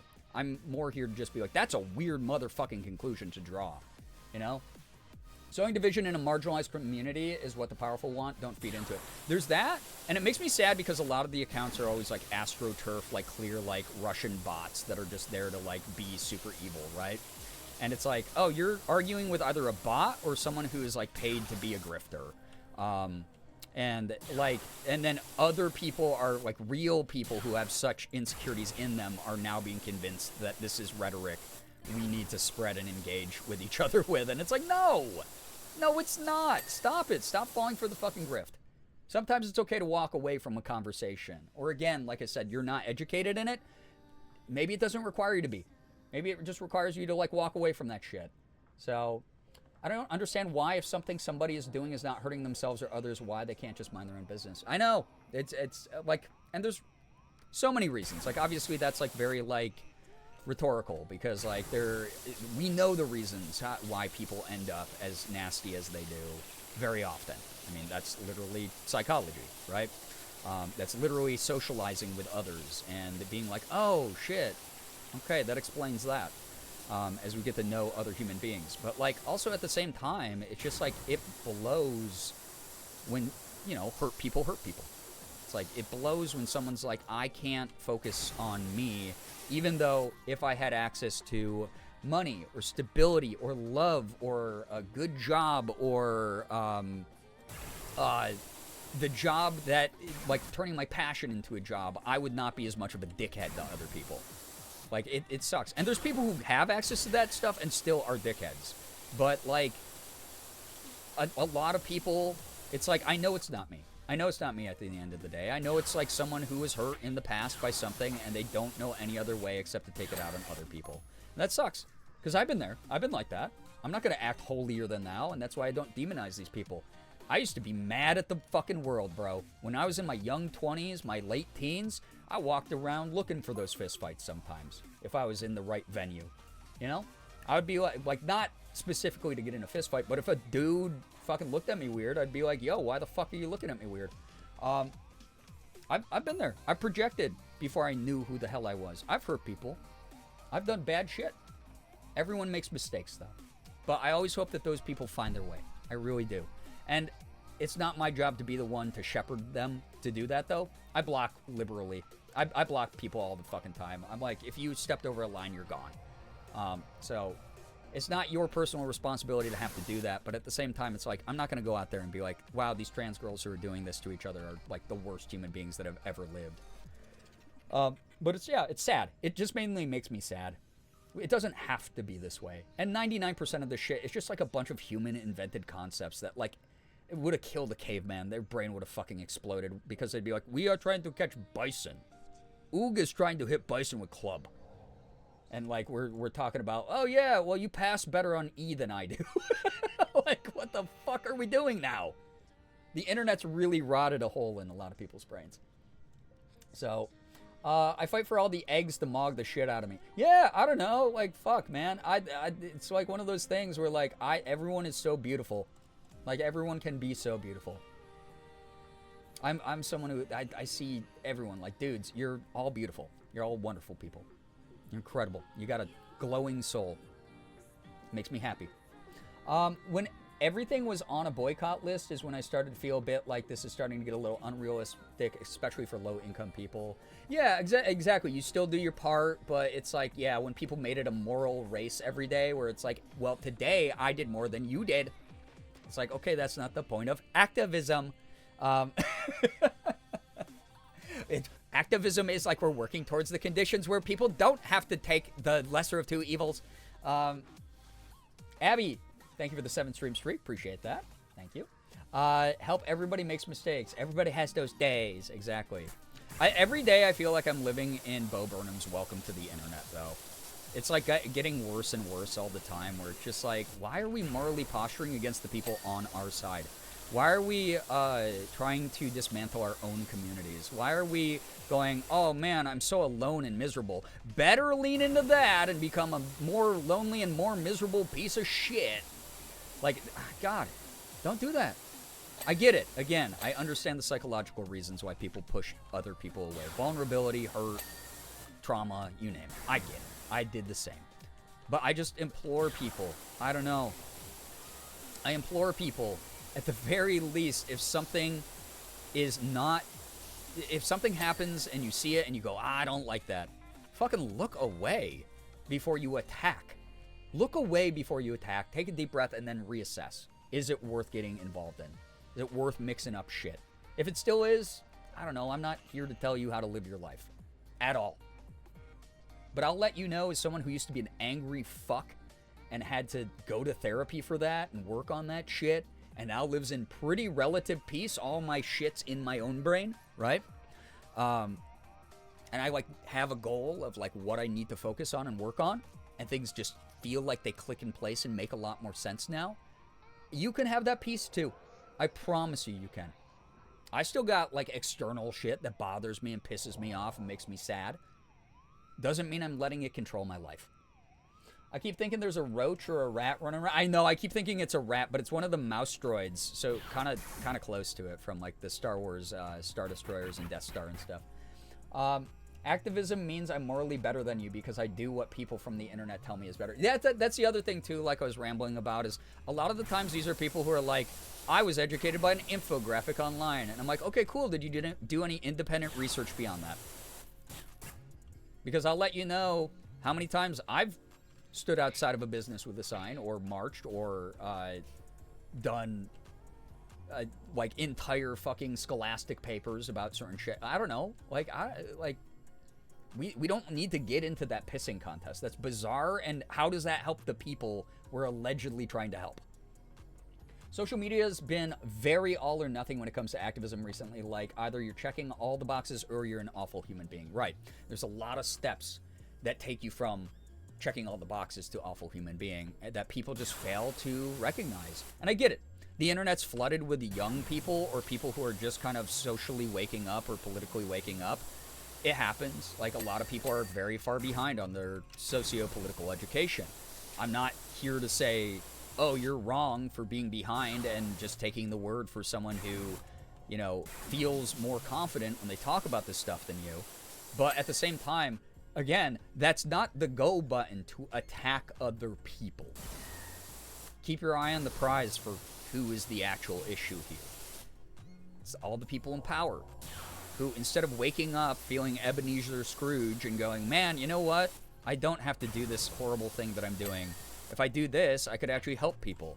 Instead of having that moment, they use their free will to continue to hoard and to destroy and to separate and divide, and it's just not worth fighting amongst ourselves over that shit. Sure, there's going to be bootlickers and bad actors and grifters and dickheads and tech bros and dude bros and fucking alpha idiots and whatever, but like, fuck them. Ignore them. Block them. Keep them out of your spaces. Tell them, you know, they're going to live the lonely life that they have now dedicated themselves to. Or once all of their weird, evil, edgy daddies are dead and in the grave, what do they have to actually stand for or live for? What future do they actually have? Fucking nothing. It's empty. Wish I could have a version of TikTok to just my silly videos I actually enjoy watching. My algorithm is like all trans girls and cat content. So is my Instagram Reels. I didn't realize there's a setting on Instagram you can go in and put what you're interested in. And I just removed the things I wasn't interested about, and I just put in like gaming and like transgender were the 2 words I wrote on Instagram, and that's like all the reels I get now. It kind of rocks.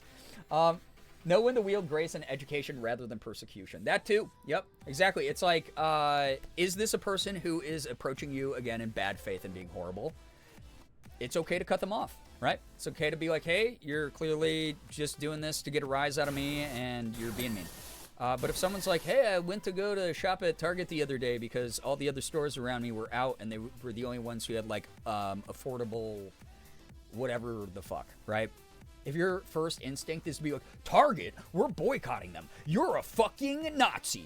Like, holy shit. Deep breath. Deep fucking breath. They genuinely might not know. They might, instead of scrolling on TikTok, doing the thing we all do at night where we're like, instead of doing that, they might be out partying with friends.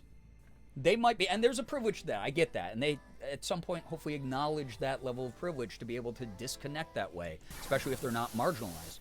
But at the same time, like, there is like a, yeah, curve dead. There is like a, and it's not even just about like the learning curve of it. Like, cause yeah, maybe they do know about shit. Maybe they are educated. Maybe they agonized over making the choice of being like, oh fuck, I had to go to Target, man. I had to go to Target and I had to grab this one thing. I didn't spend 200 fucking bucks on a bunch of shit that I didn't need there. I went there because I needed this one thing and it was the only store in the area and I have like 200 bucks in my bank account right now, dude. You don't know. You don't know.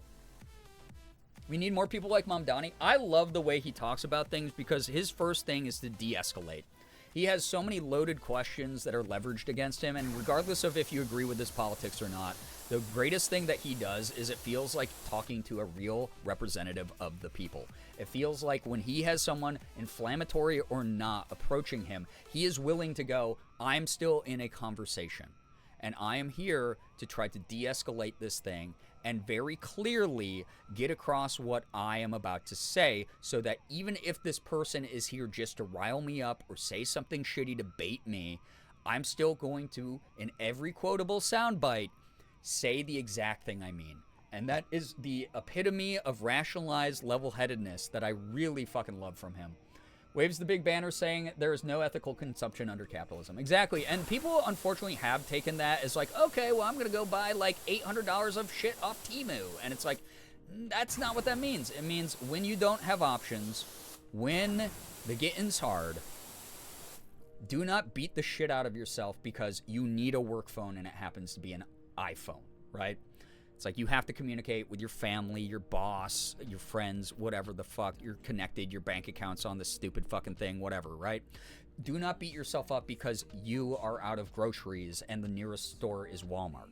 And I hate that the banner of that's been turned into something for overconsumption, rationalization, but I know that's not what you meant either, Rat. But like, yeah, it's like one of those things where it's just like, I don't know, why are we demonizing other poor people? Like, why are we demonizing other poor people? But yeah. Yeah, no, Hannah, I've been seeing El Said. I am, like, really, really excited about that. I'm really excited about that. No, you are 100% okay to say that. That's how I feel when I go on snack runs for my coworkers because Target is literally right next to my store and I have those feelings in the back of my mind all the time, every time I walk into Target. Just something I choose to be aware of and I just have to accept it because of convenience at the end of the day. Yeah, and who's to say that they don't build like a closer store to you sometime and you go, oh my God, thank fucking God, I have a different option, right? That and we can only fight so many battles. Lots of people may be boycotting Target, but not everyone has the bandwidth on top of their actions. Yeah, and we kind of already touched on that, right, for sure. Again, I can't list every single whataboutism or what-if scenario when it comes to why someone might be specifically shopping at Target. Morgan and I have not gone to Target in years. I'll let you know that much. But we are privileged enough to be able to live in a city where we have like unlimited options. We have farmers markets, we have local stores, we have other chains that aren't being boycotted for X, Y, and Z reason. But if we have a friend who's like, yeah, I picked up you guys like the buffalo chicken dip? Well, I picked it up at Target. We're not going to be like, holy fuck, you're never invited here again. Like, that would be crazy. That would be insane. I have a family member I had to put distance with because of the same sort of attitude. Some things can't be helped. Yeah, Cosmo, I mean, you got to pick your battles, right? You got to pick those moments where it's like, this person is being reasonable or this person is not being reasonable. He's a great professor when Wait, you had him for your classes as a professor? He has multiple incredible books. Super base, dude. Dude, I love that for you, Hannah. That rocks. If somebody is poor and you are also poor, why are you judging somebody who is simply trying to survive? Right. Right. And again, ultimately, context really does matter. You know, it's like the big part of it is the attitude. It's like, you know, if you are obviously not going to agree with someone who's like, I bought from the store because I like that they send bombs overseas to blow up kids. Like, obviously, if someone's doing that, it doesn't matter if they're poor, rich, anything in between. They suck. They're just a dehumanizing person. But, like, it really is a lot about, like, is this a person who you have seen make an effort before? Is this a person who maybe made a mistake? Is this a person who's just down on their luck? Is this a person where this is like a temporary thing? Is this a person who, you know, might have forgotten? Just needs a reminder because, oh my God, they're your normie friend who will only talk to you about fucking Dancing with the Stars and doesn't have any other hobbies besides their job. Or going on Facebook to update about, like, the Hot Pockets they eat. Like, I don't know. Everyone's in a different part of all this shit. And as long as we're working together, I think that's what matters. I picked iPhone because for me it has better accessibility options. Same, Rat. I hate to support a $1 trillion company, but I also have needs that need to be met with my technology. Yeah, I brought it up before a lot. This is my work phone. But the moment I'm done with work, this goes on a shelf, then I don't even fucking look at this. This is all my social media on it. This is like a bunch of like work crap. Because social media is part of my job. And the moment that my day comes to an end, I go do something else. I just touch other devices. I do other things. That helps me feel a bit better because at the moment I haven't worked since September. Mrs. Moldy and I don't make much. We have to shop at Walmart because it's the cheapest. Morgan and I told you, our nest egg dried up. We've been shopping a lot at Aldi and Walmart as like two of the big options we have. You know, we try to buy from like local fresh markets, but like not everything's going to be there. It's like Morgan might need a clothing rack for her job. Where are we going to fucking find that? Oh, we're going to buy it from Amazon? Oh, the equally evil fucking company that has turned people into shopaholics online? Like, dude, I don't know. It's like no thing is better than the other, really, in that respect. It's like, I don't know. You do the best you can. And again, it's like the fact you feel bad about that. I'm not saying hold on to that guilt or that shame, but hold on to at least the reminder of like, oh my God, this is unfortunately a necessity. This would not be my first pick if I had more money. I would be doing something else. So like, I don't know. Don't beat yourself up on that. Just go, holy shit, this is a temporary thing. Dream of the future where it's not your only option. Toby, take care. Thank you so much for hanging out. Appreciate you being here. Get some good rest. And can't wait to see the art if you decided to post it. If you didn't, I'm sure it came out a lot better than you were trying to advertise to us. You're great. I do miss Aldi. Aldi's got some bangers recently. I don't like everything Aldi does. Sometimes, like, their dupe products are so off. I'm like, not getting that again. Man, they've had a couple bangers recently. I was addicted to Dot's honey mustard pretzels. And then they got sold to Hershey's, and then all of a sudden the price of bag for one of those is like $8 or whatever the fucking fuck Hershey's do. But I was like, you know what? I'm going to see if there's an alternative out there. Aldi makes an alternative Dot's honey mustard pretzel, which is so fucking banging, dude. It's not as good as the Dots, but for half the price, it goes so hard, man. It's so good. So it's like, yeah, that's snack night. Maybe I'll dip those in some hummus. Not even mentioning food deserts. A lot of places by me only have big chain stores or fast food because all the local places were taken out by capitalism. That's the other thing, yeah. Again, not everyone lives in a place with lots of accessible options. Some people live in a one stoplight town, and they have to get their groceries only at Walmart. It happens. I'm not here to judge people who do that, who are like, damn.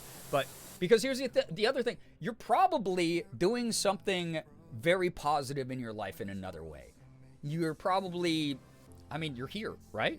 You're mingling with a very open-minded, very progressive community of marginalized human beings who share our opportunity, or our, share our life updates, share our experiences with this weird digital world that we've created. You're probably being an accepting human being to people around you, your friends who have come out to you, your friends who are struggling.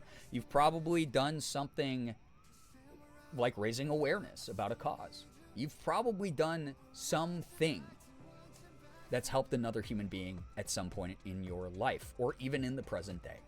So, I don't know. It's like if someone's going to cut you off because, oh man, I can't believe you bought that one thing from this one store.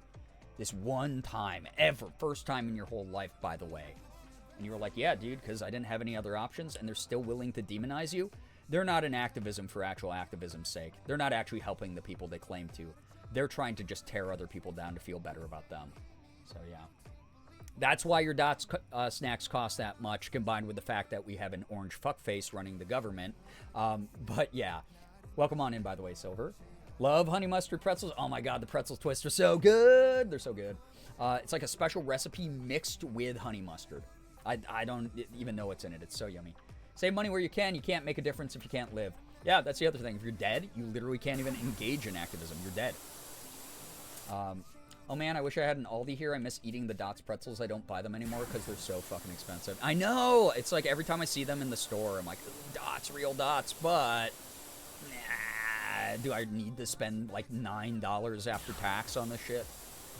I don't go to Aldi, but I had some of their whole grain tortilla chips at a party a few years ago. They were really good. Yeah, Levy, they're great. Morgan and I will buy those sometime. We'll buy the corn ones because she can't have wheat anymore. So she can't do like wheat tortilla, like flour tortilla, but she can do their corn tortilla chips. So like we'll sometimes get those for her. That was some like of their salsa. They have like so many varieties of salsa now. Really tasty. I personally, I'm a big fan of a lot of their random specialty pizzas. Speaking of Detroit style pizza, they did a Motor City pizza knockoff, and it was just missing something, and I was like so bummed out because I was like, oh, it's so cheap, and it's like, it's pretty good, but the issue is they didn't put enough butter in the crust to caramelize when you cook it up. So instead what they did was they put cheese. They put like shredded cheese around the edges of the crust and the bottom of the crust to try to caramelize that. And it just doesn't do the same thing, obviously, for those of you who have eaten Detroit-style pizzas. You need the buttery crust to like get caramelized as shit. So I was like, oh man, it's just like eating like a big piece of cheese bread kind of with a little bit of sauce. And I was just like, it's lacking like a little bit of something, so I was bummed out. But they do a decent job of stocking Geno's frozen Chicago pizzas. And anytime they have Geno's, you can ask Morgan. I'm like, babe, how much room do we have in the freezer right now? Because I'm going to buy like 5 deep dish pizzas right now. So that's what I splurge on when we go to Aldi and they have those. We bought little bags of Dots at work a while ago, and I'm 98% sure I snagged every bag of honey mustard. They're so good. They're so yummy. My favorite quick deep dish is Jets. I've never had Jets. I've heard really good things about Jets, though. I do like me some Trader Joe's, though. Trader Joe's is owned by the same company. They have some bangers. They do. Garlic noodles with plant-based bulgogi beef and the stir-fried veggies. What the frick? That sounds so good. I need to try that. We haven't been to like TJ's in like 1,000 years. Mainly because they do get a little pricey at times. They have some good deals. You have to like shop around. You have to like do comparative shopping. Because some of their stuff's really good deals, and then some of it you're being upcharged out the butt. But like, that sounds good as hell. I gotta go back. I ate my lasagna, but not my mochi. Oh my god. Yodi, this has been a 4-hour meal for you. What are you doing? You have been eating the same meal for 4 hours. What the hell is happening over there? Oh my god. I need, what do I need? I had a craving for something earlier today. More Detroit-style pizzas, because the Motor City ones are like, they're okay. They're pretty decent. We also live pretty close to a Little Caesars, so I can always grab my goat when I need it. It sounded like an innuendo, but it wasn't, okay? Like, Little Caesars is actually the goat. They've always been an ally of the poors. And it's nice to have them kind of close by. I heard TJ says good onion chips. I haven't tried, so I couldn't confirm or deny that. Fighting for my life. Apparently, you're gonna lose it if you don't nourish yourself. Simply too interesting streamer. I don't think that's the issue. Little Sleezers, yeah! Oh my god, I tried the Webberoni pizza the other day, and I was a little bit let down, I won't lie. First time a Little Caesars pizza didn't, like, slap ass for me. I was like, this is just the pepperoni, but, like, chopped up in a way that I kind of don't like it on the pizza. Just give me I'll just order a regular pepperoni next time. But it was also only like $8, so I was okay with that. Love their little pizza puffs too. I want lasagna now that it's been extensively discussed over several hours. I know, I said I'm going to Aldi tomorrow to get one of the frozen Bremer lasagnas. That sounds like an awesome meal. It will put me back like $6. It's like, why wouldn't I want that? It's gonna be good for like 2-3 meals. Sometimes the ADHD is too powerful. I know. I knew it wasn't me. I forgot to tell you the other day I went to a restaurant store, think Costco business, but bigger. I came across a half-gallon jug of Kewpie mayo instead of the squeezers. That's wild. It took every inch of me not to get it. I haven't tried that. I'm a fake fan. The Webberoni in, celebration and collaboration for the new Spider-Man movie. Yeah, I was like, shit, whatever. I'm such a sucker for a Little Caesars promotion. I'll give it a try. It was good, because, like, you know, like, their pizza's never, like, bad. Well, that's a lie. It depends on location. I've had a couple bad Little Caesars pizzas. But, like, it's pretty consistent for the most part. But it just tasted like a pepperoni pizza. I just did not like the way that it's just, like, shredded up pieces of pepperoni dabbled across like a web. I was like, okay, this would be fun if I was 8. The entire meal, the beefless bulgogi and noodles and veggies cost about $13.50 for everything and made about 5 meals minimum. Okay. You're cooking with the, you will get your Trader Joe's commission. Your affiliate code, what's that one, Becca? I'm not a fan of pepperoni pizza, to be honest. My go-to sausage, that's fair. That's fair. I like pizza sausage. It's pretty yummy. Sometimes I wish, those, like, sausage crumbles were on more different types of food besides, like, pizza and breakfast burritos. Because I like a good sausage crumb. We do unspeakable things for good pizza right now. I work every day. The best place is open until after they close. That sucks, Mins. Is there any way you could have it, like, convince your boss to have it, like, delivered to the office? Be like, hey, do you know what I haven't had in a while? Do you know it'd be sick if we put it in the break room? That pizza. That could be the move.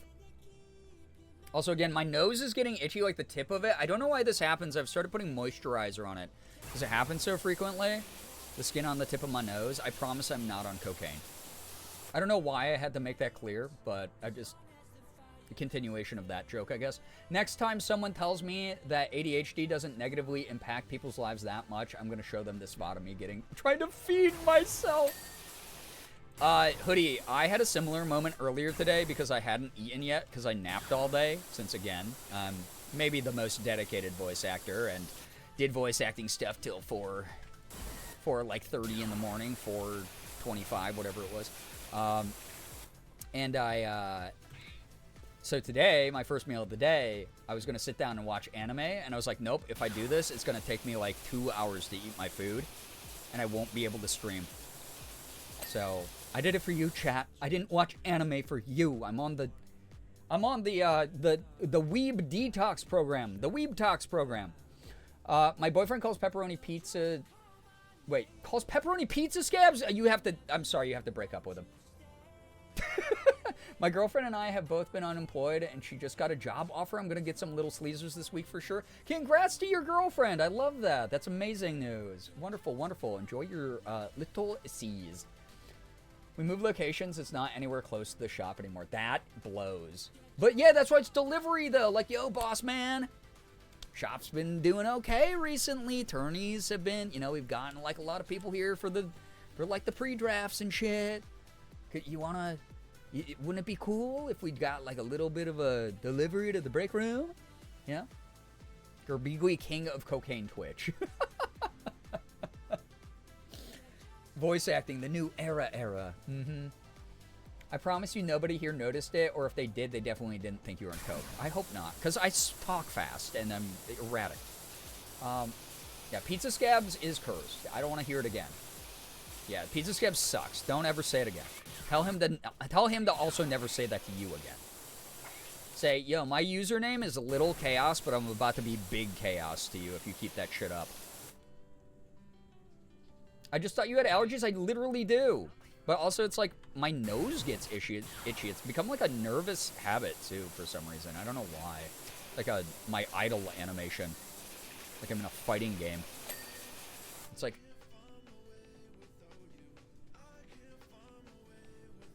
You know, like, that's what it feels like. It's called being neurodivergent. Okay, that's fair. The drive is so long, the pizza would be cold? No, they have... Literally, since the 90s, we've had those, like, heat... preserving weird soft boxes that like Pizza Hut used forever and stuff. That's what they would probably bring it in. And if they didn't, then they're a poop face. I don't really like pepperoni, but it's because they give me heartburn. Okay, but that doesn't give anybody the right to call those pizza scabs. I personally always assume you're on coke.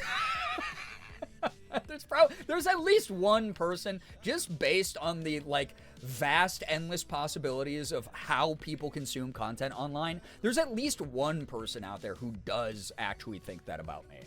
Okay? I'll be upfront. I've been offered cocaine like a bajillion times in my life. I've never ever even entertained the thought of trying it. There's no reason for me to. My nose does that with my allergies where it's literally just the tip. It's brutal. I've definitely broken skin just scratching it before. It sucks. It's like right here, too. So, yeah, never ever. Yeah, I have no needs. I tried other drugs in college instead. I was like, I'm good. I had my weird experiences. I'm good. I'm chill. That's because you were a DARE kid. It's so funny because I'm pretty sure, like, most people who went to DARE that I know did drugs. At least smoked some weed, you know? So... Cupperoni? Wait, the cup pepperonis are kind of dope, though. I love, like, old school cup pepperonis, Moldy. Cupperonis is a funny nickname for them. Pepperoni mini cubes on deep dish pizza. Ooh, yeah, that's underrated banger, actually. Say no to drugs, kids. DARE, yeah. Drugs are really excellent, is what DARE stands for. I'm trying to figure out what to eat, and I'm failing. Oh, no. Oh, my God. I know y'all hit me with the 3 a.m., but I literally thought it was like 3:05. I gotta end. Morgan just got out of the shower. Yeah, DARE did not work. It's weird. It's almost like any sort of, like, cop co-opted attempt to de-escalate crime backfires fucking massively. Even in educational spaces. That's so fucking wild that we have all this data of that. I haven't tried, but I wonder if folks with ADHD find coke helps them slow down their thoughts, a la Adderall. I don't even want to speculate. Because I have no idea. Because I've only seen the negatives of use of it, unfortunately. And obviously that's a whole complicated bag of worms I don't think we need to open tonight. But, like, I don't know. That would be an interesting thing to research, you know? It really would be. Yeah, anything with the word de-escalate from a cop, right? Here, kids, here's all these drugs you didn't know existed until... Yeah, it's like little, like 9-year-old me being like, what was that one that let you see colors more of it? That's cool. I'm colorblind. What's the one that makes you feel like you travel through time? That sounds awesome.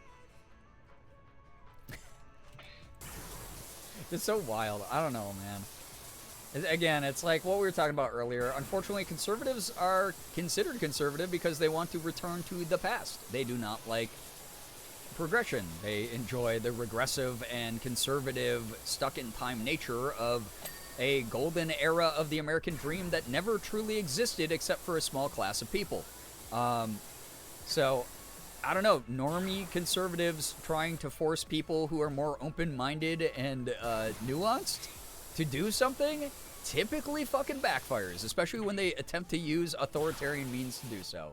I don't know. It's weird how that fucking works, man.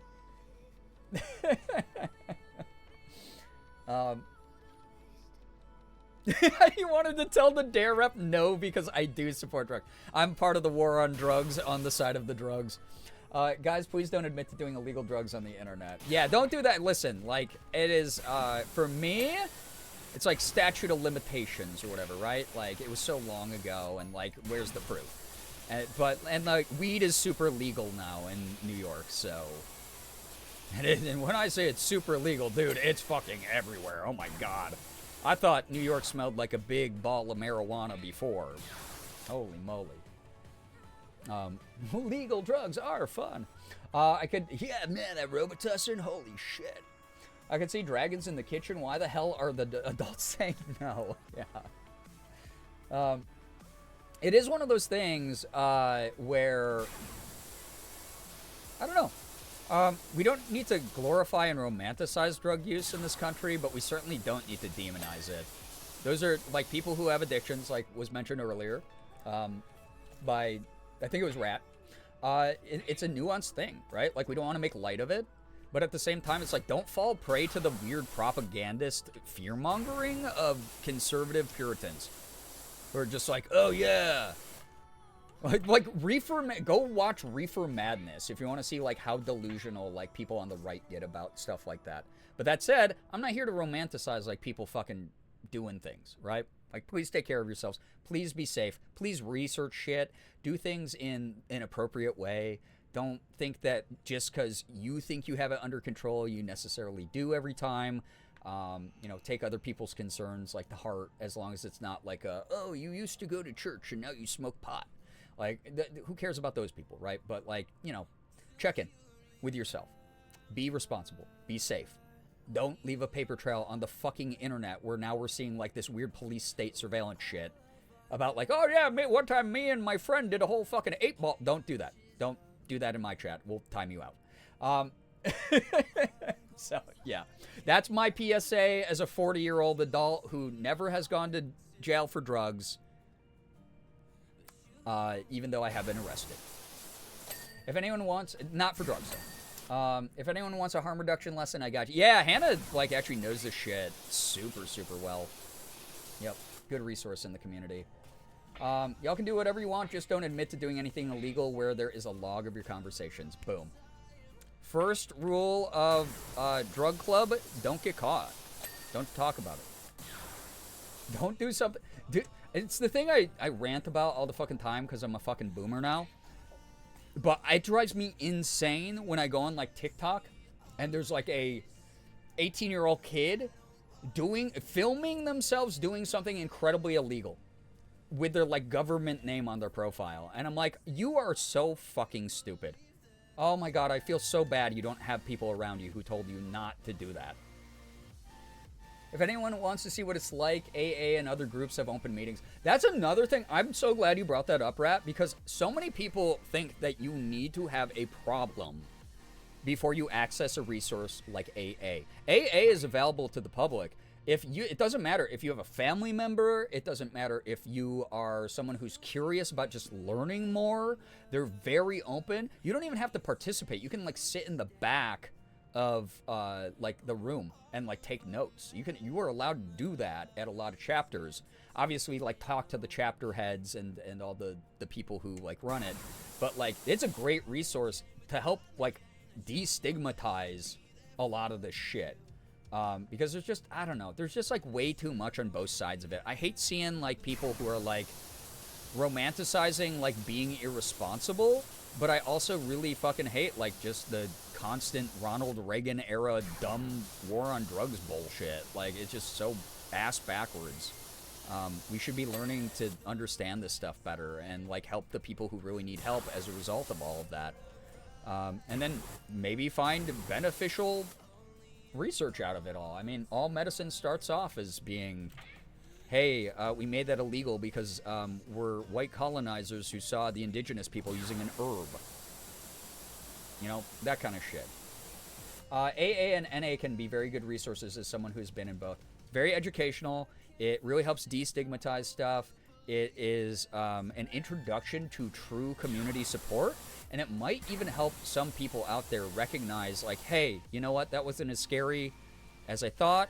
I do kind of have an issue. I'm going to go talk to these people. And it really helps a lot of people. It's an excellent resource. I think it's awesome when people are able to, you know, because I know pride's involved with, like, a lot of that stuff, just as someone who's also struggled with things myself in the past. You don't want to feel weak. You don't want to feel like you look stupid for making a, quote, mistake, for having a bad judgment call, for messing up your life permanently, whatever doomsday shit goes around in your brain. It's very good to explore your options. No one's saying you're handcuffed to that, but it's really, really good to be able to explore, at least, and to know those resources are available with kind-hearted people who really do want to help you out. Yeah, Hannah, it's really funny you brought that up. All of our parks here in Rochester have Narcan at them by city decree. And Morgan and I were on a walk the other day in one of the public parks, and there's just stations every, like, I don't know, 50 feet or something. It was great to see. It's cool. Let's have a middle ground where people aren't demonized and drugs aren't worshipped. Exactly. It's like, I'm like, anytime someone, like, joins chat and they're like, dude, I just ate a 50 milligram edible. I'm like, cool, that would have really impressed me if I was 14 years old and picked my nose and ate my boogers. Like, like, who are you trying to show off and perform for? I don't care, dude. Like, okay, that's weird. And cool, I drank 2 energy drinks today. We're both fucking insane. Why would we do that? Part of my grad program was substance abuse counseling training, and my professors had us go to meetings. Same. I had to, when I was doing a lot of drug psychology stuff, one of the things that we did was we worked with local addicts to help destigmatize a lot of the language and the thought process around it, as well as give recommendations to, like, some of the programs that were going around locally at the time. So, yeah. Papa and I volunteered as an AA speaker for years to help people in recovery, both in meetings and at prisons. And I went to one as a kid, and they're very accepting, and snacks are welcome. Yeah, dude, some of the best baked goods in my life.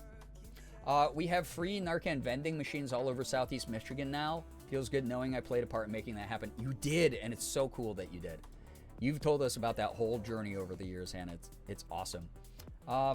No, Silver, you're good. Enjoy your lurk. Enjoy your sleep. I have to wind down. I said that literally 10 minutes ago, and Morgan even texted me. She said, I will decapitate you and kill you if you don't end stream. I will display your head on a spike outside of our home like Vlad the Impaler, and every enemy will know my fury. That's literally what she wrote, chat. I can't be lying. I'm on the internet here. Just letting you know how she speaks to me. I'm not sure about the States or other parts of Canada, but you can also get naloxone kits free from pharmacies, at least in Alberta. Yeah, yep. I don't know if they do that here, but yeah, a lot of, like, our public places do have those stations set up. Us Morgan stands don't believe your lies. You wouldn't, though, because you're already brainwashed by her propaganda. You can't lie to us. Morgan would never say that. Morgan doesn't even like texting a message that big to me, if I'm going to be so honest. It's like, we were having a back and forth earlier today, and she was just like, ugh. You know, it's like quick and to the point. She's so efficient. Not that that's a bad thing, by the way. Definitely sounds like Morgan, sure. Yeah, thank you. Show to prove. I'm not showing you my phone. That's my personal phone. Same here in BC. Cool. If she did say it, she's in the right. Hey, to promote Amazon, but they sell cheap Narcan, no questions asked. That's actually a cool initiative. See, that's the type of... Dude, why do we have, like, evil tech billionaire apocalypse upon us when they could be using the fucking massive financial resources and technological resources they have to do shit like that? I don't get that. That's crazy to me. We support women's rights and wrongs. And what am I? No, I don't want to pit people like that. That would be, like, so toxic. Being like, oh, okay, I see you don't think the trans women are women. All right, well, let's open up that bag. I got a kit to keep on me when I went to school full time. That's great. It's okay to support Amazon when we're saving lives. Or if it's someone who's like, I need this, right? Yeah, to save their life. Absolutely. All right, chat, I'm going to get to 69%, and then I got to end for real, sorry. Girl, shut up. You're the one who said it, not me. Wow, problematic, are we? Oh, now I get to do it. I would never say that to a trans girl the way you said it. Oh, wow. I'm a better activist than you. I'm so much more active on the activism scene than you.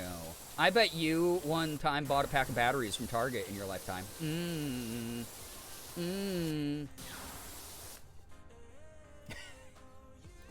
It's odd. On the one hand, we have Daddy Jeff. On the other hand, Amazon is one of the largest donors to Seattle women's and family shelters. Yeah, and that's the other thing, too. It's like, it really shows that, like, the face of leadership, God, it's... you know? It's obviously more complicated than that when it comes to, like, investors and C-suites and shit like that. But, like, so sick. So sick of, like... Yeah, CEO culture kind of crap. We support that you are wrong against Morgan. Excuse me. Yeah, 69%. Yeah, I'm getting there. What? Okay. Yeah, I'm telling the truth. I'm gonna end. Also decided to make jasmine rice and sunny side up eggs and a slice of sharp cheddar cheese. Oh my God, no, Nye, that sounds so good. Actually, that actually sounds super good. I just bought like a microwavable rice packet, so and I have eggs and cheddar cheese, so I might actually do that as well. In a month and a half, I'm a month and a half away from 69 months sub. No shot. That's awesome. Thank you for supporting me so long. 6, 7, 8, 9. Berkey's correct for women's rights and wrongs. When you ask what you were wrong. When I asked if I was considered a woman when I identify as a trans woman or someone on the trans spectrum, that's wrong? Is that what you're... Wow, Becca really does have a lot of self-education to do, chat. Your homework is to learn anything about trans people, okay? That's not what you fucking... Oh, okay, so the community that was trying to set up straw man arguments earlier for me and ad hoc attacks... or ad hominem attacks, is suddenly getting wise to wordplay. Weird.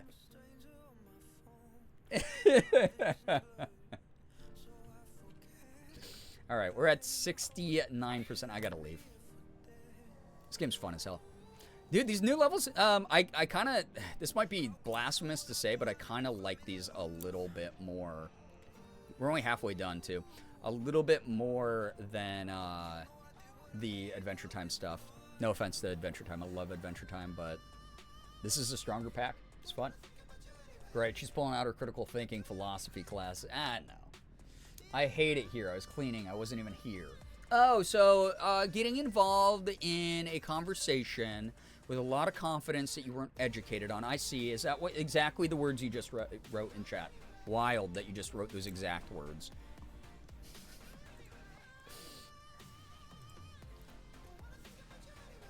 All right, I gotta get going. You are the best. Thank you for entertaining whatever the fuck tonight's stream was. I don't know where we went with this, man. This got weird. I love it. I love the energy here. It's really a very unique space online. Man. Speaking of evil Jeff Bezos robbed me of like 50 subs tonight. What the hell is that, man? We're back down to 440. That son of a bee sting. My cat's been beckoning me to bed for a while now. It is a reasonable time to go to sleep. I'll say that. Adventure Time was fun, but Star Wars feels even more in depth in the universe. It's been a good time. Yeah, I like all the references and stuff in it so far. It's been cool. I've only been here for an hour, and I'm lost. You're lost because you needed the other 5 hours. Oh my God, 6-hour banger tonight. Did not plan to do that. Yeah, boo, Bezos, boo. What the frick? Mr. Jeffrey. Those were my subs. I earned them, not your shiny bald head. Got some good painting done. Thank you, Brie, for streaming. Everyone take care. Min's glad you got that painting done. Good stuff. 6-hour bang her. I mean, it's the last night. Well, the weekend's over, but who says you can't party? I'm going to get going. Y'all are the best. Thank you so much for hanging out with me. I think Morgan's planning on doing a stream Monday. But if I can get a bonus stream, it might be like a early in the day one. I'll let y'all know via Discord if I even decide to do one. Morgan and I have kind of been trying to balance the fun thing that a lot of you do as well. You know, burnout and bills. Burnout and bills. So I might take it off. We'll see how I'm feeling. Most likely, I want to hang out on Monday in some capacity. If not, I'll probably work on like YouTube stuff. Like I really need to get some YouTube videos done. But thank you so much for the excellent conversation. The vibes. Got a lot of Star Wars washed. Star Wash, really. I hope you had fun. I hope you had a good time chatting. I do have to point out, double-digit subs. It doesn't happen every stream. 17 is massive for a random ass Sunday. Thank you, everybody. You're the greatest conversationalist. Like, seriously. Yeah, we got a lot of fun games coming up. Dude, my stomach just growled. I don't know if anyone heard that. It was like, all the food talk tonight. Damn, y'all killed me. Thank you, friends, for the motivation to clean my room. Becca, you did great. Proud of you. Star Warshers. Thank you for stream. It was a chill power wash cider Sunday. Hope you all have a good time zone and get some good rest. Yeah, Brookie, thank you for being here. Thanks for modding. Thank you, everybody, for showing up. Very, very sweet of you. I hope that it was fun and enriching and educational, edutainment. I hope that it was good company if you needed it. I know some people said they were struggling to sleep. Some people were worried about their week. Some people had a crappy weekend. I hope that we were some really, really good community time for you. Thank you for being here. Thanks for chilling. Thanks for being the best. Thanks for continuing to contribute to the space. Energy here has been perfect. I have not had a single complaint about this community in, I don't know, like a month at least. And the last complaint I had was like, not even anything serious. I can't even remember what it was. Y'all have been awesome. Like, just good people. Yeah, we all heard your stomach growling, and we can always hear you pee during. Shut up. That's actually a fear of mine. I don't want people to be able to hear that. The few times I've accidentally not muted my mic has, like, I've run back to stream and be like, oh no, oh no. Thanks for keeping me company during the fight for my life against my own distractibility. I'm glad you finally got a meal in you. What the hell? Anyway, y'all are the best. Yeah, Hoodie, I hope that was the most delicious one-course 5-hour meal of your life. So funny. I'm gonna get going. Y'all are great. I don't know how this turned into, like, political philosophy stream by the end of it, but, like, we had some fun talks. We had some serious ones. Please know you're not alone in the world. Please know there's people here who care about you. Please know that we're always rooting you on. We're, you know, the people, you're not, I don't, it's always preaching to the choir here. I know you're not the people who are tearing other people down. I know you're not the people comparing yourself to others to try to feel superior. I know you're not the people who are so enamored with someone else's life that you can't even stay in your own lane and you become toxic for that. I know you're not. I know. Got the L word. Lesbian? So the biggest thing that I want to say is thank you. Thank you for Lesbians? adding a little bit of whimsy, joy, support to others in your life, uplifting other people. You do it here all the damn time. It's awesome to see, you know, people with recognizable usernames doing that for other people with recognizable usernames. Thank you for just, like, believing in the good of the human spirit. We need more of that. It is so easy to fall into the trap, again, of, like, oh, man, everyone sucks. Everyone's, like, bad and evil and shit. And it's like, yeah, there's a lot of really, like, blatant, crappy, evil shit going on. But, like, we have to hold on to that community. We have to hold on to the faith in the human spirit. We really do. Hannah, thank you for the gifted sub, as is tradition, to Cream of Men Soup. I don't even... I'm going to click on this name, and I'm going to puke in my mouth because they have been subbed here for 25 months, over 2 years, and it's because of you. We literally... They get the the silver Jolteon badge. That's fucking crazy. You don't know me. Brandon, welcome on in. Just a warning, I am ending stream, but if you want to tell my chat what you were up to tonight, I hope you had a great stream. If you're new from the raid, please read the rules so you don't get timed out. But I am winding down right now, so I'm so sorry, and I'm not raiding anyone. It's so late. We do a post-stream dance party here, though, if you have any dance emotes you want to spam. I'm getting out of here. Cream of mint soup, so loyal. What an old school meme here, too. I fell into doom scrolling last night, and this stream was really needed. Becca, I'm glad, because here's the thing. As much as we banter, I always try to make sure that you know that you're very appreciated here, and I hope that just being reminded of that can maybe shake you out of that mindset, truly. Please know, also, again, it's not a competition when it comes to all this stuff we're talking about, right? It's like I'm not here to unfairly judge people.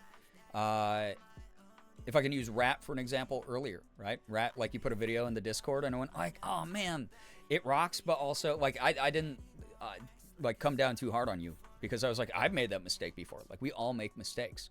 And it happens. And you were like super fine with that. You were great. I was just playing Five Nights at Freddy's Ultimate Custom Night, beating it, part 14. Cool. Good stuff. I hope you're having fun. I'm going to get going. Y'all are the best. I'll pick out a song for end of stream dance party. But in the meantime, thank you, everybody. Thank you for the follows, bits, subs, resubs, gifted subs, tips, anything that came through here tonight. Again, keeps a roof over my head, allows me to buy groceries, allows me to play video games for you, and chat about how we're taking back the world, and we're going to make it better. We're going to make it an even better version of what we've ever seen it be. I really believe that. I really do. And thank you for being a part of that. Thank you. 18 subs is wild. You are the best. I hope that you had a great time chatting, lurking. No matter what you did, you spent your time here with this awesome community. I don't know a single person who shows up to these streams that, you know, I'm not excited to see. Like, I'm really, really happy to have y'all here. Seriously. Thank you. Gonna go eat some Moose Tracks ice cream. Great pick. Awesome flavor. Pleasure rage baiting you tonight. There was a lot of rage bait happening. I don't even think you meant to. You just like, why? It took you that long to eat. Anyway, I'm gonna get mad again. Anyway.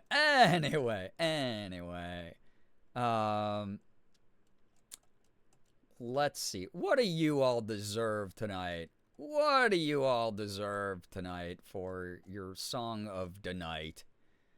I'm